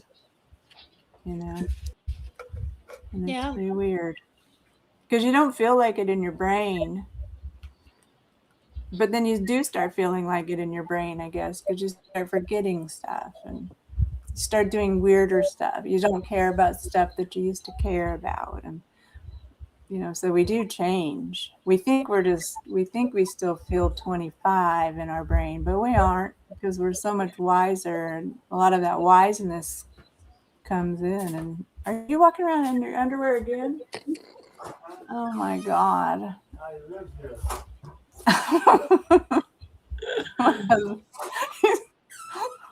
Well, this time at least he has a shirt on. So there's someone named Hell's Coming BK who says, "Hi everyone, new sub here." Oh, hello. Welcome. Let me get my chat box up. Guess I better do that too. And also thank you everybody for I just babbled. I appreciate that you enjoyed the babble. You said it very nicely what you were saying. So Yes, thank you. Absolutely. For both of you. Yeah, hello, Hell's coming. Hell's coming, yeah. Welcome to the channel. Welcome being a new sub. Hope you enjoy it here. Sometimes we have heavy moments like this, but it's not always like this. Not that this is bad. Oh, someone else. Amy Casca, 84.99. I had similar Bon, but I had avoided her for years, so no closure. I've heard the book is amazing. Yeah, Ram Dass is amazing. He's helped. Amy Casca. A lot of my stuff. Is that a new person too? I don't recall that name Amy either. Casca before. I think they're new. I had Hell's Coming says, "I'm so sorry, Bon. Forgiveness is ourselves to heal, not the offender. The Lord says, forgive, you won't be forgiven. I'm so sorry you went through that."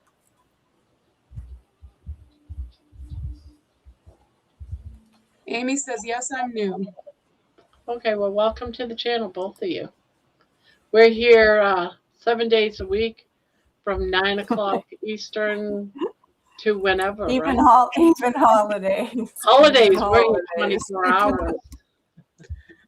Free Thinker 5930 says, Terry, another book for you to read for yourself is Vision Trips and Crowded Rooms by David Kessler. I'll look them up and see if I can get the Audible books, both of them. I know the one that, was it Bonbon said? That one comes in Audible.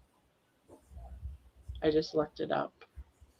Okay, because that's what I do. I listen to Not books at night. hell, but he is coming back.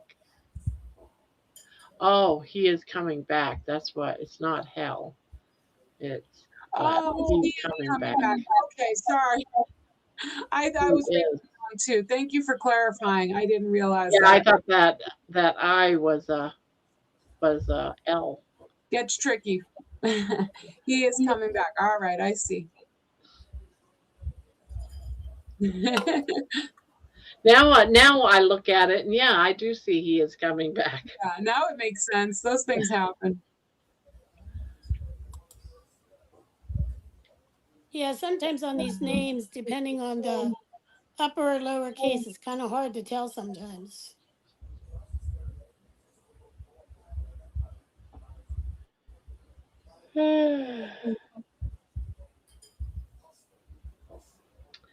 I have forgiven her for all she did to me. That's why I went to visit her. I don't hold any grudges. She has to face the Lord about it. That is true.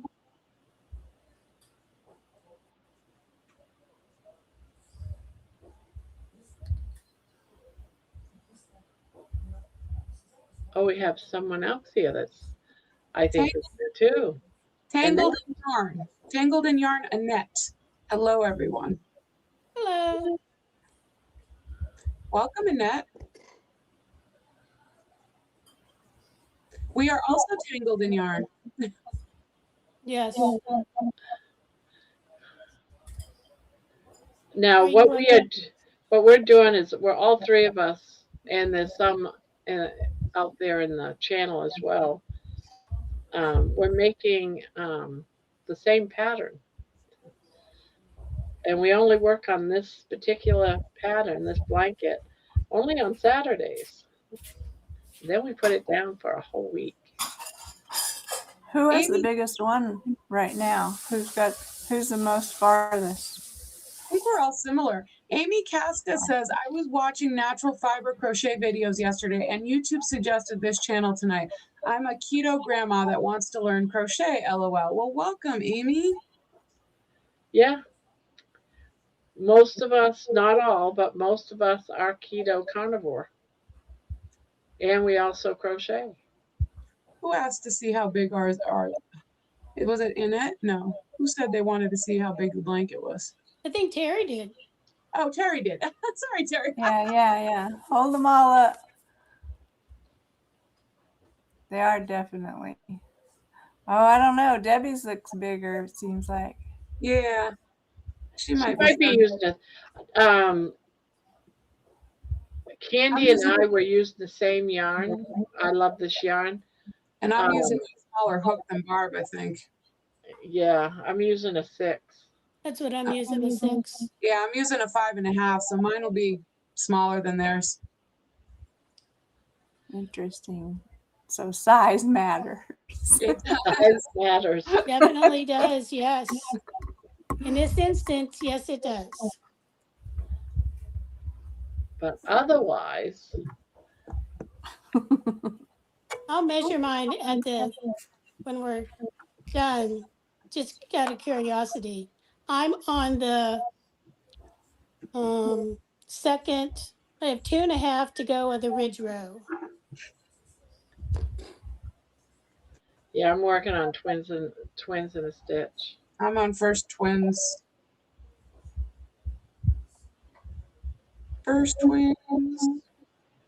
And I just finished my, what was that? 1, 2, 3, 4th ridge.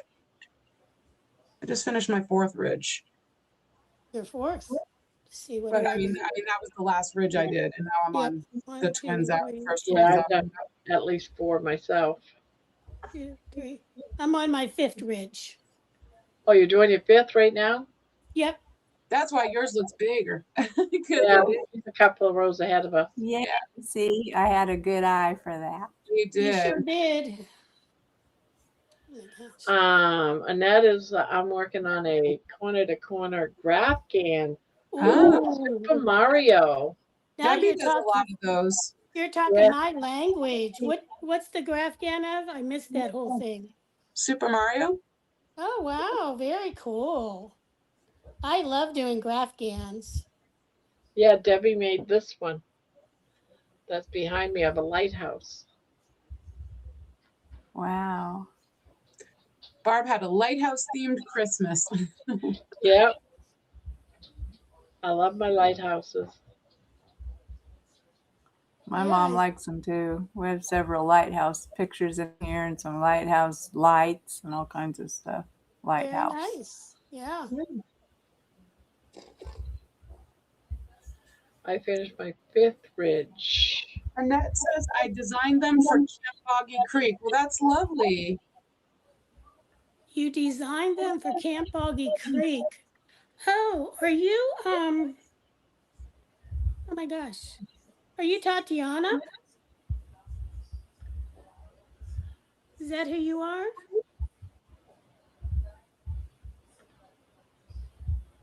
I haven't made any graph gans for Camp Boggy Creek, but I made just regular blankets, like different patterns. No, She's saying Annette. no, Annette.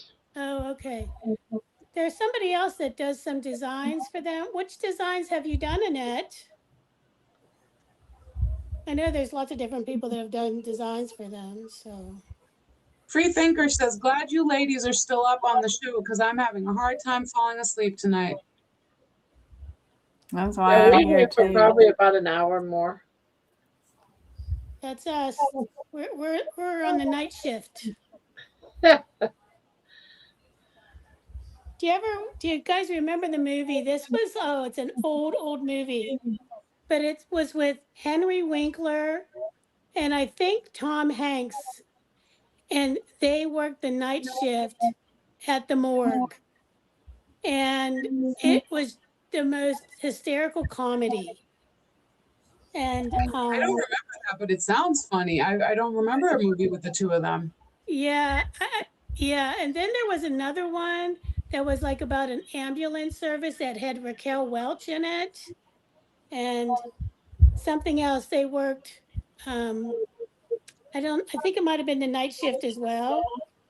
And but those were like two comedies that they're old. I mean, they're probably from like the 70s, maybe 80s, but just really, really funny movies, you know.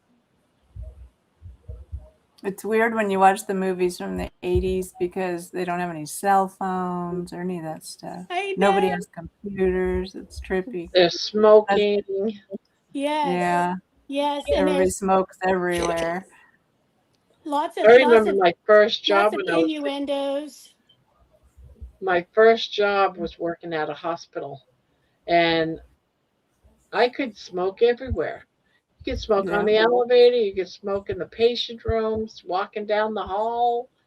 I remember smoking in the grocery store, and then you just put your cigarette butt on the ground on the floor and smash it and Yeah. walk on. You know, and that's why I had to keep sweeping the floor all the time because of cigarette butts. It's crazy times. Yeah, you could smoke on airplanes. Could you imagine that, smoking on airplanes? Yep. Maybe it was another actor, Debbie, because I'm looking up Tom Hanks and Henry Winkler, and they weren't in a movie together, but Henry Winkler was supposed to be the director of Turner and Hooch, but got fired. And then they were feuding, I guess, for like 30 years over it. But So, I'm not seeing a movie that they were both in. So I wonder who it was. What was it called? Or was it they worked in a morgue? Worked in a morgue. I thought it was called Night Shift. I mean, I could totally have that wrong as far as like But anywho, I can't go look it up because I'm on live here, but maybe it was Tom Hanks and some, maybe it was Tom Hanks and somebody. Annette, if you put fire hydrant, all one word, It was in the chat, it'll drop your channel. Debbie. It was Henry Winkler and Michael Keaton. I knew it. Okay, Michael Keaton. Sorry about that. No worries. 1982. Henry Winkler, Michael Keaton, Shelley Long, Kevin Costner. Kevin Yes, Costner. a bunch of all these actors from, like, you know, when they were just sort of newish. Of course, Henry Winkler was Happy Days fame, you know. Yes. But the other ones were like just sort of starting out.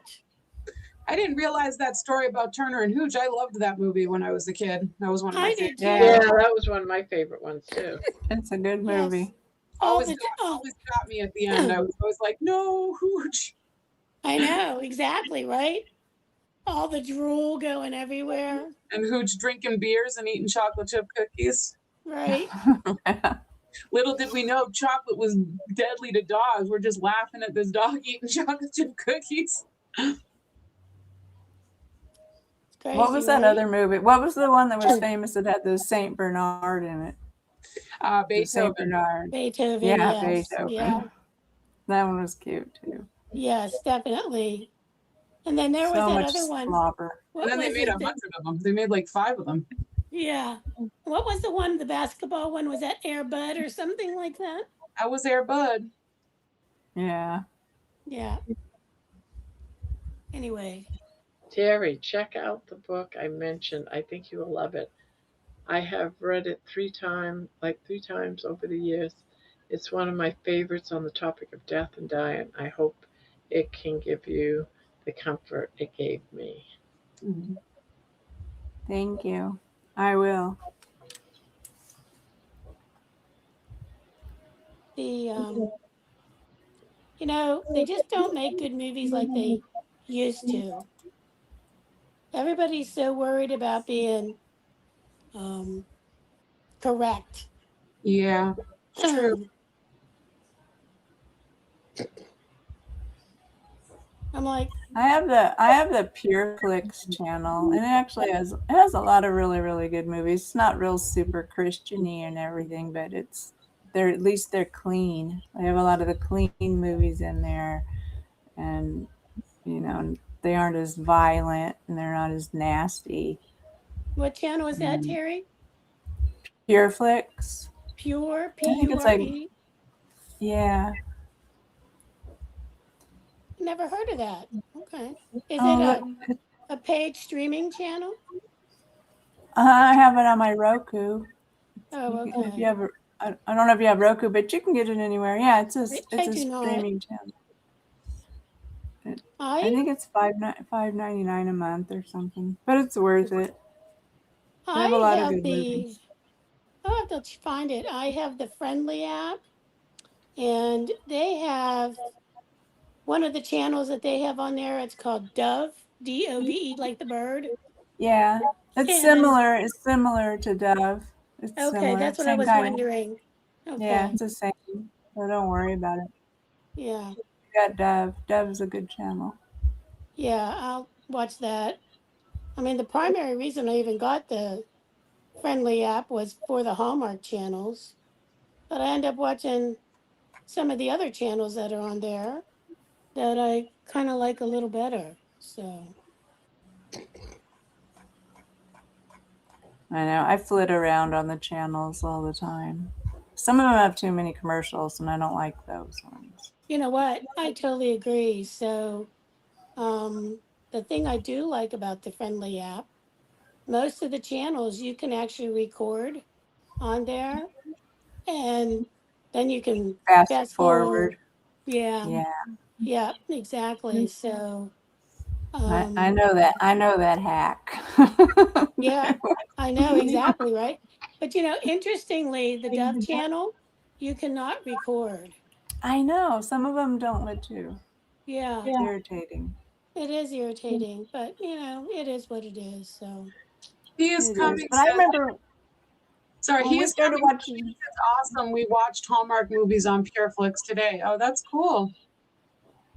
oh, Yeah. okay. I'll have to go try and get some info on it. So although my evenings are kind of consumed already. I don't have time to watch TV anymore. You know? You get my drift. She's a grandma addict now. Yep, absolutely. So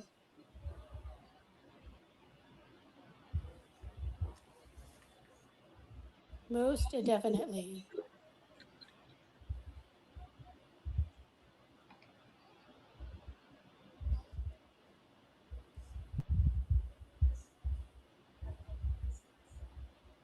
One about the ambulance driver blowing the horn. Oh yeah, Mother Jugs and Speed. That's it. That's the other one. Yes, Dawn, you're right. Mother Jugs and Speed. That's the other one. Candy, about the ambulance drivers. Oh, I think that's the name of the movie. Dawn, is that the name of the movie? Chevy Chase was in there with Raquel Welch. Okay, and who was the one? Who was the other guy?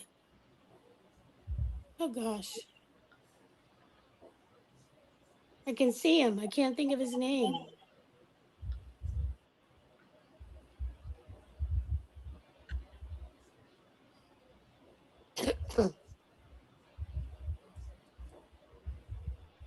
Right, the name of the movie was Mother Jugs and Speed, but I'm trying to think who the other actor was besides Chevy Chase and Raquel Welch.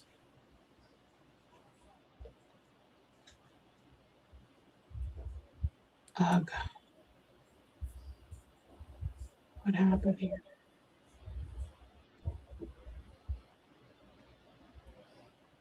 Something wrong?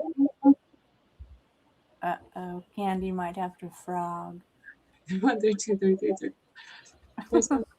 40, 41, 42, 43, 44, 45, 46, 47. I might. 1, Oh 2, no. 4, 5, Just fake it till you make it.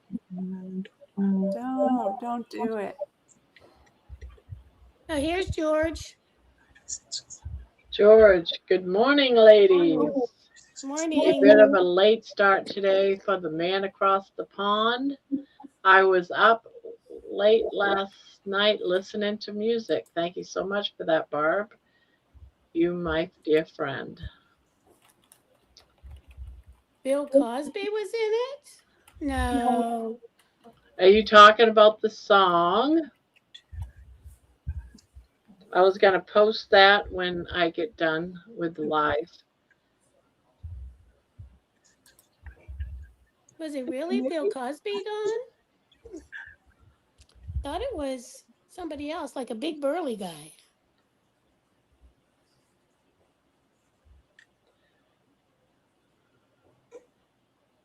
George, there's a bunch of new songs, Okay, a I new believe you. playlist. If you know how to get to the playlist, George,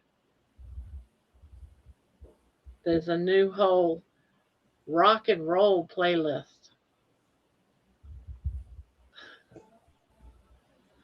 Just saying.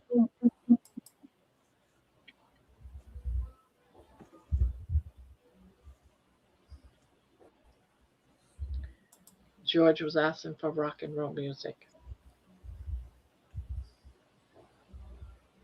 How many songs did you do with that so far, Barb? I had a few that I've already written and already put to music, but I didn't do anything further with them.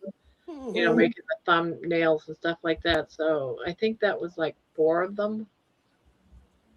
I had to tweak them a little bit, but they were already written. It was just trying to find the right music to go with them. Oh, gotcha. You've been putting Then out do so the many of them so frequently. You're just like, I know you got to be busy trying well, to do those. She's a little song machine there.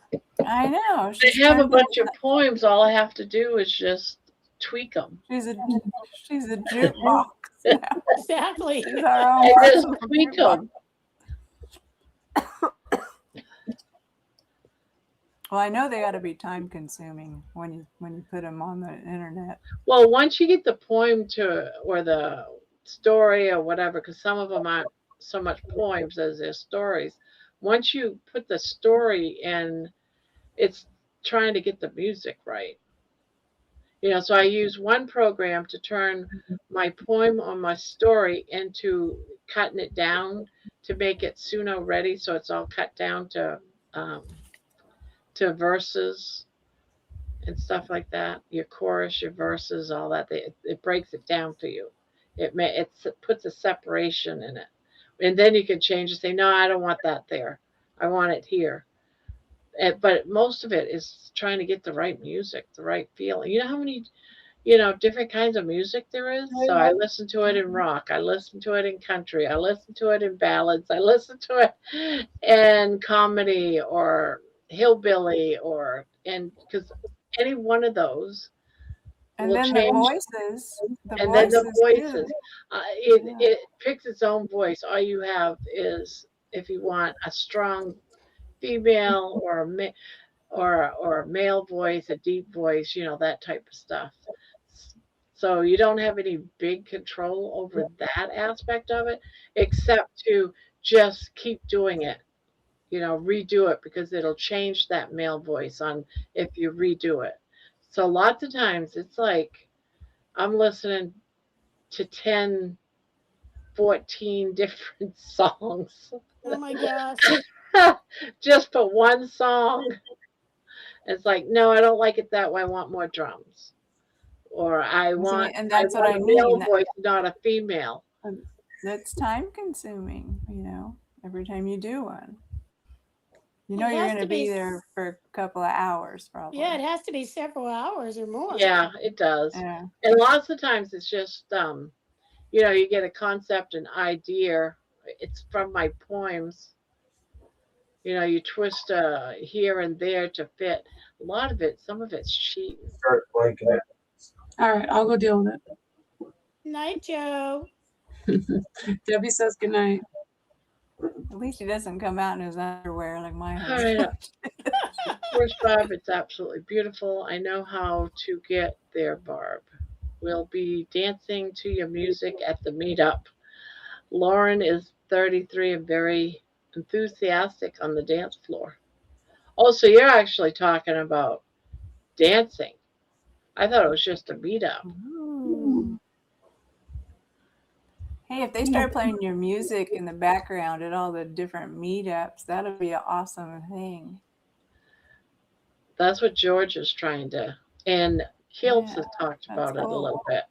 Actually, Kilts and George during the Kilts was saying, yeah, we need to do this. And so he's doing it over there. I don't know who's in charge of doing it over here. It'll definitely change the vibe, though, of it, I think. But I've never been to one, so I don't know. But I have been to conferences in my time, and they're kind of boring. I agree with you there. You agree that they're kind of boring? Most definitely. Yep. They always are boring. But I've never been to one of these meetups, so I don't know if they're boring or not. You'll have fun. I've not been to one of those either. You're going to be with Amy and stuff. You guys are all going to have fun. Yeah. I think that's like really where you have the fun, is sort of like we'll say the after hours, like after the whatever sessions you go to, things like that. So. All right, Dawn. Good night. Good night, Dawn. Good night, Sweet dreams. Dawn. Good night, Dawn. I guess I should go too. I think my husband might have went to sleep by now. So I can go in there and peacefully listen on my phone. Okay. Anyway, thanks for listening to me, you guys. Good night. Night. George, guess who was in here a little bit ago?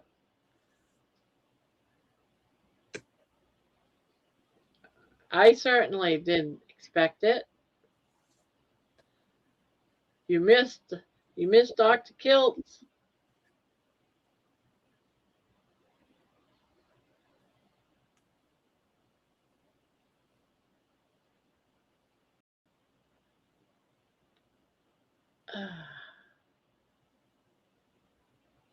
We are having an evening session, which is about music and dancing.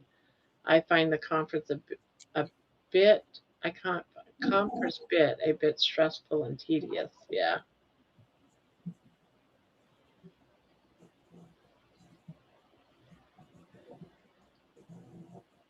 George, you can come up if you like. It's only 3 of us crocheting. I'm gonna be heading out pretty soon. I'm pretty tired, but I just want to finish this part. I think I might have messed up, but we'll see if I can fudge it. I have an extra twins on one side for some reason. I don't know why. Yeah, I had that problem too, so I just sort of like finagled it. I didn't rip it out. Yeah, I'm not frogging again. Right. Just fake. The rounds are too big now. You have to just fake it. Yeah. Fake it till you make it. Wanted to say 58 likes. Really? Wow. Wow. That's awesome, Barb. Yeah. Nice. I'm sure it's all of our wonderful crocheting. Wink, wink, wink. Wink, wink, wink, wink. I'll drop in. Give me 5 minutes. So George is coming up. Quick, clean your room. Oh my gosh. George is here. Company's coming. Company's coming. George, please don't feel bad if I leave when you come up, because I'm getting tired and I'm just finishing up this part. I feel bad because I leave every time you're coming in. It's not you, George. It's me. She's gonna take it personal, Candy.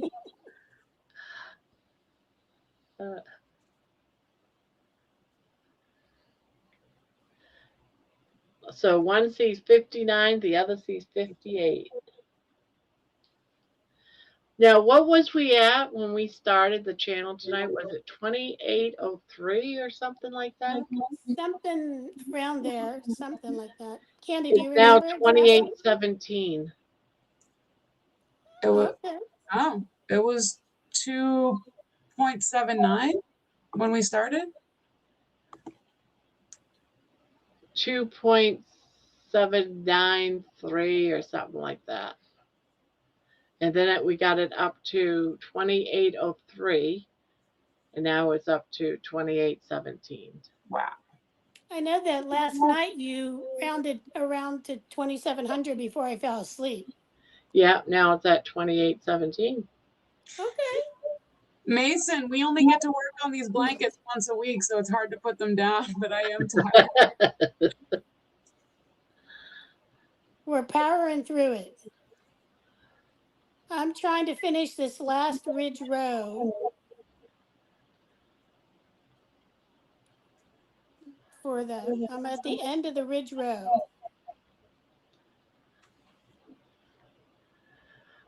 It's the Carnivore Olympics, the relay race. I tail over from Candy. Take over. I take over. Exactly. She's handing off the crochet hook to use yours. You're gonna have to crochet though. You have to crochet. You have to learn quickly. Learn quickly on your toes. But we got room up here if you want to come up now. Being on Carrie's was a big boost. Yeah, it was. I think it's been like 100 and maybe 60 new subscribers. Good night, John. Seriously, 160 that is right. What was the number? I was at 2648 when I was on Carrie's interview on the 15th. 2648. So it's been almost 200. Like 100 and 60 maybe. Yeah, like Yep, 160. give or take. Without taking off my shoes and cutting my toes. Gotta make a Nespresso. Okay. He's so British.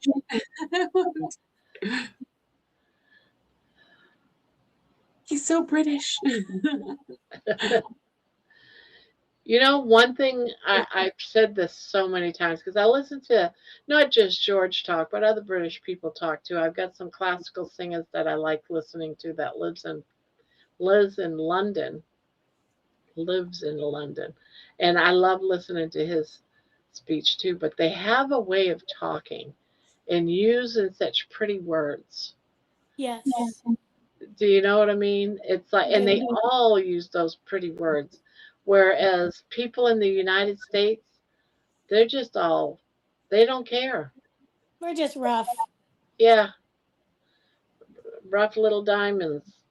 Yep. Exactly. The other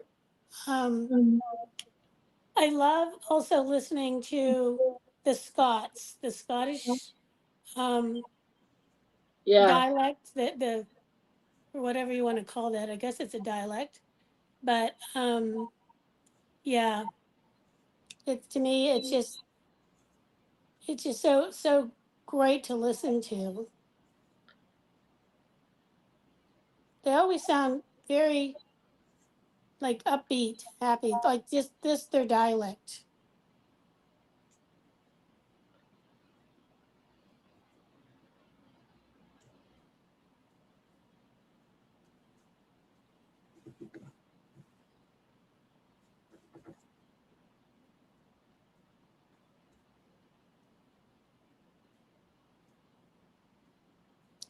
When you said about tea, and when I was in London, or I should really say like the whole British Isles, like that's the one thing I just loved.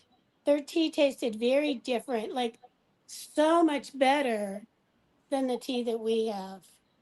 yeah.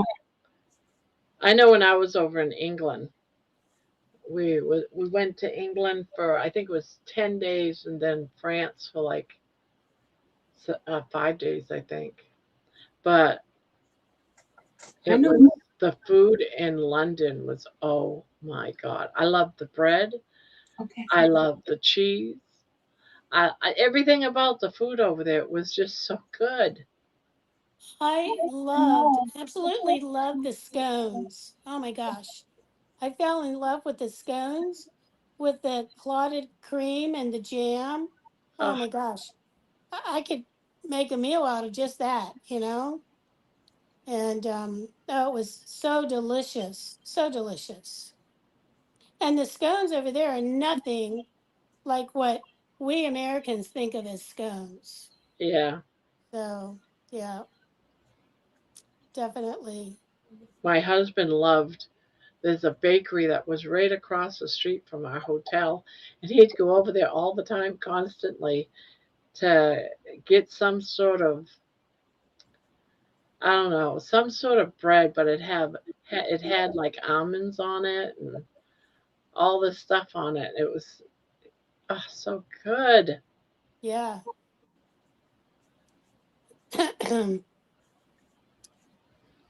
Yep. That's And one of one the of the things, beautiful things of traveling, tasting all these unique foods. oh yeah, Barb, tell me you had scones with preserves or no, clotted cream? No. Yes, If they I would have did. said clotted cream, I would have thought clotted blood and I wouldn't touch it. I did, Mason. I had it, and I had it almost every day. It was delicious. Delicious.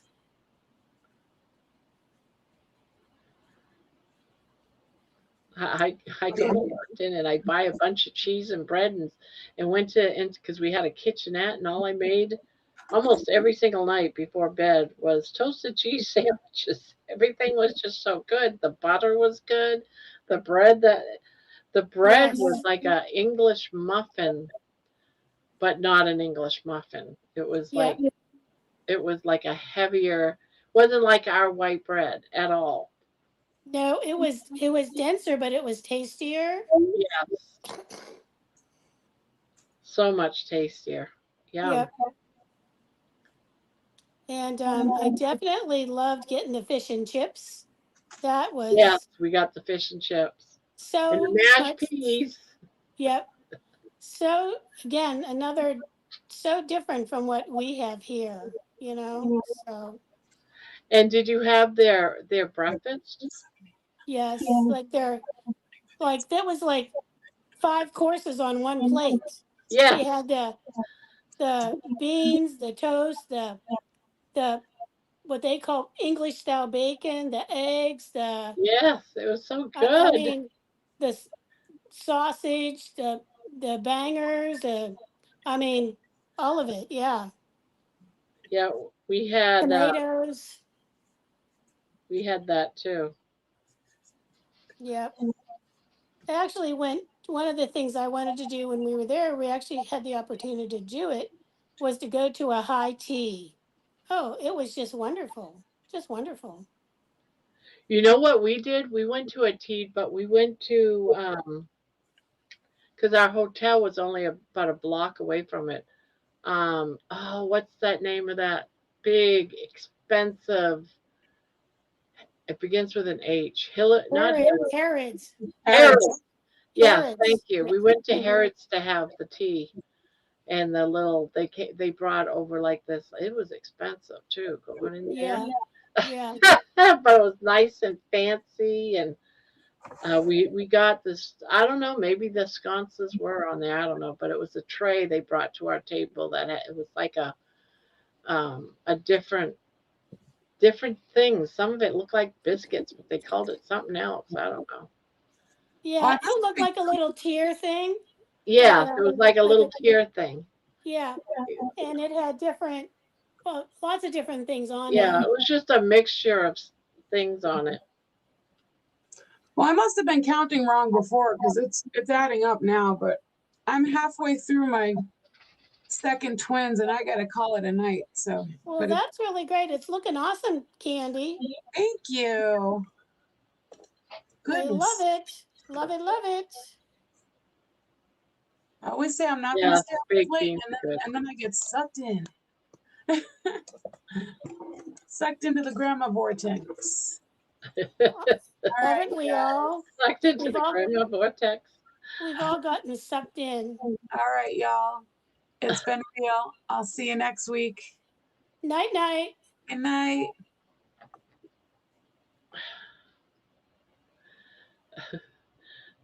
Oh, it's not working. Oh no. Instant Americano instead. I'll be there soon. Okay.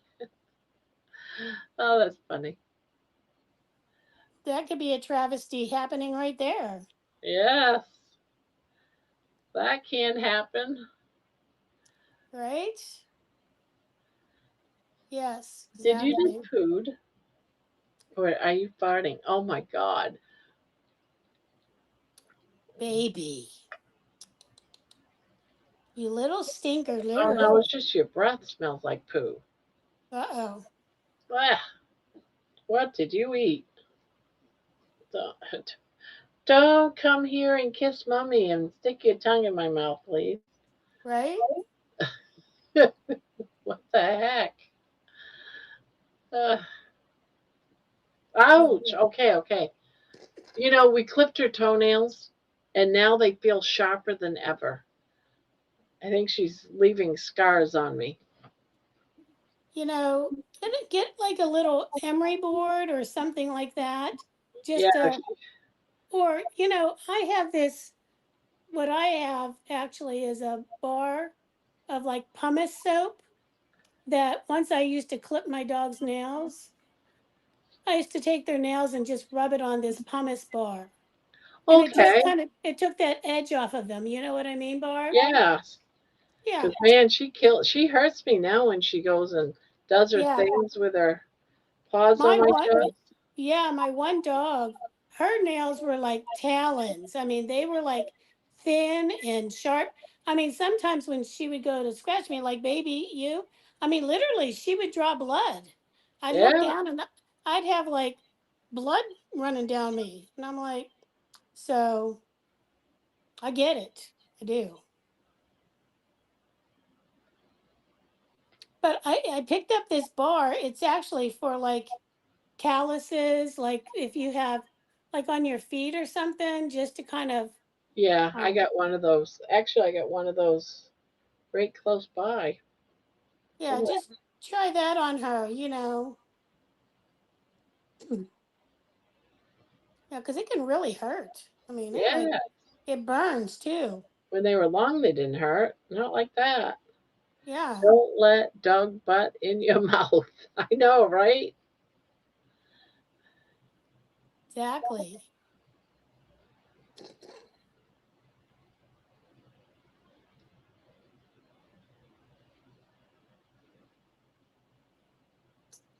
That is it.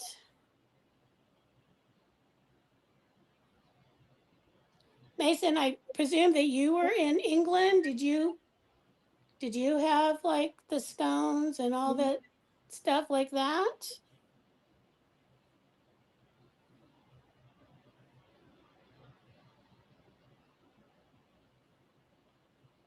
There's in the one of the towns close to me, there's a little tea, a place where you can go and have high tea.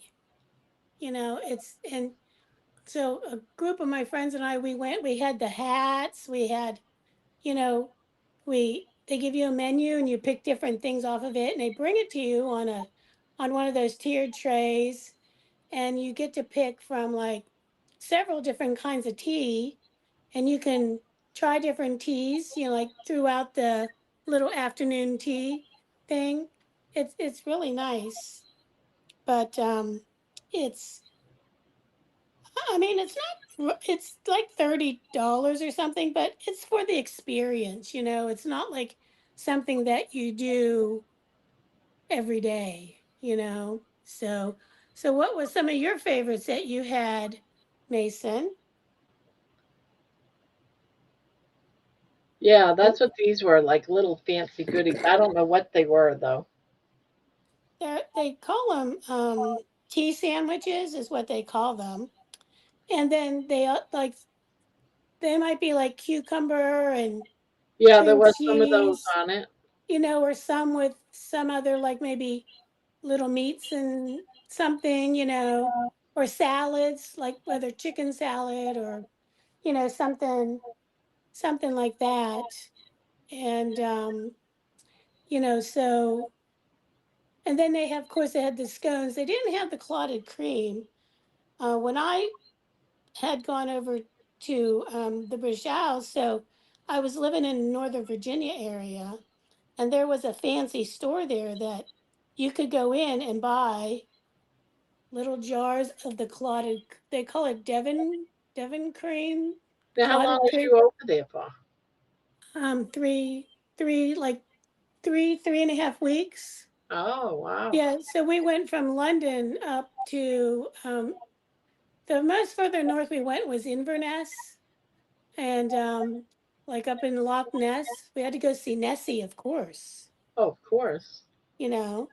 And so we did a driving tour all through the country. Yeah, it was really great. So, but the anyway, when I got back, I was so hooked on the scones with the clotted cream and the jam. There was actually, so I was able to find the cream.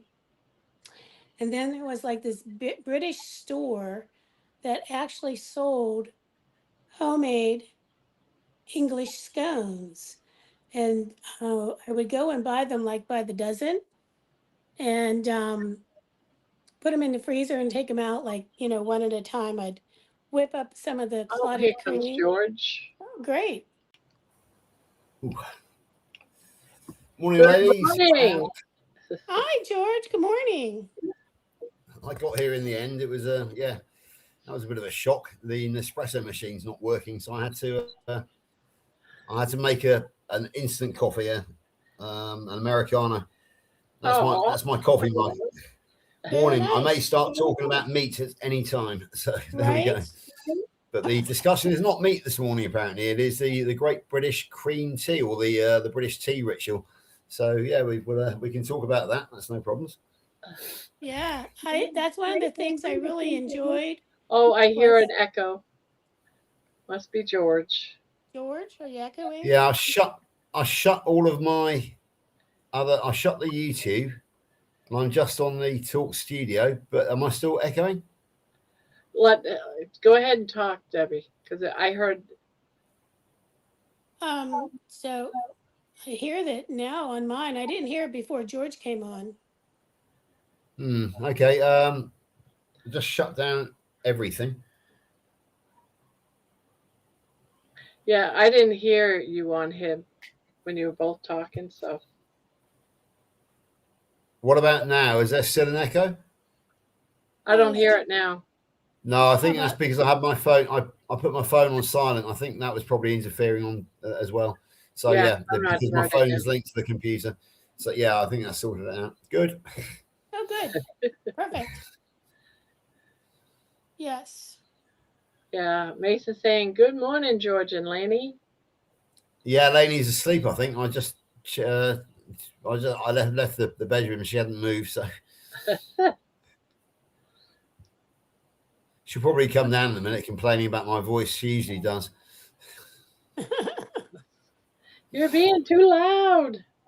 Yeah, exactly. She's got very good hearing. Her eyesight's not brilliant, but her hearing is amazing. Well, I watched your video yesterday that you put out, and so Yeah. I started working on the rock and roll versions of songs. Yeah, because you know, we're having a carnivore meetup. So, and in the evening, last year we had a disco, but I think we do have a good sound system there with a screen.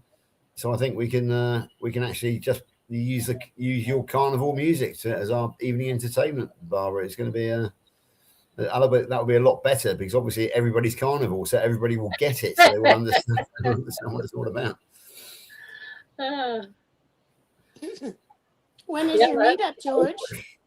I can hear Lainey. She's come down the stairs now. She's awake. She'll be in to say good morning in a minute, I expect.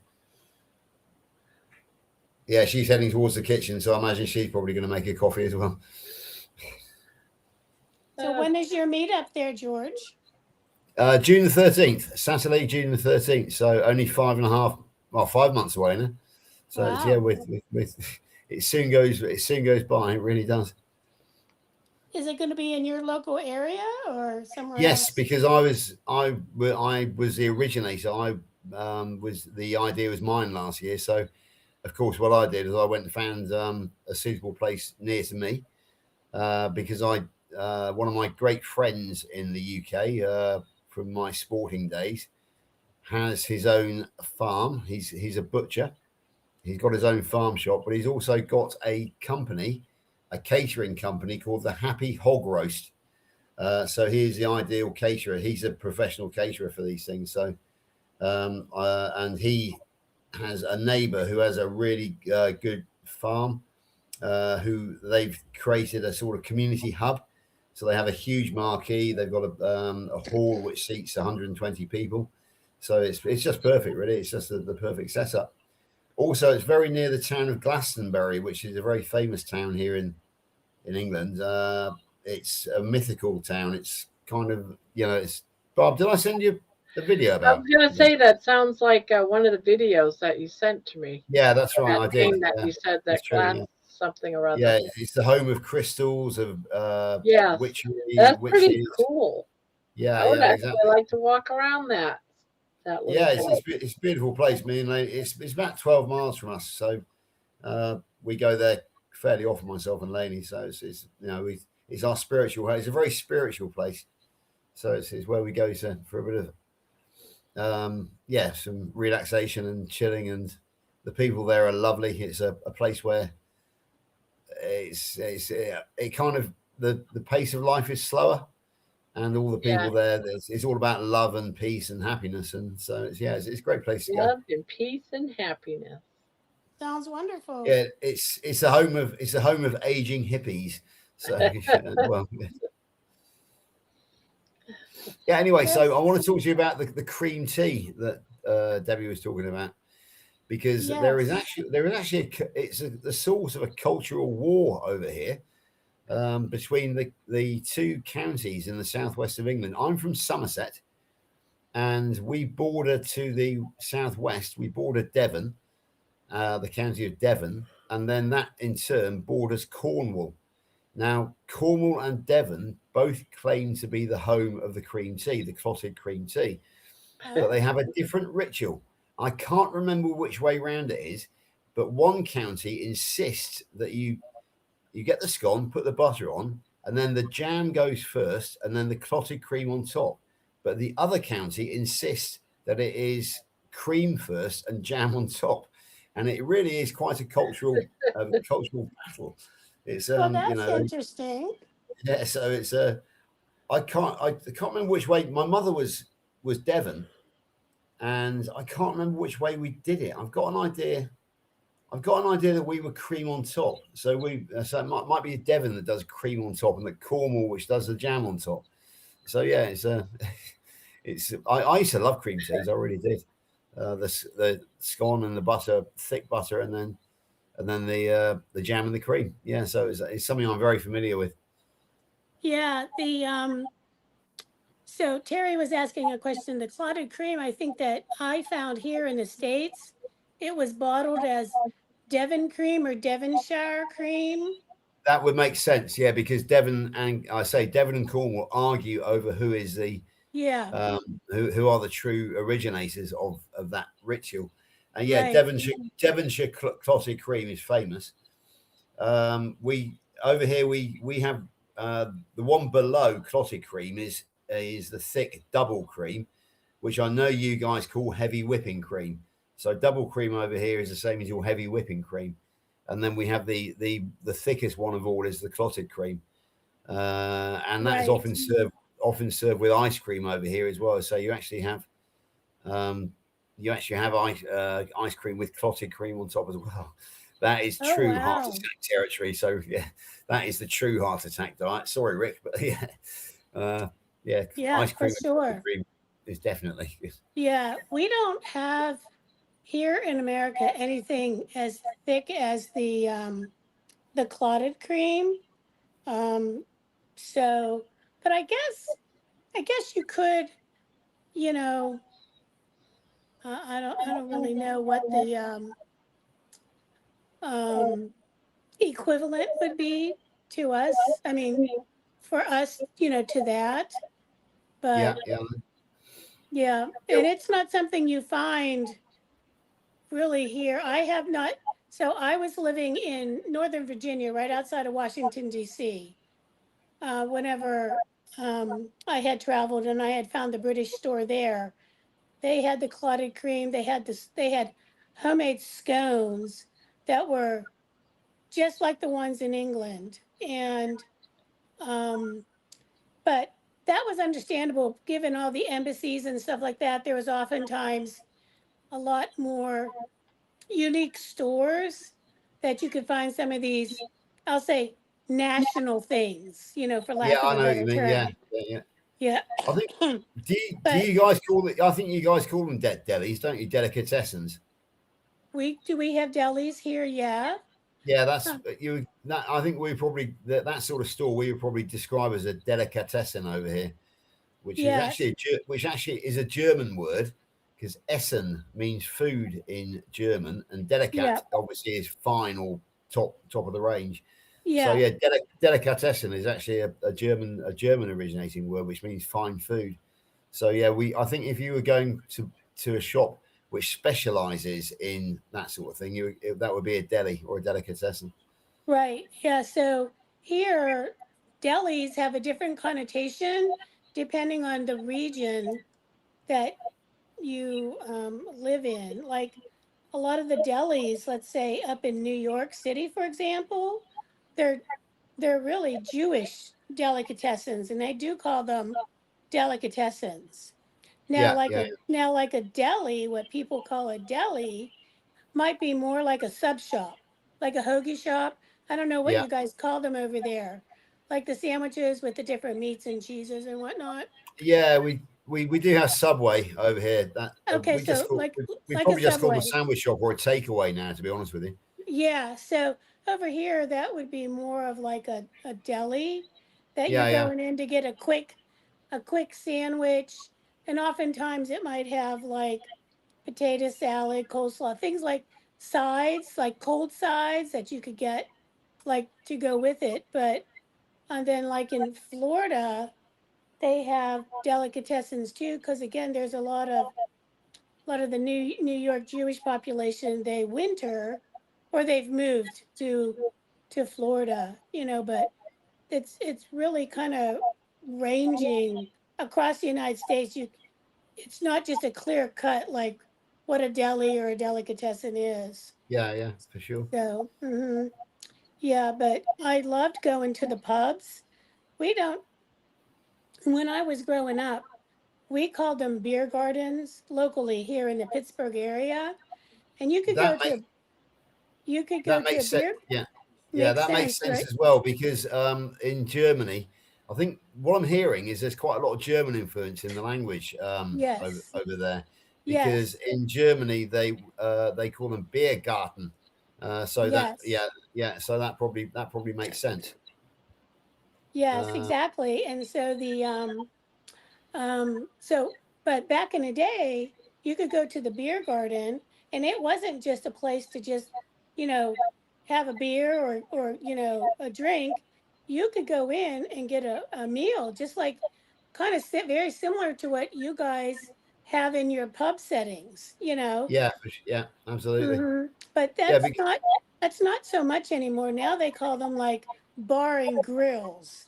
Like so yeah, there's a bar there, but there's also a restaurant part too. yeah, So yeah, exactly. The pub food culture here in the UK never really came until the 1970s. It was pubs were always a place for men to go drinking, and there were two separate bars.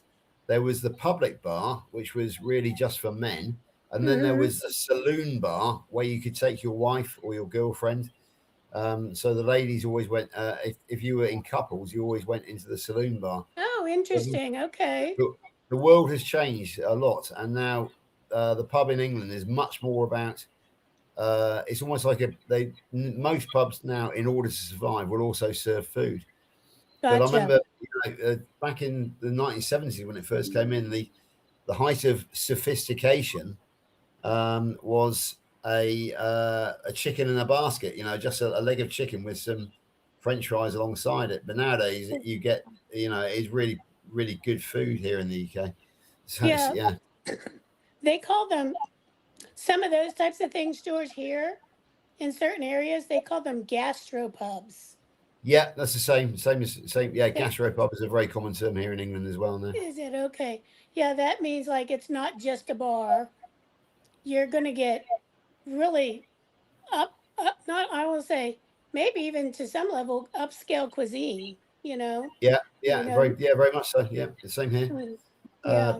yeah, it's obviously the gastro comes from a French word originally. It's Yes. gastronomic basically. So yeah, Yep. so that's Exactly. that's where, That's that's where you get it from. that's from the book the Escoffier Gastronomique That's is exactly the right. Right, we have a visitor. hi hi Lainey. Good morning. Hello, Lainey. How are Morning. you? You're all bright and breezy. I just woke up. Sorry. We're just still up. So we are. Yeah, Good we to I'm see going for you. my coffee. And you, I'm going for my coffee. Barb, thank you for the songs. They are beautiful. Oh, you're welcome. Right. Enjoy. Thank you. Yeah, and also the other tea we were talking about there, the tea with the cucumber sandwiches. That is very much part of the British ritual as well. It's kind of died a death now, really, but you will still get it in the posh hotels. But when I was growing up, my grandparents lived because I was raised on a farm, or a small holding, a homestead, and we had a huge house. And my grandparents lived in one wing of the house, and both my parents and my grandparents were very what am I going to say? Very. There was a ritual. So afternoon tea happened every day at 3:30 or 4 o'clock, and that was always tea with cucumber sandwiches, or maybe sort of a informal one. It could be cookies. Often that you would have a Victoria sponge sandwich, for example, or a chocolate cake. Yeah. Yeah. So the afternoon tea ritual was really quite something when I was growing up, but it's kind of died a death a bit now because the pace of life has moved on. Yeah. All the ladies work now, because in order to own a house over here now, you have to have 2 incomes. Well, So the lady of the house no longer stays at home and just runs a household. So it is a time thing more than anything else. It's just I suppose when you think about it, it's probably part of the problem with the health problem, because our eating now has gone all over the place, because obviously people don't have time to cook properly, don't have time to cook from scratch. exactly. And it's all takeaways, it's all ultra processed foods, just for the convenience, for the time. And I think that's probably part of the problem, which has caused the health disaster over the course of the last 50 years or so. Well, that's when they brought about all these quote unquote convenience foods that have become ultra processed, Yeah. Yeah. I mean, before myself and Lainey discovered what we were doing wrong, we would often use takeaway food. Domino's pizzas, KFC, McDonald's, the fish and chips. So I think Terry just mentioned the fish and chips. We live within 100 meters or maybe 150 meters of a really good fish and chip shop. Not that there's any such thing as a really good fish and chip shop, but yeah, this one has a good reputation. But I mean, if you go into any of these stores, that everything is cooked in vats of seed oils. And when I came to our space, I believed that sugar was the number one enemy. But since I've done my research, I'm now of the opinion that probably seed oils are the number one enemy, even over and above sugar, to be perfectly honest with you, because they're diesel lubricant. And Rudolf Diesel, when he demonstrated his first diesel engine in Paris at the end of the 19th century, so about 1896, I think, or thereabouts, he ran it on peanut oil. So he actually used peanut oil as a fuel for his diesel engine. It was only when they obviously under Rockefeller that they developed a diesel fuel which came from crude oil. So the original diesel engines were run on seed oils, and yet here we are trying to pretend that seed oils are part of the human food chain. They didn't enter the human food chain until the 1940s, when they discovered the hydrogenation process, which meant they could keep them stable at room temperature. So imagine this: in the 1940s, mid 1940s, they entered the food chain. In 1955, Eisenhower had his heart attack 10 years later. Is that a coincidence? I don't think so. I really don't. Well, that's exactly it. Yeah, and then Ansel Keys, in collusion with Eisenhower's personal doctor, Dr. Paul Wright, Dr. Paul White or Wright, they decided, Keys decided that he was going to demonize saturated fat and cholesterol. He got the blinkers on. He was not prepared to listen to anybody else's argument. He decided he was right, and that saturated fats were the problems, not the seed oils, which had only just come into the human food chain. And we've seen what's happened since then. So yeah, if I had to say what is the number one enemy to the human in the human diet, I would say it's seed oils, even over and above sugar, because that's that is the body builds its mitochondria from the building materials it is given, and the seed oils damage the mitochondria. Damaged mitochondria are where cancer starts. So there is no it is not a coincidence that cancer has only become a 1 in 2 thing since seed oils have come into the food chain. It's been a disaster. There's so much I could talk to you about the history of this. For example, It's very interesting. I was reading a small article on how canola oil came to be. It's like a byproduct of the petroleum, like the waste from making petroleum. And here, like people use it for cooking. Like that was like the new cooking oil, for lack of a better term. Exactly. Canola oil has been named as such because it is made from a product called rapeseed.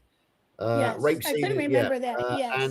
And for some, the sensitivities in North America meant that you weren't happy with the word rape being in the word. We still call it rapeseed oil over here. We're not so sensitive, but I can't remember exactly what it stands for, but I know the can part of it is Canada.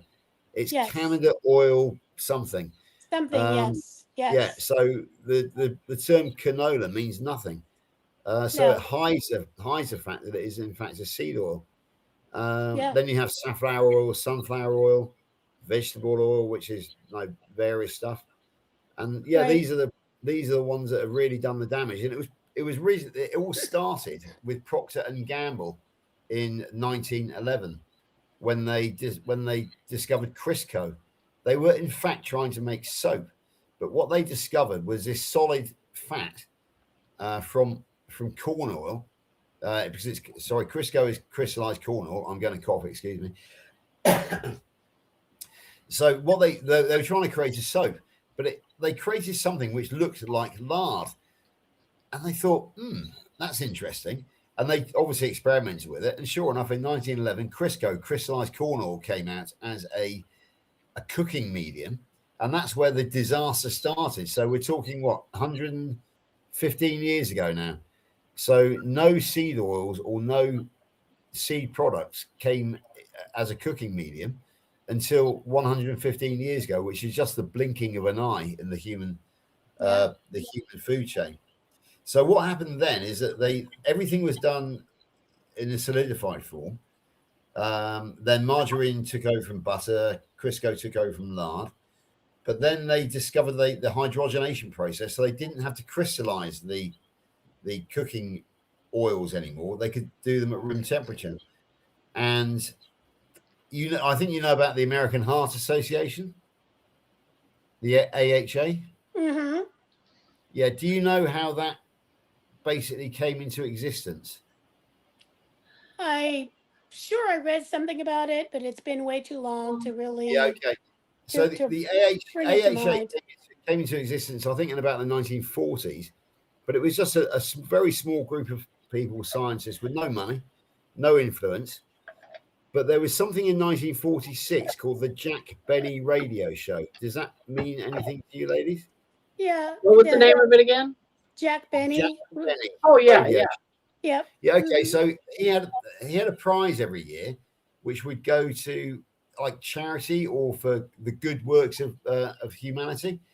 Now, in 1946, the funding for that prize was given by Procter and Gamble, and it was basically a huge amount of money, and it was awarded to the American Heart Association. So suddenly, overnight, they went from being this penniless group of philanthropist people to being this multi-million charity. But of course, they were bought and paid for.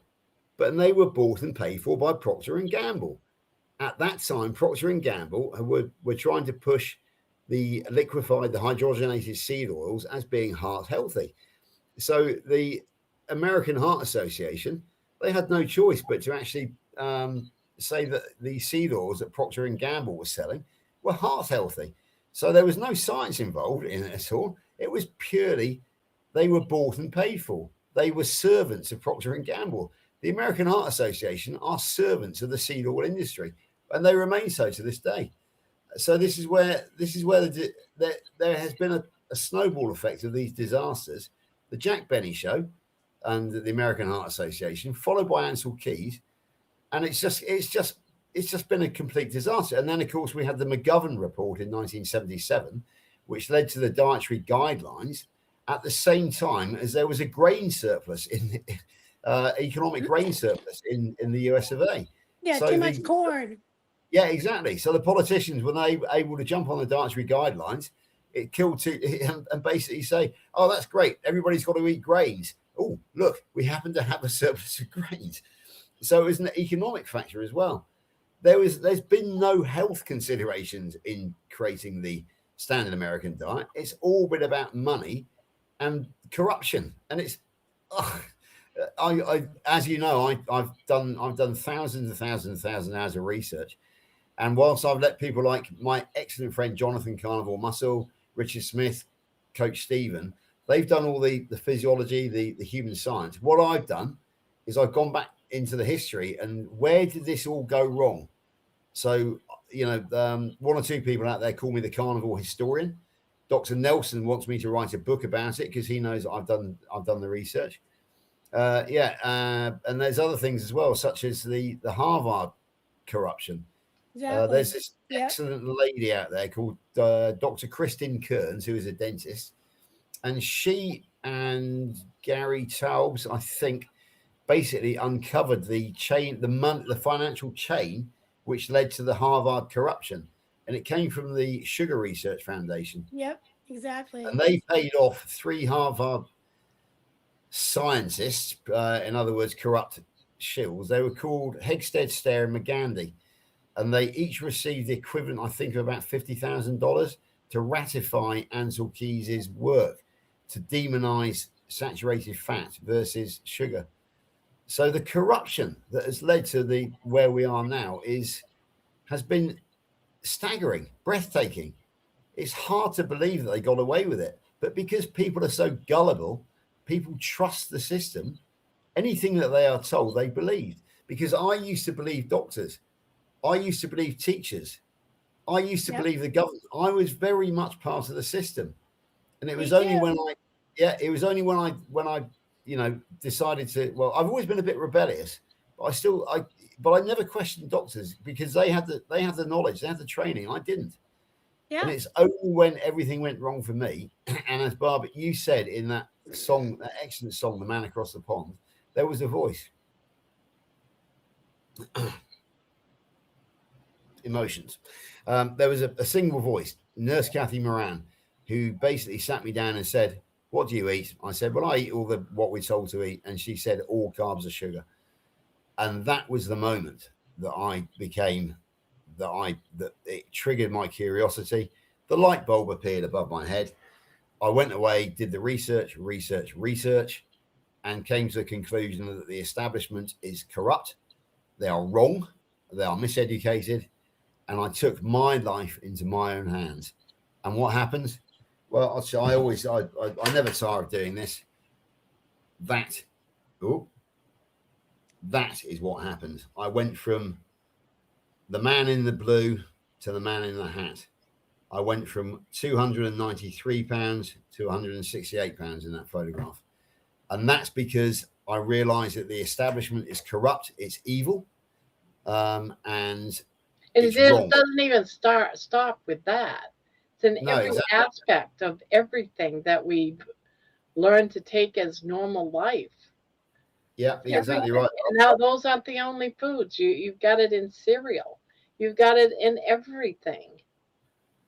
You know? I mean, to go back to the cream as well that we were talking about earlier, we have a spray cream over here, which comes is ultra processed in an aerosol can. We have that spray too. it and it makes the pretty patterns. Yeah, we do too. The French call it chantilly or chantilly. Chantilly cream. Yeah, exactly. We just call it spray cream over here, but because I speak French, I tend to call it chantilly cream. But it's not cream. That is just synthetic muck. It really is. So I mean, it's even reached into that part of our life. Everywhere you look, everything is poison nowadays. And it's wrong. And the thing is, right, let's talk about doctors for a second. I have contempt for doctors. I don't like doctors. I have contempt, but I also have a sense of pity because they have trusted the education. They haven't Yeah. questioned it. They have been totally miseducated. But in order for them to keep their precious certificates and to earn their obscene amounts of money so they can drive their BMWs and their Porsches and live in big houses, they cannot question the system. They are not allowed to question the system. I think that a lot of them choose not to, which I think is, I think they're too stupid to do so, because basically they surely have to look around and realize that they are on their watch. The world has gone to utter rat shit on their watch, so they are responsible. But they are not prepared, apart from a very few, to actually think outside the box and say we are wrong. You have more over in the States. Dr. Kiltz, we want to talk about Dr. Kiltz in a minute, by the way. Dr. Kiltz, Dr. Berry, Dr. Baker, Dr. Hampton, Dr. Lisa Wiedemann. You have some great docs over there. We have one or two. Dr. David Unwin, Dr. Abs, Louise's doctor, whoever he may or she may be, because she's carnivore, but she's not famous. So yeah, there we go. This is the problem I have with doctors. I don't think they're necessarily evil people, but I think they choose to be blind. I think they choose to be blind. But I also don't believe they're getting the right education either. No. Yeah, Their education, it's like for the United States, like I read somewhere, excuse me, that the education that the doctors are getting, like it really hasn't been updated for like a decade or decades, honestly. Yeah, they're still being taught old stuff that's like 40, 50 years old. They're nothing new. No They nutrition. have the very basics, and then they're told to research. Yeah. Yeah. It's like no nutrition, like minimal nutrition, like maybe a semester of nutrition, and, which is a disservice. But here, again, in America, a lot of them, they are just beholden to big pharma and big insurance. I literally I wanted a specific blood test, and I asked my doctor for a script for it. And he told me no. And I'm like, well, why not?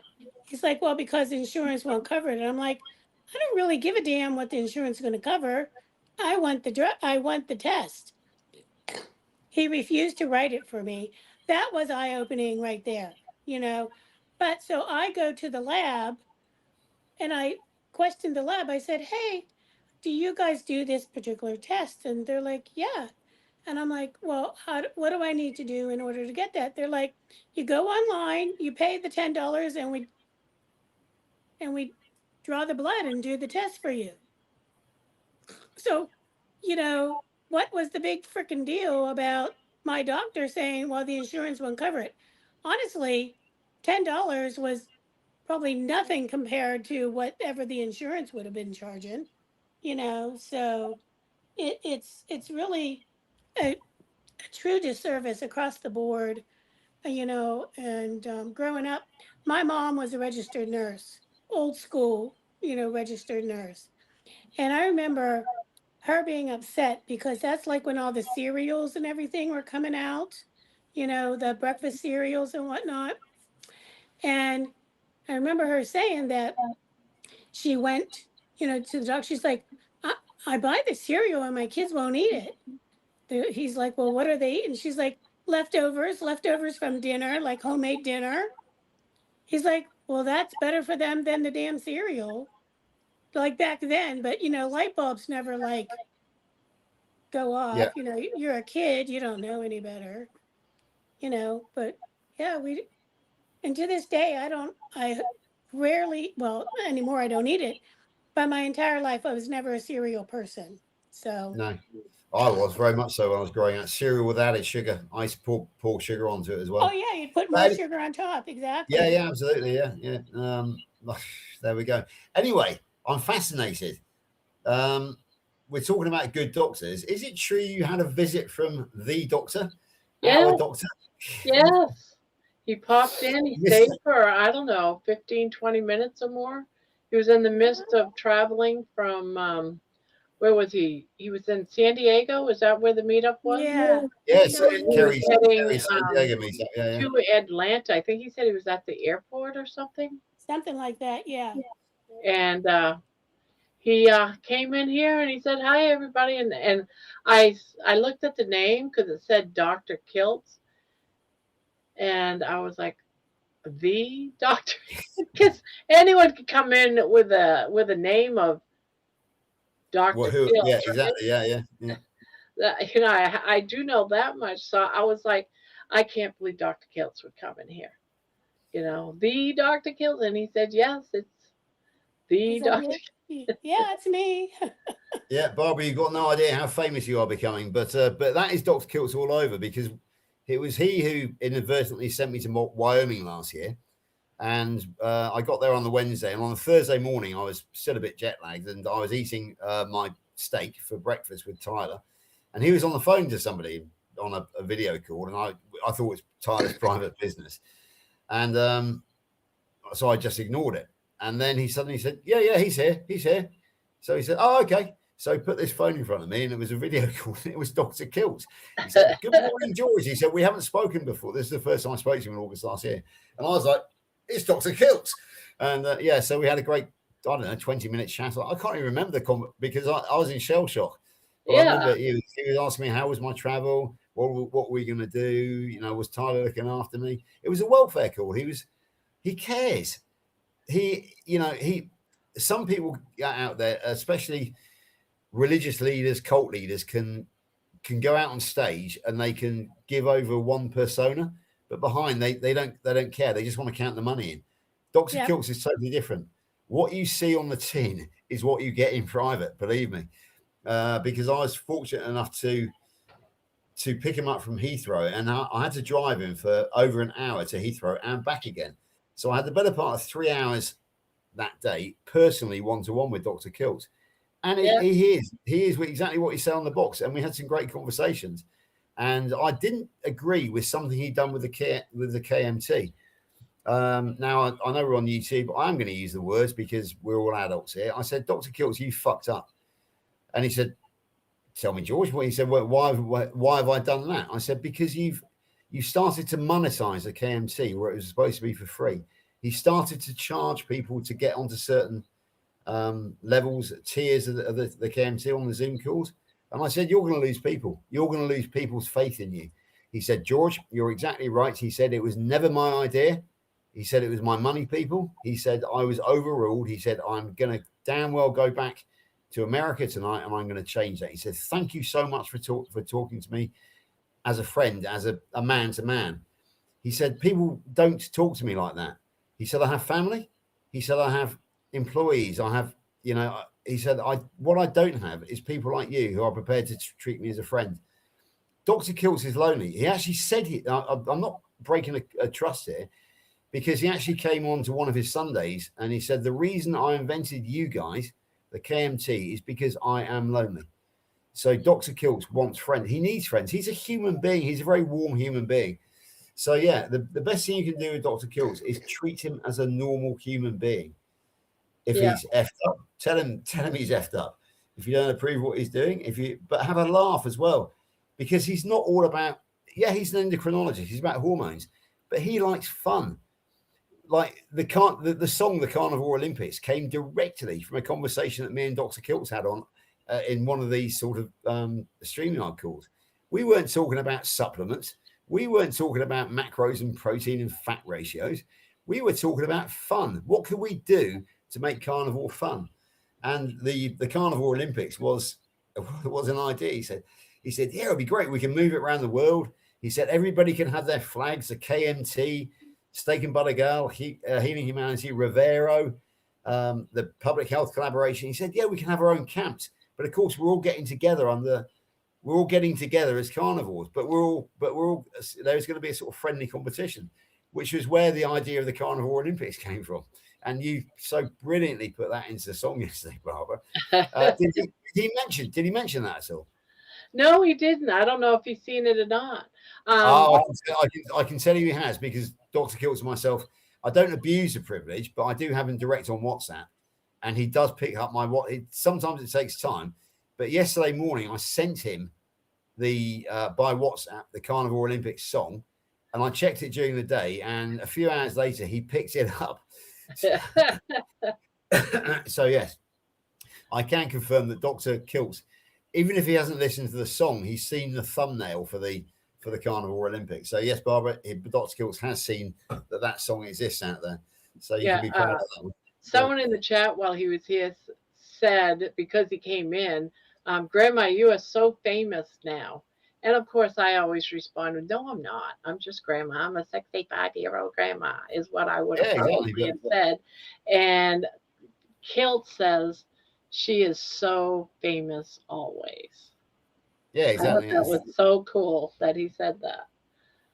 Yeah, Dr. Kiltz believes everybody is famous. Everybody has that story. You know, I thought it was cute. It was like, he's amazing, Dr. Kiltz. I mean, I absolutely adore the guy. He has changed my life so much. He's changed my mindset so much since I first started studying under him in July. I am so much more in control of my mindset now than I was before, because he's taught me many things, one of which is the power of love. And it's easier to love. It's easier to enjoy life if you love than hate. And if you can forgive, it's easy to hate, and it's very tempting to seek revenge, and it's very tempting to hold grudges and be bitter. But the only person you're actually hurting is yourself, because you stress about it, you worry about it. If you can, I think you wrote a song called Let Go, Let God. So if you can learn to let go, if you can learn to let go of the hate, the fear, the bitterness, the anger, the anxiety, then life becomes easier. Yeah, there are people in my past. One of my sayings I say all the time, let go and let God. Yeah, there are people in my life for whom I have no time, whom I would not spend the time of day with now. But I've let go of the anger, the bitterness, the hatred, and it's freedom. It is liberty for me. It really is, and it means that because I can focus on love, I have a lot of love to share now. When, as you know, I share it around the world. I've somehow become kind of not central to the carnivore community, but I'm very much kind of a figure in the carnivore community. But I have enough energy and love inside me now to share that amongst the community. So I don't have to be selfish with my time. So I have to be to a certain extent, but I just love our community, and I love sharing. I love sharing the joy. To me, the sharing is the most important, because that's why I'm here. Someone shared this story.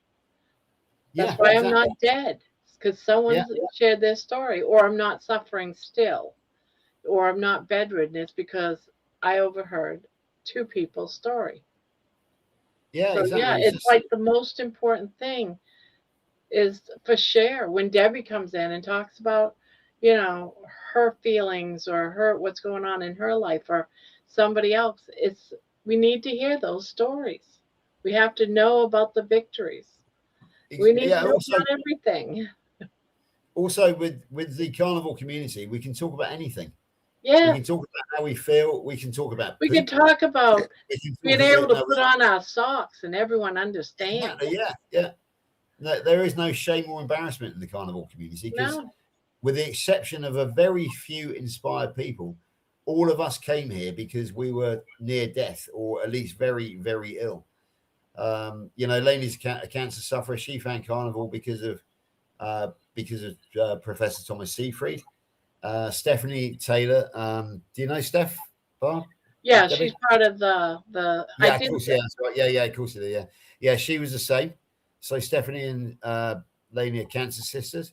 I think I've mentioned to you my great friend Rebecca Johnson, who was brought up in. You just said you did an email, and you just said Rebecca, and I didn't know who that person was. Yeah. So I couldn't do a story on her because I didn't know. No, have you found her channel?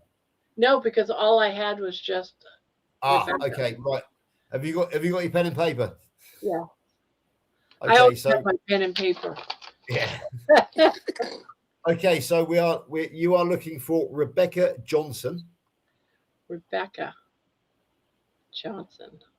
Yeah, and her channel is at Cabana Chronicles. Do you want me to spell Cabana? Yeah. Yeah, it's CABA Spanish N. Okay, so it's the N with the little squiggle on top, the tilde, that makes the ñ, as in mañana. And then so CABA Spanish N A, and then Chronicles CHRONICLES.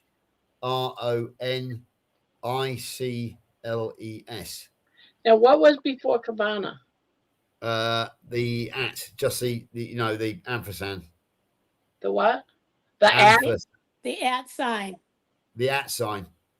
The ampersand. Like Oh, the, at Yeah. sign. Okay, yeah.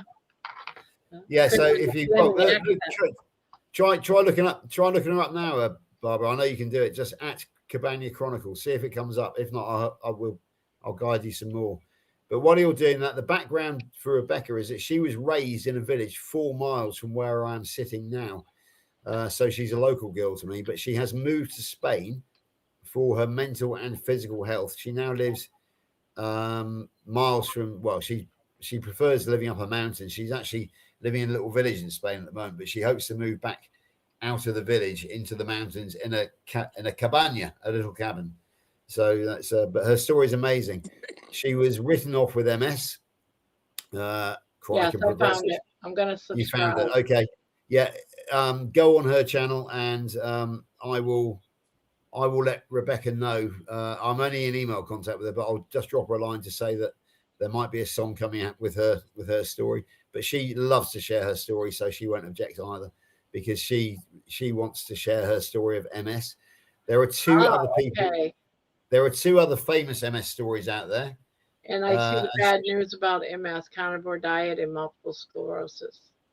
Yeah, okay. Her story is amazing. She went from wheelchair to climbing mountains, literally from wheelchair to climbing mountains. And there is actually one episode of hers, maybe 2 months ago now, which says, "Come climb a mountain with me." So yeah, please have a look at Rebecca, and her story is one of from from MS, from being told that her life was ending, really, or her meaningful life was ending, to climbing mountains again. I think that would make a good title. Come climb the mountain. Yeah, well, it is actually the title of one of her. I believe it's the title of one of her podcasts. She broadcasts about once a week, I think. Yeah, I've been on with Rebecca. We did an interview which never actually made the light of day because she had an internet problem. What I need to start doing is posting their channels, if they have a channel, in the tag of the song. Yes, that's a good idea. That would be great. I should do that, because I don't use their last name. I only use the first name, because in some way I want to protect their privacy. Yeah. But if you think that's a good idea to do that. I think it's an excellent idea. Like we got Lash. I did a story of him, did a story with DC. I did, of course, Carrie Man and his wife and daughter. I probably should do that. Because that's a good idea. Since being on Carrie, they're all getting recognized more. Of course, yeah, very much so. There is. I've got a funny story to tell you about how Rebecca and myself actually got to meet. Because, as I said, she's about 15 years younger than me. But she was raised 4 miles from where I'm sitting now. But we didn't know each other. But the village that she lives in is a little village called Moorland, which is out on the moorland. And it's got an excellent pub called the Thatcher's Arms, which will figure in this story fairly shortly. Now, I didn't know Rebecca, never heard of her. But I did know Stephanie Taylor, who was doing interviews for her own channel. And she interviewed me one day. She was slightly late for the interview because she said she'd been interviewing somebody else. I didn't know it was Rebecca, but anyway, I did my interview. So she then released those 2 interviews on back-to-back days. The first one being Rebecca. And Stephanie said, "Where exactly do you come from, Rebecca?" She said, I was raised in Somerset in a tiny little village that nobody will ever have heard of here. But she said it was the village of Moorland. And I went, "Moorland?" And she said, "Yeah." No. And then she said, "Moorland near Bridge." I said, that's the Moorland. So I was laughing my head off. And in comments, I said to Rebecca, I said, "What do you mean nobody's heard of Moorland?" I said, "I had my stag night there because I was in the Thatcher's Arms." And she came back with a what? This is unbelievable. And of course, then we swapped emails and we've been friends ever since. As I said, I did an interview with her, YouTube interview with her, but unfortunately, she had trouble with her internet over in Spain. And by the time that she could have posted it, I had already moved on so far from where I was on my journey that it would have been irrelevant. So I asked her not to post it, but we probably will do another one, I would imagine. Which reminds me of the international group, which I mentioned yesterday. They're looking for new victims, for new interviewees, and I don't think any of them have actually interviewed Rebecca. So I think she will be high on my target list for the next round of interviews that come up. So yeah, that'll be really good. She's a lovely girl, absolutely lovely girl. She's had a couple of heartbreaks in her life and been let down very badly by men that she trusted. But my understanding is that she's now found herself a man with whom she is becoming close again and is dating again, which is a nice story, because obviously the breaking of the trust and the MS meant that she was on her own for a very long time. But she's a warm, loving girl, and I hope that we hope that this is going to be the Mr. Right for her, shall we say, because she's had some misfortune in her life. So yeah. I'm very fond of Rebecca. There's no question about that, because I feel a great affinity with her because we're homies. She's from my hometown, so yeah, it's great. And she's also great mates with Diane Ladd, who is the Boston Carnivore.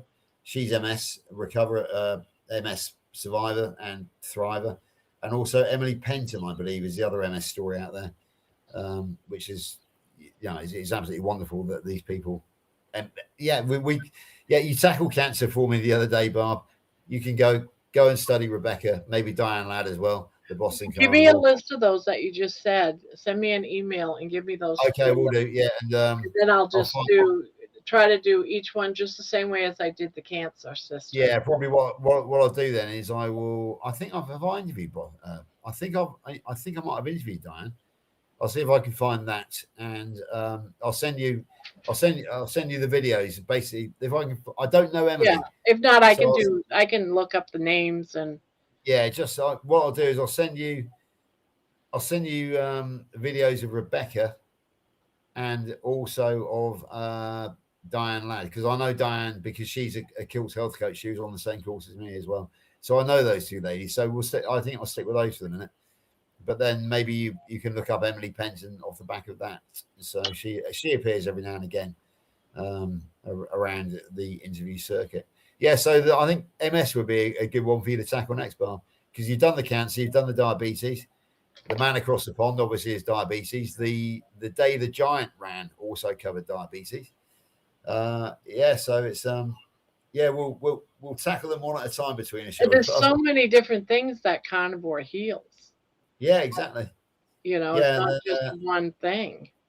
Yeah, I mean, it's becoming quite apparent that there are two sides to what you're doing. One is the very serious, the very emotional side. Such I know you had emotional problems with the cancer trilogy, and believe me, I have. That was just rough on me, George. Exactly. That was rough. But of course, then we found the opportunity to lighten the mood yesterday with the Carnivore Olympics. Yeah, which I'm very thankful for. And then the whole some rock and roll music going. So I did a couple of comical rock and rolls, like Butter on My Boots and that type of stuff. So a bit of Elvis, that sort of thing. That sort of obviously. Would you say that most of your stuff is in the country and western style? Because that's what. Well, it can be either. It's just that when you're talking about something sad, you don't want it to be uplifted. No, true. I'm setting the mood through the song, because do you really want a celebrating song music tone to someone that's dying? No, exactly.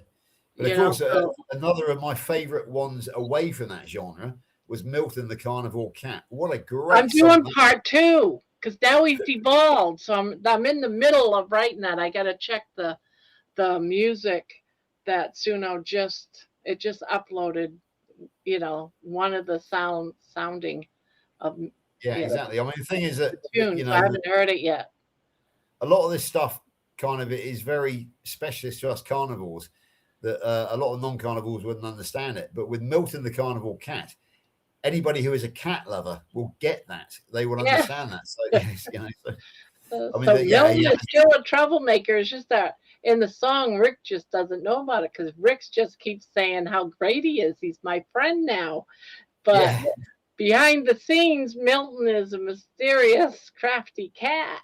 Well, exactly, and of course he does have his alter ego, which Amy bestowed upon him, which is Swamp Cat. So yeah, I forgot all so about Swamp Cat.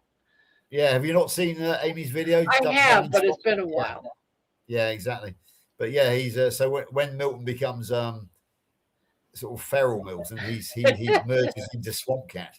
So when he's attacking Rick, he's in his Swamp Cat persona. I think it's great. It really is. I love all these stories. I mean, what fun we're having as well. And it's not even laughing about it, and you know, it's not drug fueled, it's not alcohol fueled, and we get to keep our clothes on, and we still have fun. Yeah, well, apart and writing a lot of these songs, like the one we did last night. Everyone had a part of it. Everyone was throwing ideas about flying iguanas, and someone else said, alligator wrestling, and someone else said something else, and Lainey said something to do with throwing that tree stump. I forget what it's called now. It's called tossing the caber. Yeah, tossing the caber. I mean, everyone had a hand in that. You exactly know, right. Terry had ideas, and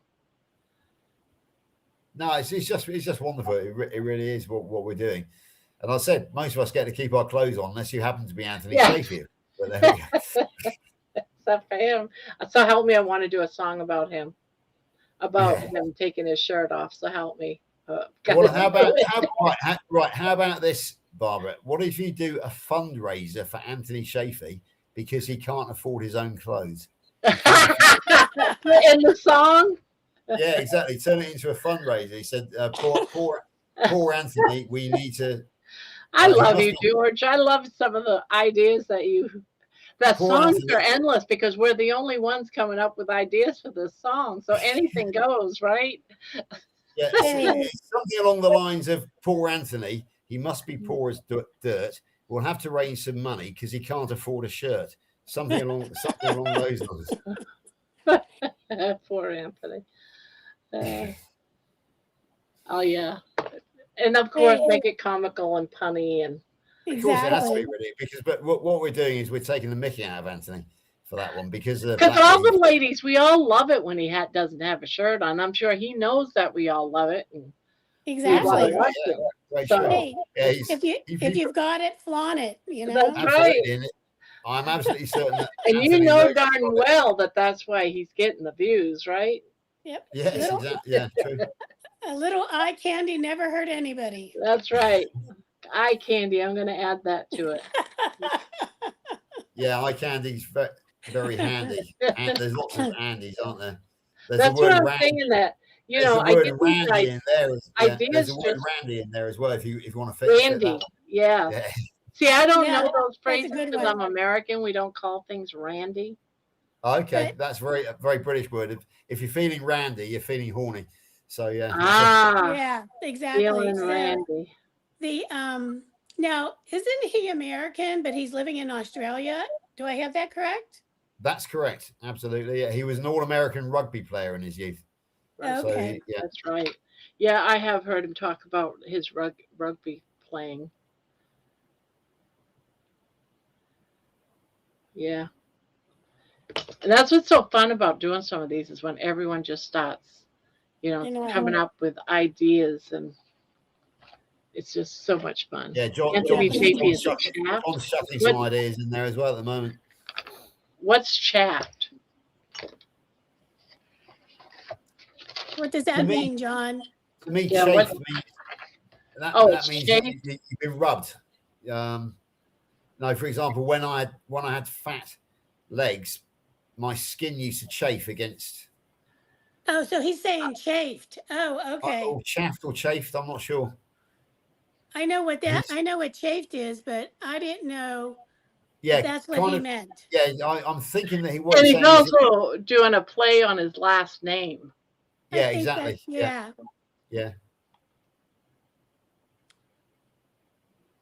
Yeah, because obviously if you're chafed, you're worn down, aren't you? So yeah, that kind of makes sense. So Dr. Chafee. So what rhymes with Chafee? Taffy, Taffy, something like that. And it's amazing too. What sometimes I have a trouble with when you're doing your words and then you throw it in. Sooner they don't get the word right. Like you want it to say, like for example, one that I was having such a difficult time with it today was live, Yeah, yeah. and it kept saying lives, and it's like, no, I I want know. live. And it just Yeah, doesn't want it. No matter how many times I threw it in there, it would not go to the way that I wanted it to go, and so I had to replace the word. yeah. I Excuse transcribed word for word the day the giant ran, and there's just one word in there which I just cannot get. I haven't got a clue what it is, but maybe What is it? it's the one where and hands folded thin. Something is at the very beginning of the song. It begins with P. Which song? Which song? The day the giant ran. I could tell you. It's at the beginning of this. It's the first word of a line, and the word ends and hands folded thin, or something like that. Anyway,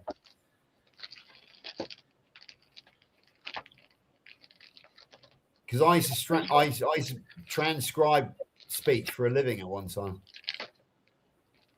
I'll tell you in just a minute. As soon as I find it.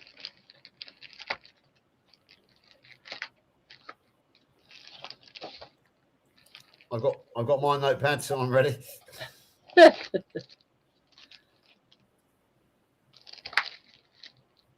Back. I might have put it. See, these are all the ones I actually made for somebody, but I don't know if it's in here or if it's.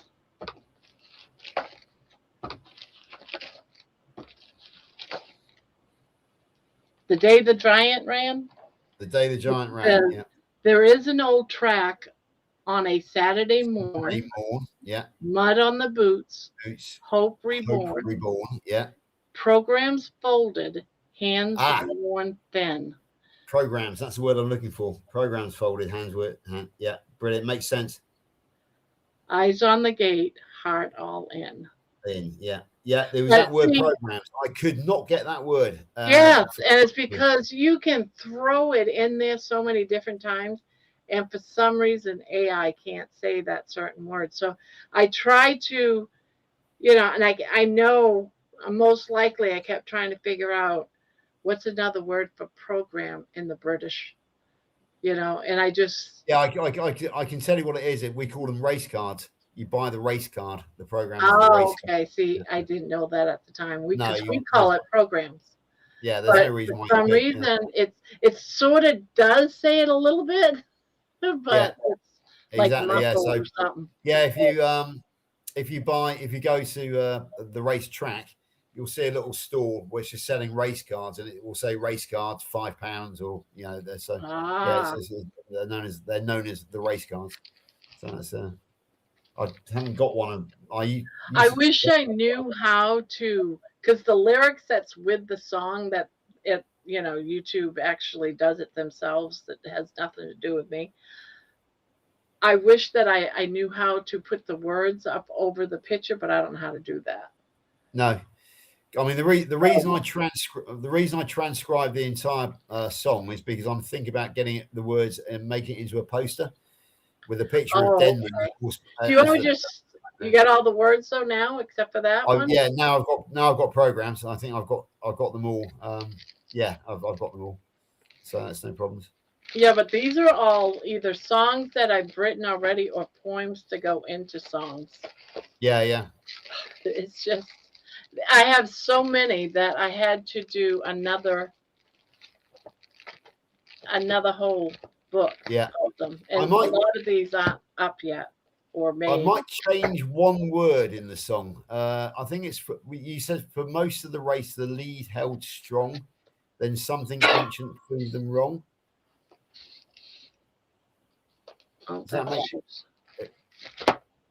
What I can do is just send you a copy of the song, and then you can let me know words you would Yeah, swear. exactly.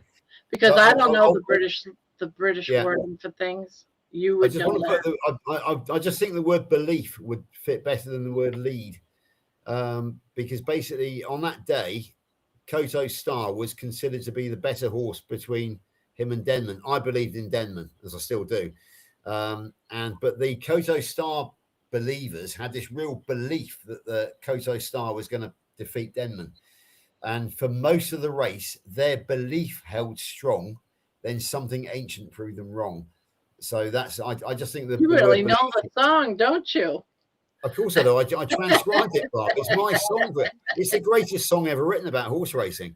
So yes, really? I do know. I do know the song. Absolutely, I know the song. But you captured the moment. You captured the spirit of it. You watched that video, and you saw the Yes, I did. I watched it more than once. Exactly. He was known as the Destroyer, Denman the Destroyer. And you said the Destroyer surged. And he did. He surged. He surged clear of Koto. Poor old Koto Star, who was a lovely horse, he gave everything trying to keep up with that monster that day. Yeah. He just couldn't. He was once he jumped over that hedge, you know, the Destroyer just took charge and kept it. He was so big, he virtually stepped over those fences. Yeah. Poor old Koto had to jump them. I didn't think he was going to win. I thought the lead horse from the beginning, I forget his name now, Star something. I thought he was going to win, you know, but I knew he wouldn't because I already knew the other one was going to win. But at the time, I didn't think it was going to happen. I kept saying, well, I guess he's not going to win. I mean, the race isn't going to go on forever because it was a long time. The other horse had the exactly. lead. Yeah. In fact, there is a follow-up story to that because they actually met in the same race 3 times after that. The year afterwards, Denman was very ill. He had atrial fibrillation, and they stupidly ran him in that race instead of giving him the year off.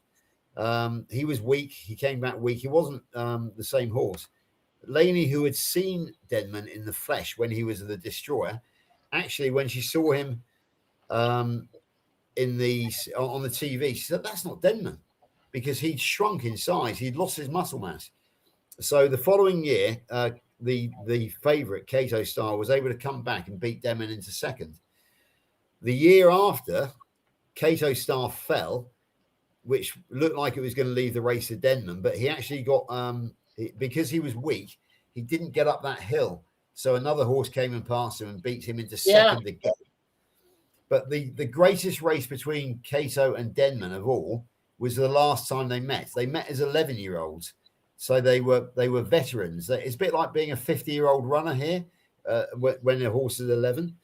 But that race was incredible because coming down the back straight, Kato Star suddenly served it up to Denman. It was he who surged on that occasion. He surged into the lead coming down the hill, and Denman was kind of caught unawares. So he had to really pile on the pressure to get alongside him.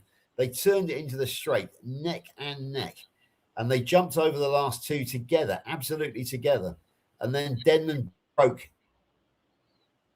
and started slowing down. Denman went on, but he'd also broken. Oh, you lost your voice. Have you got me back yet? Right now I got you. But that last bit I didn't hear you. Yeah, okay. So to go back, Denman and Koto, they jumped the second last or the last together. But then Koto said, "Enough, I'm broken."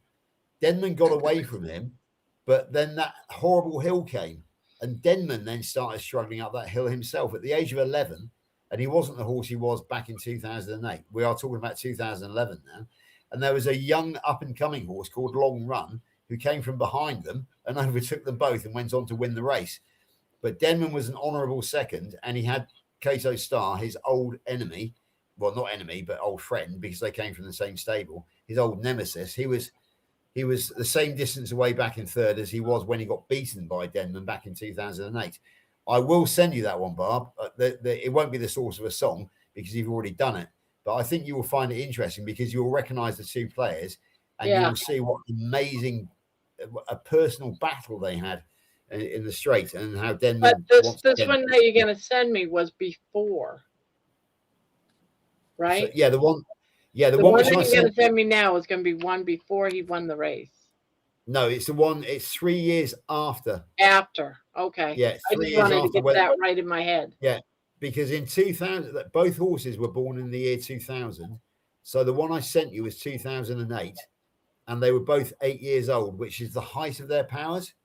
When they met again in 2011, they were both 11, so they were on the downward slope in terms of age. So they old legs, tired old legs, and they were vulnerable to a young horse, a 6-year-old, I think he was, or 7 at the most, who had young legs, like 20-year-old legs. So it's a bit like a 50-year-old man trying to run up a hill and trying to hold off a 25-year-old who's coming up behind him. It's very, very similar to that. Good night, everybody. Again, the Chad is dead. What do you mean by that? Chad. I'm presuming you're talking about the chat. The chat's gone. Oh, quiet. the chat. The Is chat. anybody Yeah, else left in here? Yeah, believe it or not, but it's 10 to 9 over here. God knows what that means. It's 10 to 4 with you, I think. It's almost 10 to 4 here. Yeah, so I think that's what John means. The chat's dead because everybody's gone to bed very sensible. Okay. Yeah. Yep. Well, So, it says we got 22 people in here. It makes me wonder who all the 22 is, because everyone's. Yeah, exactly. We do have a lot of people that come in, and like Terry, she's in bed with her earphones on listening. So we have a lot of those people that come in. I wonder how many Aussies we got. You might have a few Aussies because it's their evening now. So it's a really good time. Yeah, we do get a few. Jojo, I don't know if Jojo's still in here, but we did because have I think she might be, because DC went live 50 minutes ago. Ah. From Queensland. I was going to go on with DC, but I'm having such a great chat here that I don't need to. I went on with him last week. Yeah, so I imagine that Josephine might be in chat with DC as is Jonathan as well. Bon is still here. Oh, Bon's still here. Okay. Yeah. Well, I think I'm gonna head out because I've been up for a long time. But anyway, as always, thank you so much. Always great, George. Have a great day today. Probably next week, I expect I'll be back this time. Hey, it's always good. So, Barb, good night. Thank you for everything again. Everybody, anybody in the chat. Thank you for coming by. Good night, everyone. And I measured my blanket. It's at 33 inches square now. Okay, I'll measure mine later. Yeah. So anyway, night, everybody. Night, night. Good night, Debbie. Good night.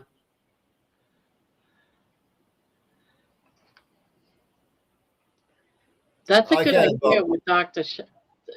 Chafee. I love it. Well, yeah, he can't afford a shirt, so we're gonna have to try and do a little fundraiser for him. Yeah, anyway, so I'm gonna have to disappear fairly shortly because we've got to get our day going. But there is, we just need to recap. So we're gonna tackle MS. So I'm gonna send you a couple of MS videos. Yes. I'm gonna send you the battle between the two horses 3 years later when they were both old, and they finished second and third in that race. So it was a very honourable performance from both of them. Yeah. And it kind of settled in my mind who was actually the better. It was Denman. But the supporters of the other horse still try and find excuses. They still try and argue that he was the better horse, but he wasn't. And right, so that's those two. So yeah, Anthony. Right, there's just one more thing I want to talk about. I just want to. I'm just intrigued by Dr. Kilt's turning up. So he just came out of the blue. He just went into the. Well, how did he do it? Let me scroll up because I looked up there. He came about 1 o'clock. I don't know if you can see 1 o'clock. I can watch this back, can't I? So yeah, he popped in about 1 o'clock. Let me get the exact time. Well, that will be 0600 hours my time, which was just when I was going for a shower, actually. So I only just missed it. Because I was looking at the chat and I'm like, is that? You're going to have to look back on it before I close out, because when I do this live, it doesn't save the chat. No, it won't save the chat, but I'm not that interested in the chat. Sorry, Dr. Kilts didn't appear on the screen, no? What's that? He didn't come onto the screen with you. No. Oh, he was just in chat. Okay, yeah. Oh, Okay, okay, here's so don't Dr. worry. Dr. Kiltz. Yeah, I was talking to about Bill Knotts and how he was my hero. And he said, Bill from Alaska is our hero. He's everybody's hero. Yeah. So let me see. So he pops in about 1 o'clock. This way late for Kiltz. That's what he says. So that's at 1 o'clock. He's saying that. Are you looking back or? No, I was going to. If he actually come onto screen like I've done, I would have. Okay. Okay. Yeah, he just comes in and he says hi all. Yeah. Are you able to go on with him? But I don't think you'll be awake by 10 a.m. this morning, will he? Because he usually does his 10 a.m. Oh no, he's at San Diego. He might not do it today. I don't know. No, he's already. Let's see what he says about that. Let me find what he just says. He says, this is at 1 o'clock a.m. our time. Yeah. He says, on my way home from San Diego meetup on Delta flight right now to Atlanta. So is Atlanta where he lives, or is no, he doesn't. But he might have a house there. It's entirely possible. Yeah. So yeah, he might come in the middle of traveling. Yeah, he might come on the 10 o'clock. I'm not sure, but I'll check it out, because for the last 2 weeks he's called me on to go with him, to be on with him. So, 10 o'clock. Are you talking Eastern or are you talking Eastern? Yeah, 10 a.m. Eastern. Okay, so he doesn't do the 6 o'clock one. No, he does. He goes on solo. He used to treat it a bit like a sermon. It was his way of getting his congregation, and he used to give a shout out to everybody. But for the last 2 weeks, because I've been the first of the congregation to be in chat, he's actually called me on to keep him company. And the first week it was myself, Rick, and Dr. Mason, and then last week we had Dr. Mason, Dr. Kiltz, myself, then Rick came on. Then Mitch came on, and that was interesting because it's been a long time since I've done a live with Mitch. I did watch a live with you guys in it with Mitch. Yeah, that was the Dr. Kiltz's Sunday sermon, as I call it. It's Sunday live, but I call it his Sunday sermon because he's actually an ordained minister, I believe. Do you know, I've got an idea he might have even conducted the ceremony where Bella Ma, steak and butter girl, got married, because I know he was at that wedding. So when I spoke to him, he said, I've got an idea he might have actually conducted the service. I'm not 100% sure, but I know he was there and had a role. So yeah, it's interesting. So is this at 10 a.m. in the morning? He just on the Sunday morning. It's just he doesn't have actual interviews. He just he just goes on.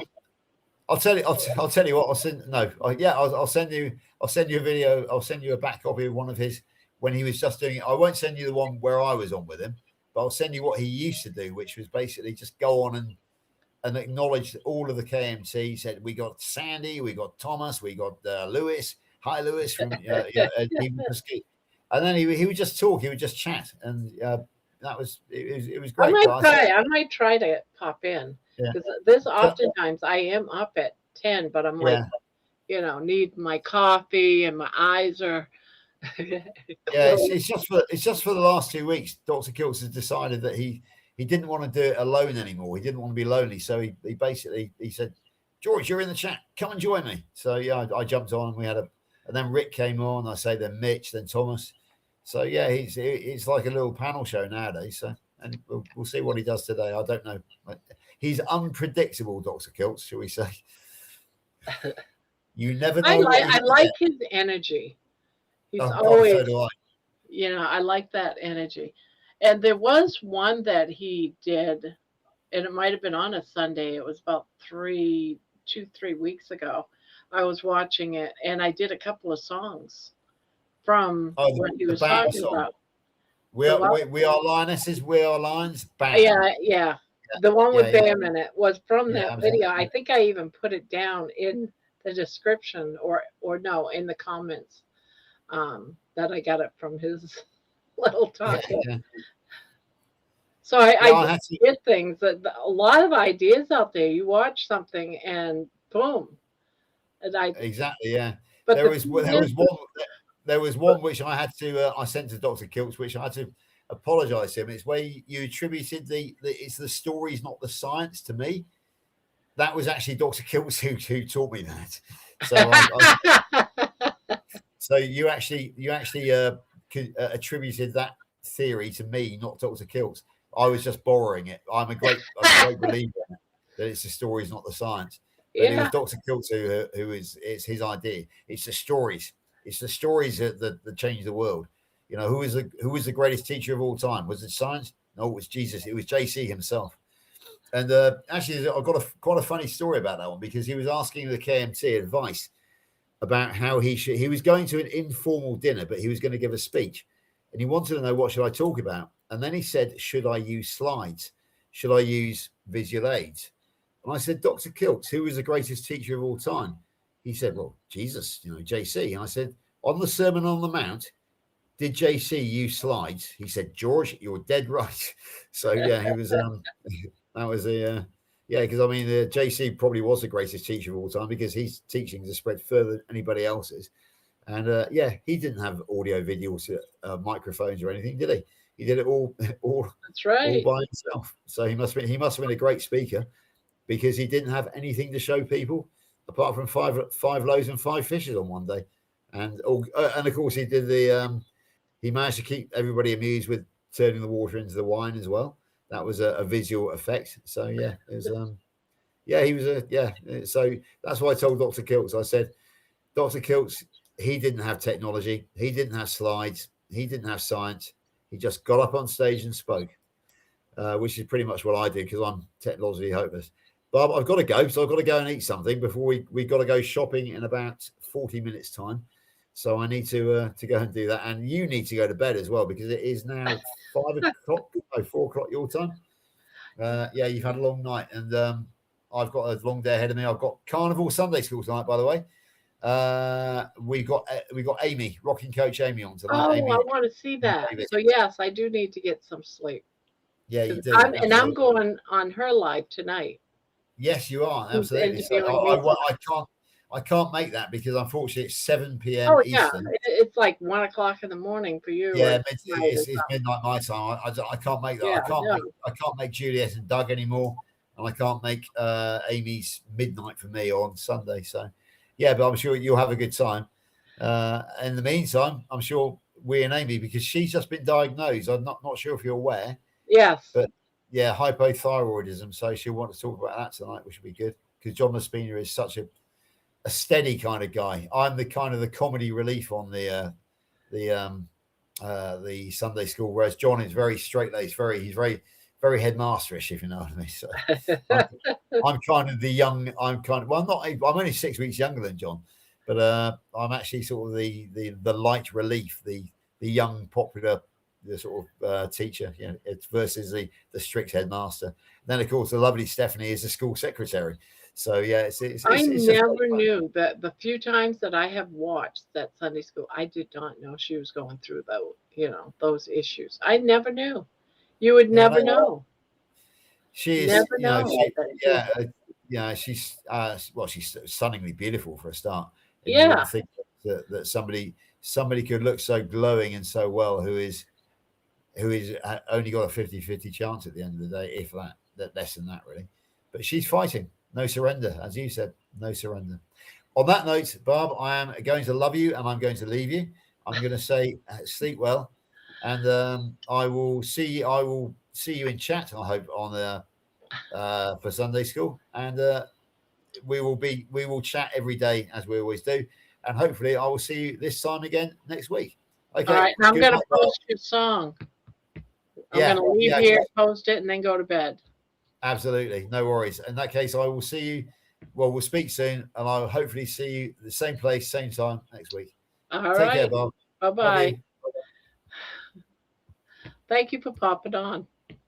Well, there you have it, guys. Let's see. We've been live now for 7 hours, so I am thinking this is a good time for me to get up off my butt and walk around the house a little bit and then get into bed. Yeah, my butt cheeks hurt. That's probably why my butt cheeks hurt when I go on my walks in the morning. It's probably because I'm sitting for 7 hours, got up, wants to go potty. So Boo Boo Stalker, I love that. Bamboo Stalker, I love that. Bamboo Stalker. All right, guys, I am going to let you all go. I am going to go to bed and see you guys tonight. You guys are all great and wonderful. Night night, guys. Sweet dreams. 3, 2, 1. Beep. I almost didn't know how to count.